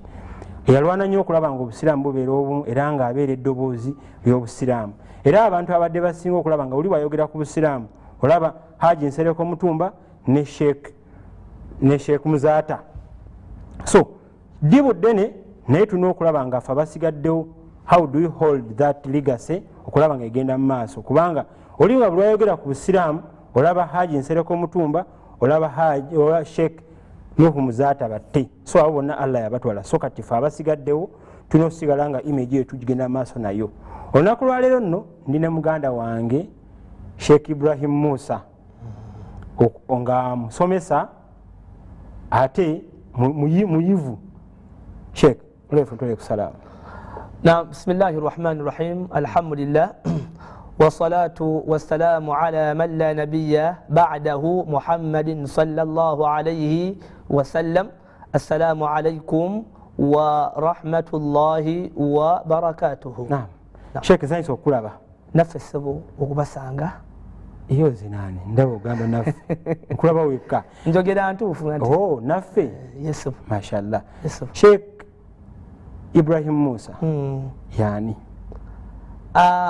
alhamdulillah okusookera ddala amanya Ibrahim Musa ekyokubiri abantu kye bayinza okuntegererako ennyo nti nze omu kwabo abali mu field eya da'wa naddala ku media platforms ez'enjawulo wamu ne ku telefayina ez'enjawulo. Mbadde ntunulana ku simu yange olukulumulisiza ku TV board ne wabeerawo Obio Salafu n'aŋŋamba nti Obio muleese abasalafu namongona bagamba era tubatumiddeko nnyo falillahi alhamd abakyaliyo ba Obis and Ogis salafu tubatumiddeko bangamba nti salafu evuddemu emisingi mingi kati emisingi egyo ndabamu Sheikh Ibrahim Musa falillahi alhamd sallallahu owekitiibwa ajongere era agikuume kubanga ekituufu nti byefulumya byebyo tugenda kulaba insha Allah ta'ala era ogamba byebyo kyekyandeesezza sibeera wano mashallah era baada Allah noza singa sekyo sandirabiseeko wano naye olw'okuba nti Allah wekitiibwa bwato bwe yakikola kyova olaba wanoonyezaako national broadcaster nogamba njagala ndabe kamuleete ndabe. Sheikh abakadde baffe bonna benva okwogerako awo Allah bwe yajjula baliko mu myaka gyange ne bagenda nga bakula. Bwe tunulira bakadde baffe ba Sheikh Rajab Kakooza baliko mu myaka gyaffe Allah kati abagenzi abakuza bakuze. Bwe tunulira mufti naye yaliko mu myaka gyaffe kati agenza akula ne Sheikh Mbogo n'abalala bonna balina ebintu bye bakola mu myaka gyaffe. Katwala tunulira omuvuuka obuvunaanyizibwa bw'omuvuuka okuweereza eddiini yo okutambulira mu ddiini ye. Twala tulira obuvunaanyizibwa bw'omuvuuka okunyweza obusiraamu. Okusookera ddala nga sinabagenda mu buvunaanyizibwa bw'omuvuuka omuvuuka yaani okusinziira ku busiraamu. Alhamdulillah wa ba'd ekibuuzo ekyo nkisanukidde nnyo olw'okuba nti abantu bangi nnyo omusanga ng'omusajja akaddiye aweddeyo naye nga naye togamba aweddeyo gamba nga akuliridde byonna era byebyo akuliridde naye nga embeera gyakyeyisaamu kugamba alinga alaga nti akyali muki muvubuka. Okusookera ddala omuvubuka shariya gwetunuulira oba gwemanyi okuva ku myaka 15 mpaka ku myaka 4 oyo yen okuva ku 15 mpaka ku myaka 4 era nga ba ulama oba abayivu mu ddiini eno nga we batulambikira. So kakati oyo gwe tuyita omuvubuka. Era buli wowulira nga boogera nti bani omuvubuka abavubuka sebo ow'emyaka 8 aba yavuddemu dda, ow'enkaaga yavaamu dda, owa5 yavaamu dda. Tuba twogera okuva ku myaka 15 mpaka ku myaka 4 sebo. So kati oyo yayitibwa omuvubuka mateeka ag'eddiini yaffe. Bw'otunuulira eggwanga lyaffe lyattu Uganda ebitundu kumpi 7 bavubuka. Twebuuza obusiraamu bwogera obuvunaanyizibwa ki omuvubuka bw'alina eri obusiraamu bwe? Ekyo nga sinnakireeta level ze tuyitamu okula ziringa 4 ku 3. Level esookera ddala ye muntu okubeera mu lubuto olwa nnyina. Bwe tuvaayo awo waliwo stage eyo ey'obuto okuva ng'omuntu yakazaalibwa mpaka ku myaka 14 naye nga sinneeyongerayo buli stage erina ebyayo. Kati olwaliro okusanga mukama wange Seka Rashid ompadde oba Seka masha Allah siri Seka owayiriza kankutongoze leero alhamdulillah kakati ne bakusanga ng'oli mu kuzannya kakebe bakutwala ebutabika bagamba olwekitabuse kakati oba ne bakukwata oseka wekka ne bino ebintu bye twakulanga noddira twalinga mu kyalo eyo noddira ekiyuni nakulira Kawoko Kigaba ojja kwogera Kawoko Kigaba kiriwa kiri Bukomansimbi district era jjajjangu oyo mutumiddeko nnyo mabadde mutumiddeko nnyo kakati gwe singa bakwata ng'okutta ekiyuuni kankukuba ofe bakulanga emundu z'ebiyuuni ebyo byonna gwe maama gwe taata okusanga ng'oli mu nfuufu bakutwala ebutabika okukucekinga oba okusanga ng'oli mukulunda bwoti eminyira musajja omukulu alina ekirebe iki kimunange ndi ku switi wange kakati eyo stage weeri then tulina stage eno ey'obuvubuka okuva ku myaka 15 mpaka ku myaka 4 bwe buvubuka then tulinayo stage ey'ekisajja ekikulu oba ekikazi ekikulu njagala nnyo tutandikewo nawe tukome ku 4 naye nga mu stages ezo zonna stage esinga okubanga nkulu nnyo buvubuka era ebiseera ebisinga Allah bwakugerera obuvubuka buno ne bukusala fa inna lillahi wa inna ilaihi raji'un hatta kakubera okusinza Allah kubanga waliwo ibada nga zeetagisa maanyi nagamba maanyi buvubuka kakubera okuwasa nokuba ekiwaji no eyo nawala nnyo okuwasa kati kambabuuza bonna abatulaba singa tubeera mu masjidi mu muzikiti omusajja nasituka nga ali myaka 8 tubane salamu alaikum bane inshallah ngenda kuwoowa inshallah nalonzeeyo oba bampadde omwana wa senior 4 ndayira Allah abasiraamu bonga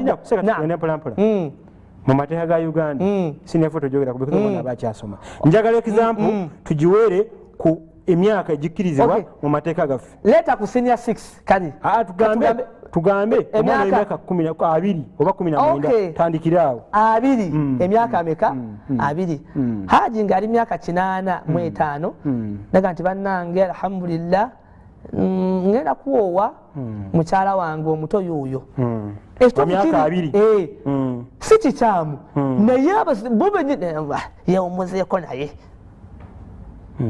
akola atya bawasawasadde okuva kalina omusajja yenna n'abaana bennyini bozadde bayinza okutandika okukubamu bagana okukikkiriza lumulako taata naawe lwaki kugamba ogenda okulabanga embeera yonna ey'obufumbo tokyagisobola obanga aseka okusekakwo nobanga akaaba ate mubeera ku mbaga ng'eyo tudde mbavuuka va mubakulu basajja bakulu tudde mbavuuka nzija nti stage eno ey'obuvubuka ebintu byonna ebisinga binyumiraawo kakubeere okuwasa kebeere hijja n'ebintu ebisinga so kati gundi kebeere tawuba okwenenyeza Allah tobalaba omumanyi omuvubuka yasobola okuzuuka ekiro okitegedde kuba kati gwe egyo emyaka 65 Allah bw'atakusaasira nnyo buli emyaka 5 aba akyali yes aba akyali kutawuba emyaka 5 aba akyali steady naye nga Ali radiyallahu anhu yabuuzibwa nti mal hasan wa mal ahsan kintu ki ekisinga okuba oba kintu ki ekirungi na kintu ki ekisinga okuba nti kiki kirungi Ali radiyallahu anhu namuddamu namugamba nti at-tawbatu hasan nti okwenenyeza Allah kiki kirungi naye ate wat-tawbatu shabu hasan tawba y'omuvubuka yankizo nnyo lwaki amaanyi omuvubuka alina amaanyi n'obusobozi agakola buli zambi lyonna lyomanyi bwebeera bwenzi omuvubuka aba akyalabikako naye kati omusajja nga n'amannyo gakuvuddemu okwesimba bwoti mbadde nga seeka mbadde njagala bwe tuba tudisikasinga tuleme okulaga nnyo nti emyaka gy'obukulu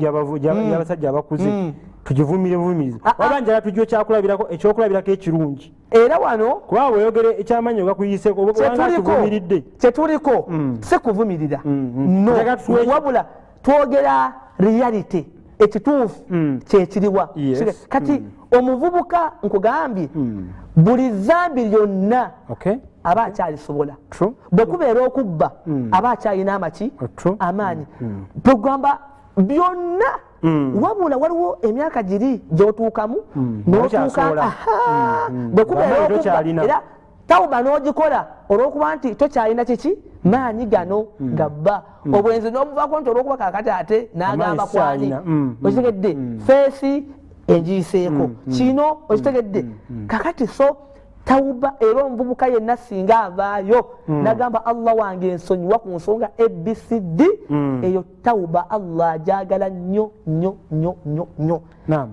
nam ekyokubiri abavubuka singa babula mu umma tewali ensonga n'emu eyinza kutambula kankaddemu abavubuka singa banafuyizibwa mu society yonna teriiwo nsonga n'emu eyinza kutambula banafuyizibwa watya nga boyo benafuyiza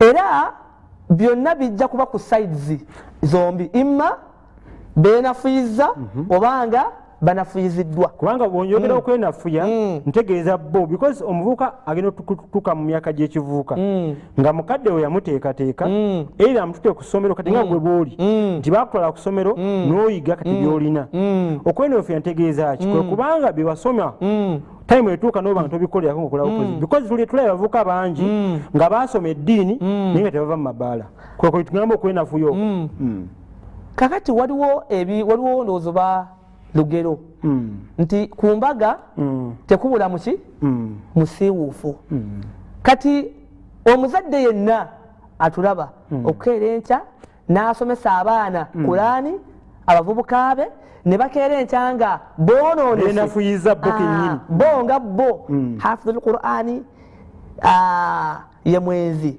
hafidhul Qur'ani ye mubbi ono simanga sheekhi ye muyaaye sheekhi ye musawuzi kati ebyo omuzadde ono aba talina muki musango aspect yange ebaddeyo okugamba nti either banafuyizibwa oba beenafuyiza so kati nze ntunuulira okunafuyizibwa kitegeeza nti waliwo acontributing the factor y'okuba nafuya okwenafuya it is the individual gwenga gwe omuntu omuvubuka kati kyeŋŋamba nti singa omuvubuka yeenafuyiza nga buli kimu baakimuwa nti kiki ekiyinza okukivaamu ekyo nti ani abavunanyizibwako because tugamba nti okwenafuya kwa mirundi ebiri okunafuyizibwa kiba kitegeeza nti waliwo acontributing okunafuwako okwenafuya kitegeeza nti gwenga gwe kale tumutwala tutya yenafuyiza obwenafuya okusookera ddala Allah alina etteeka mu Kulaani omwo we yagambira nti inna hadainahu sabila imma shakira wa imma kafura Allah nannyini kututonda yatutonda n'atuterawo amakuba ery'obuluŋŋamu ayagadde akola atya alitambuliremu oba gwe bw'osalawo noga nti nze kansiwala oba gundi kanyonooneke wabula Allah n'alabula nti inna a'tadina lidh-dhalimina naara buli yenna agenda okwenafuya mu ngeri ey'okujooga Allah naye ebirala alinde ngenda kumwokya ajja kukitegeera kati seekaawo wennyini embeera nga bwolaba Uganda bwetambula nga community zaabwe bwezitambula kituufu eri abeenafuyiza iyi nnyo bayitirivu olwaleero tuwulira abantu bangi nnyo bayimaamu simanga atona hafidhul Qur'ani kitegedde ne bamukwatira mu kintu ensi yonna neyekwata ku mutwe nti seeko mulamba naye nga teriyo seeka atakimanyi nti okubba haramu obwenzi haramu kugamba n'ebirala okuloga haramu era bakoze kyamaanyi nnyo abantu abafaanana embeera eyo okubeera nga batta ekifaananyi kyaffe ng'ekiki abasiraamu wamu n'eggwanga lyaffe okutwaliza awamu nga ffe abavubuka so kakati ebintu by'okwegamba ne weekakkanya wasoma kakati muuzaamu obuuzaani abatulaba ssefu banakuddamu banakuddamu nam okay kati sheekhi eyakeera enkya n'osoma imma oli ku level ya idaadi senior 4 oba oli ku level ya thanawi senior 6 oba oli wa jamia university ekikutwala mu kibanda kyeki kibanda otegeeza ki no kakati waliwo level gy'otuukako nga ggwe sekande mbuuza ekibanda otegeeza ki ekibanda kakati nga bino gye balabira emipiira ono akutte ecupa ya bbiya ono ali wano ono akuba endulu bano beeyambudde kati gwe sheekhi omuvubuka ekikutwalayo kyeki sheekhi okwambala akapale akatategerekeka nojjamba ya subhanallah nga seeka akapale kayambadde okukajjamu yeetaaga kumala kumusiiga butto kati embeera eyo abange si ntuufu tuyina kufaanana ekyo kyetuli seeka tujje ekifaananyi tukije kuba maseeka bokka abavubuka tukigaziye kubanga eri omuvubuka nga teyafuna mukisa gwakufuuka seeka naye nga tali mu field ndala kakati ekigambo nga kyangu nnyo ekyokukozesa nti bane tukule teri yagenda kukutuuza nti gundi okuze gwe kennyini golina ekyefiiri gwe kennyini nti ndi muntu mukulu bwe tudda ku bannyinaffe mu kwetootowaza ate abo falillahi seeka okukula omuntu omwana ayinza okuba ogambye nti emyaka gy'ekivuuka 15 paka 40 naye omwana ali myaka 19 yeekuza atya esookera kugamba okusookera ddala omwana ng'ali myaka 19 omuvubuka kubanga era teriyo mukadde ng'ali mu egyo myaka era singa ajja wano ku mpewo naga munange nina emyaka 19 naye nkaddiye era oyo ogira bugizi nti bannange mujje mutwale oyo mwana oyo ali myaka 12 yeekuza atya one al akhlaq empisa ze empisa ze ekikutambuza omuvubuka ng'ogenda owemula kyeki ogenda oleekaana ali ku kyalo eyo n'ava mu tawuni ng'akuba olukule aleekaana kakati era buli omuga yarabbi omwana ono yakula myaka si magezi kubanga nabyo byawukanamukko omuntu ayinza okukula naye nga ebirowoozo byasigala bito ogambye empisa then twebuuza yeekuza atya ekisooka empisa zo nga zo enneeyisaye n'abantu kati waliwo ebintu byabateekeddwa okuvaako gundi muvuga okusanga nga wenna otambula olya musajja omukulu muvuka n'ekirala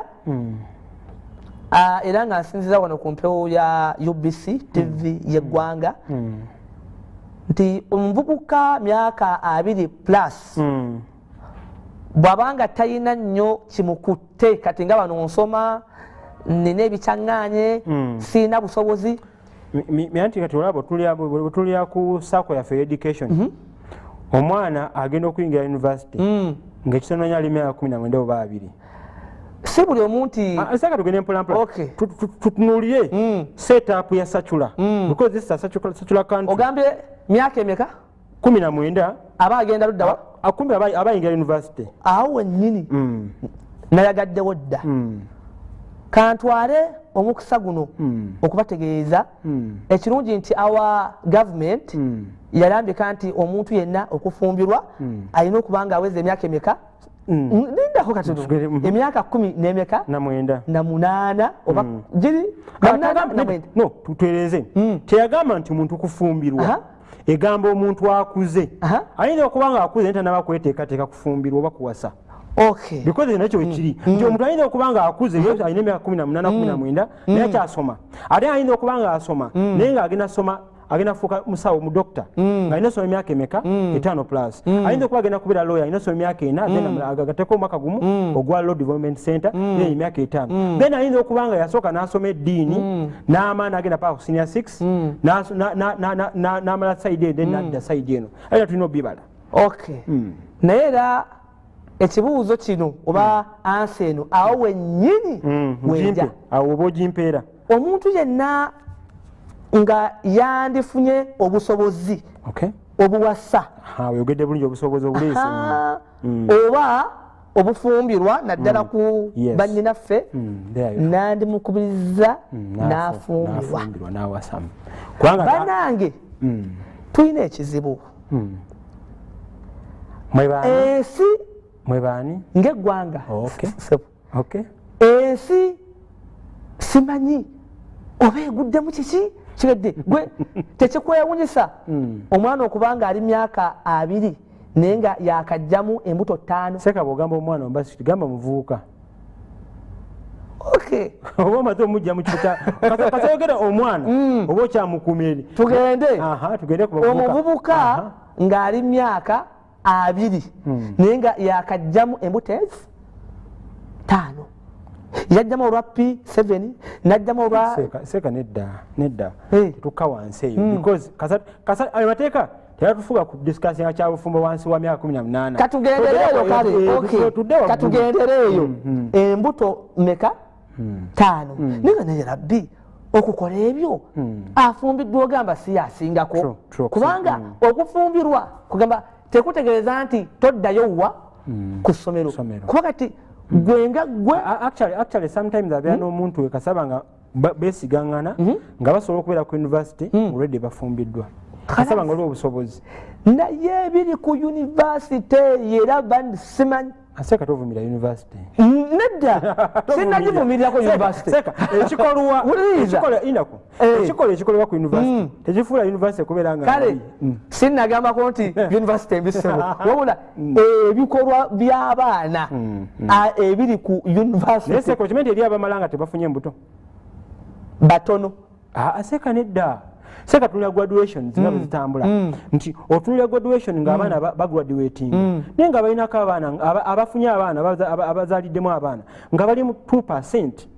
2% yes nga bamaze kate bangi because normally tubeera n'omuwendo gwa 2,210 nga bamazeeko yes so kyembadde nsuubira ekinkoze obulungi tuteeketeeka abaana baffe bano abali ku university bagende nga tuleme bakuba tubawumbewumbe tubaze nga ng'omubaka tetunaba kubeera wabula kuwumbawumba bawumbewumbe kati nakubategeeza ekituufu kyetulina okutambuliramu omuntu okwedibaga muneedibaga eyo okwedibaga yes oli alina abalenzi balinga 3 Wiriza sebo byendogera bino byebituufu no ono alinayo ono gundi yowekyemisana ono kitegedde era that's why ti abamu atuuka n'afuna oluki olubuto n'atabulwa lwani n'afuna ekizibu nayo ono bano n'okuzaala akaana ng'ebigere byagundi omutwe so kakati ekimu ku ebyo biyinza okutufuula nga tuli babuvunaanyizibwa twekuza tutya okuleka nga waliwo embeera obanga omuntu ayinza okubeera nga yeekuuma naye nga ekyandisinzeeko obulungi abawala ne bafumbirwa mu kiseera ekituufu seka tunabagenda mu kufumbirwa watugambye omuntu okwekuza alina okuba n'empisa alina okuba n'enneeyisa ennungi kati si ekyeddiini njala kulukulwaba ku kintu ky'eddiini ekiyingiriramu awo naam nga bwe nabagambye nti ibaada oba okusinza Allah bwe kukulema mu buvubuka kizibu nnyo okutereeza mu bukadde omwana ono omuvubuka ono eddiini tugiteeka mu ddi okusokera ddala omubaka alayhi salam yatukubiriza nnyo okubeera nga natugamba nti muru auladakum bisala wahum abnai saba, muyigirize abaana bammwe okusaala nga bakaweza emyaka 7. N'agamba nti wadribuhum wahum abnai 10 sinin, mujjeko ku mbooko nga bawezezza emyaka 10. Lwaki omwana ono agende okula okuvubuka ng'eswala si kizibu, okusiiba si kizibu, okwebikirira nga si kizibu, n'omulenzi okwambala obulungi era munatu ebiseera bisinga ebyo nno bitera kuvaako eyo. Yes, omuvubuka ayononekera mu buvubuka naye omusingi naye factor nene. Yakula alaba maama yekubira kaminike n'atambula, yakula alaba taata tasaala, taata tasiiba, yamugamba n'omugamba nti waaye genda wali onguugwe gamba ondeeteyo ku kyenkya nze ndi eno, n'akulaba ng'oli mukwege. Omuzadde obuvunaanyizibwa asobola kikola ekyo ku mulembe guno oba gundi bakola ebitajja ng'ensi omulembe gwononese nnyo tuwakola nnyo seka muli luddawa anti munnange era kyekindeese wano sebeera tuliddawa tuli kuyubisisebwa watusinziira yesebo kyeŋŋamba omulembe guno otuwa ku leve eyo okubanga taata asobola okukwata omwana mu Ramadhaani because kyemmanyi nti naye ntunulira literature omu nga bagamba nti amawanga buli ggwanga lirina ensinza lyalyo nti bw'ogenda Nigeria Abanigeria abasinga bakulumiza nnyo hijja, bw'ogenda e Misiri ab'emisiri abasinga bagulumiza nnyo Quran, bw'ogenda mu Basomalia Abasomalia bagulumiza nnyo okwambala obulungi ne swala. Kate ffe mu Uganda wano tugulumiza nnyo Ramadhaani. Kituufu era kyolaba Ramadhaani bw'etuuka natagenda nnyo mu muzigiti okuzijjula. So neŋŋamba nti taata mu Uganda tulinayo taata asobola okutuma omwana mu Ramadhaani. Singa tubadde ndowooza nga tusobola okuta wano ku ssimu wandiwulidde, naye nga ekituufu kiri nti kwekugamba nti ebintu omuvubuka yanonekera wa nnyo entandikwa ey'okwononeka kwe waka. Mama tasaala, taata tasaala, akimanyi nti taata mubbi. Kakati oyo akula amanyi nti obubbi si nsonga, twalabanga ne taateeka ng'akola atya.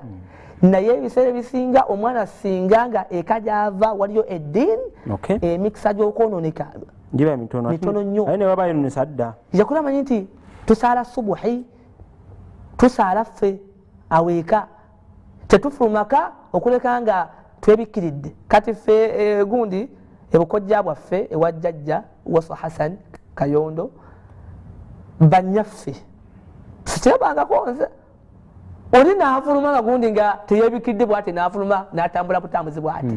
Lwaki?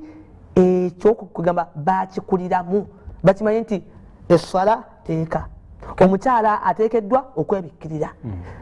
Leero juma tulina okusaala muzigiti. Kati so abazadde twegendereze nnyo akaseera ako k'oyina omwana oyo eka ke kagenda okukola kavemu omuvubuka omulungi agenda okutaasa. Actually Sheikh awo wennyini abaana baffe baganda baffe bazze mu holidays naye bavudde mu masomero nga basaala bakenda ne basaala basoma Quran bambala bulungi naye kati bakomyewo waka. Kati nakino leka nkirambulule omuzadde yenna atulaba, omwana bwe bukeera enkya n'ogamba nti omwana annimye fa inna lillahi wa inna ilaihi raji'un. Kati gwe ssebo wakulemedde olwo omusomesa oba community era wano gundi abasomesa naye Allah bwe yakwata mu bwati covid abaana ne bonooneka ensi yonna neewanika. Waliwo abazadde baalemwa yali wedda bamuyitanga Ibrahim bun Adham rahmatullahi taala alaihi rahmatan wasaa. Omusajja ono bamubuuza abayizi be ti naye sheekhi yirimu gy'olina nga mpitirivu wagijjawa? N'abagamba yirimu eno taata wange alina akakodyo ke yantega. Akakodyo ako yaŋŋamba nti buli hadithi gye nkwata dirham ejeji buli hadithi gyenkwata sente buli hadithi gyenkwata sente nagenda okula bwenti nga hadithi zokka ze nakakwata kubanga naye nga bisharutu jakutte tagiddamu enkya jakutte tagiddamu kati ono nakwata hadithi naye nga ne mu ngeri gyatategeera agenda okulanga mumanyi omukukunavu tujjamu kyakuyiga kyawo nti ebiseera bisinga omwana oyo mulage kyo kyoyagala gwe abaana gundi osanga omuzadde nawagira omwana mu ngeri etategerekeka mwana najjaawo nakola ebitategerekeka akoze ensobi n'omuwagira homa kyekyo omuvume n'omuvuma zoobwa omukazi gundi wamaggo olina mulangira olina kino nabwe kiti fe waffe mwongere koma omwana naye naafuna amaki omwonoona naye amuvume omukangavvule agakoma ekyo taata takyagala taata ajja kunkuba omwana ng'oyo bw'aba alina essuula ze zakutte alfatiha musanyuse mweyokko ku sente nemugenda ku sipiikidde wallahi ya mungu abaana ne bajja ne bazina ennyimba ne bakola katemba naye nga enduulu neevuga ekyana ekito nekijja ngenda basomeramu suratul fatiha auzu billahi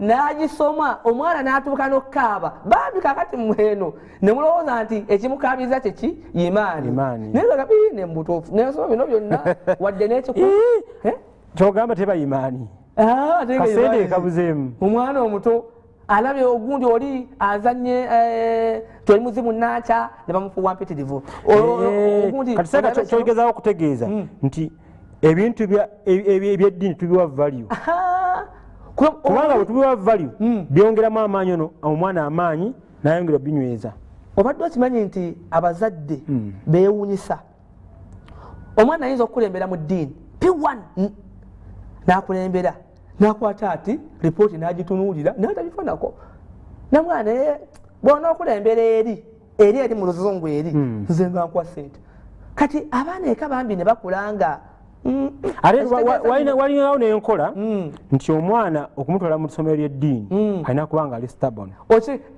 simanyi naawe ogenda okunnamungona salafu oba amala kubeera stubborn nedda sebo maama wange era yagenda okundaba maama tukulumiddeko nnyo kubanga mukyala namusakamina yagenda okundaba nga kubanze kuva dda mu buto nga nnyimba buwalimu era bino ebyabaana okujja ku stage okuyimba nti zenjala kubeera dokita nzenga kubeera muwalimu era ekyo falillahi alhamdu kati oli musanyufu kubanga kyolivinga nnyo era nti tandise ekinsanyula ennyo nti nga n'abakadde abanzala nga nabo abakyakwagaliza tannabajjulula kakati awo gwe kenyini ng'olinga kyakulabirako biki bakadde bwe bakuteekamu ebikushepinza okulaba ng'ofuuka omuvubuka ow'enjawulo kati esokera ddala bo ng'abazadde nze sikuwaana nnyo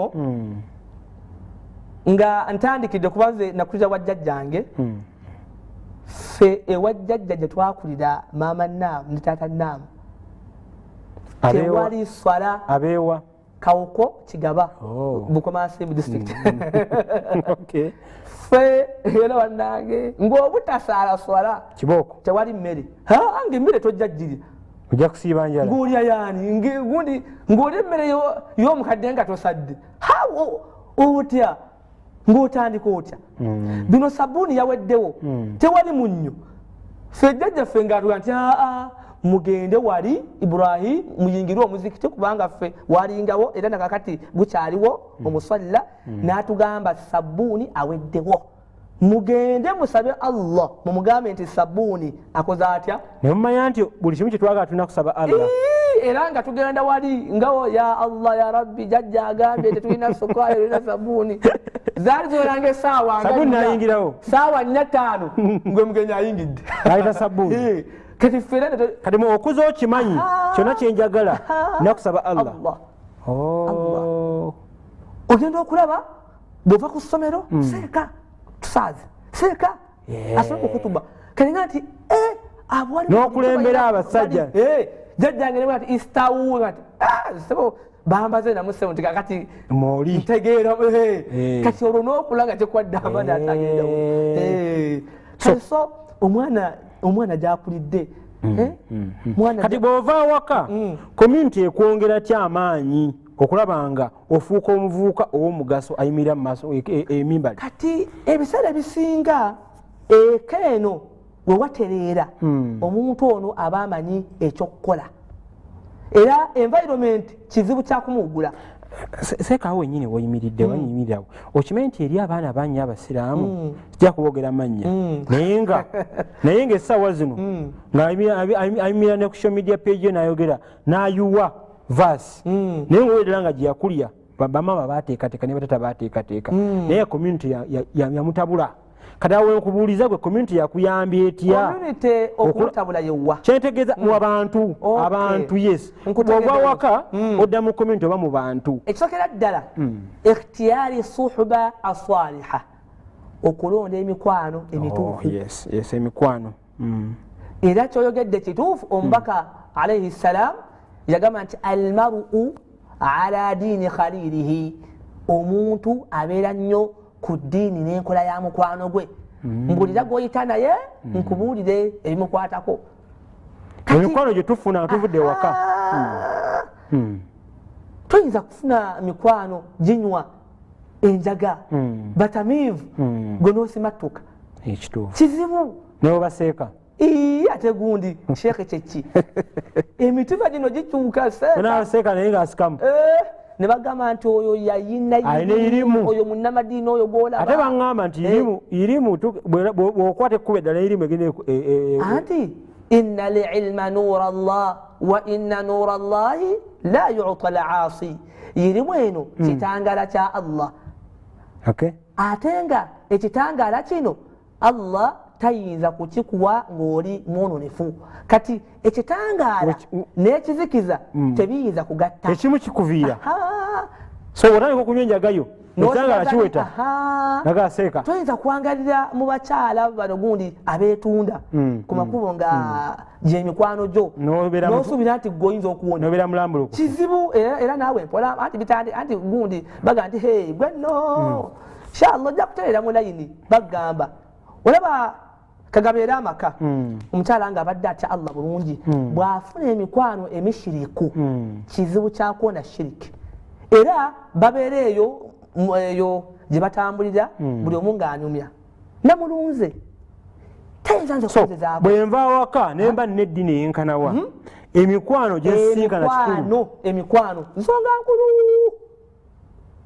obuvunaanyizibwa bwange omuvuba okulonda emikwano emirungi nnyo abanakuzza nti kati awo Ibrahim okoze ensobi owabye tereera kulaba oti ne bwoti tewasaddeko nno seeko ogenda tokyasomesa actually ebiseera ebisinga ntunulira abavubuka mu kibuga nga babeera mu gurupu esaala saawa bwetuuka eyeswala ogenda kulaba bonna nga bagenda era bwaba otasale bagayiseeka kiki abadde kisu jamaani eyo nawala nnyo abantu bangi baveeka nga ayambala buki bulungi naye nga wenjogerera nga empale zayambala zimu ebitulituli naye nga bwe wetegereza gurupu agerega nti ne bamwe ne naawe weeyisanga abakadde akatawo seeka gwe community ekwatako etya ng'ofunye emikwano emirungi okulaba ng'osigala mu kkuba eyo sitegedde awo community gwe kwatako etya because sometimes the community ekuyamba n'ekushapinga kati gwe kushapinga etya n'osigala ng'olina ekitangaala esokera ddala teriyo muntu atayagala muntu mulungi kati gwe olwaleero oyinza okusanga no sinnakuwaana ebituufu so ndeka njogere kyenteekedde okubeera nga nkola ntya olwaleero gwe falillahi alhamdu gwomu mu bantu omuntu bayinza okwegomba maybe nvubuka oyo abeera ku UBC alhamdulillah kati ne basenga abo bootaamanya bonna kati buli omu ajja kati ebiseera ebisinga omuntu buli waaba n'empisa nga nnungi community etera n'emugjayo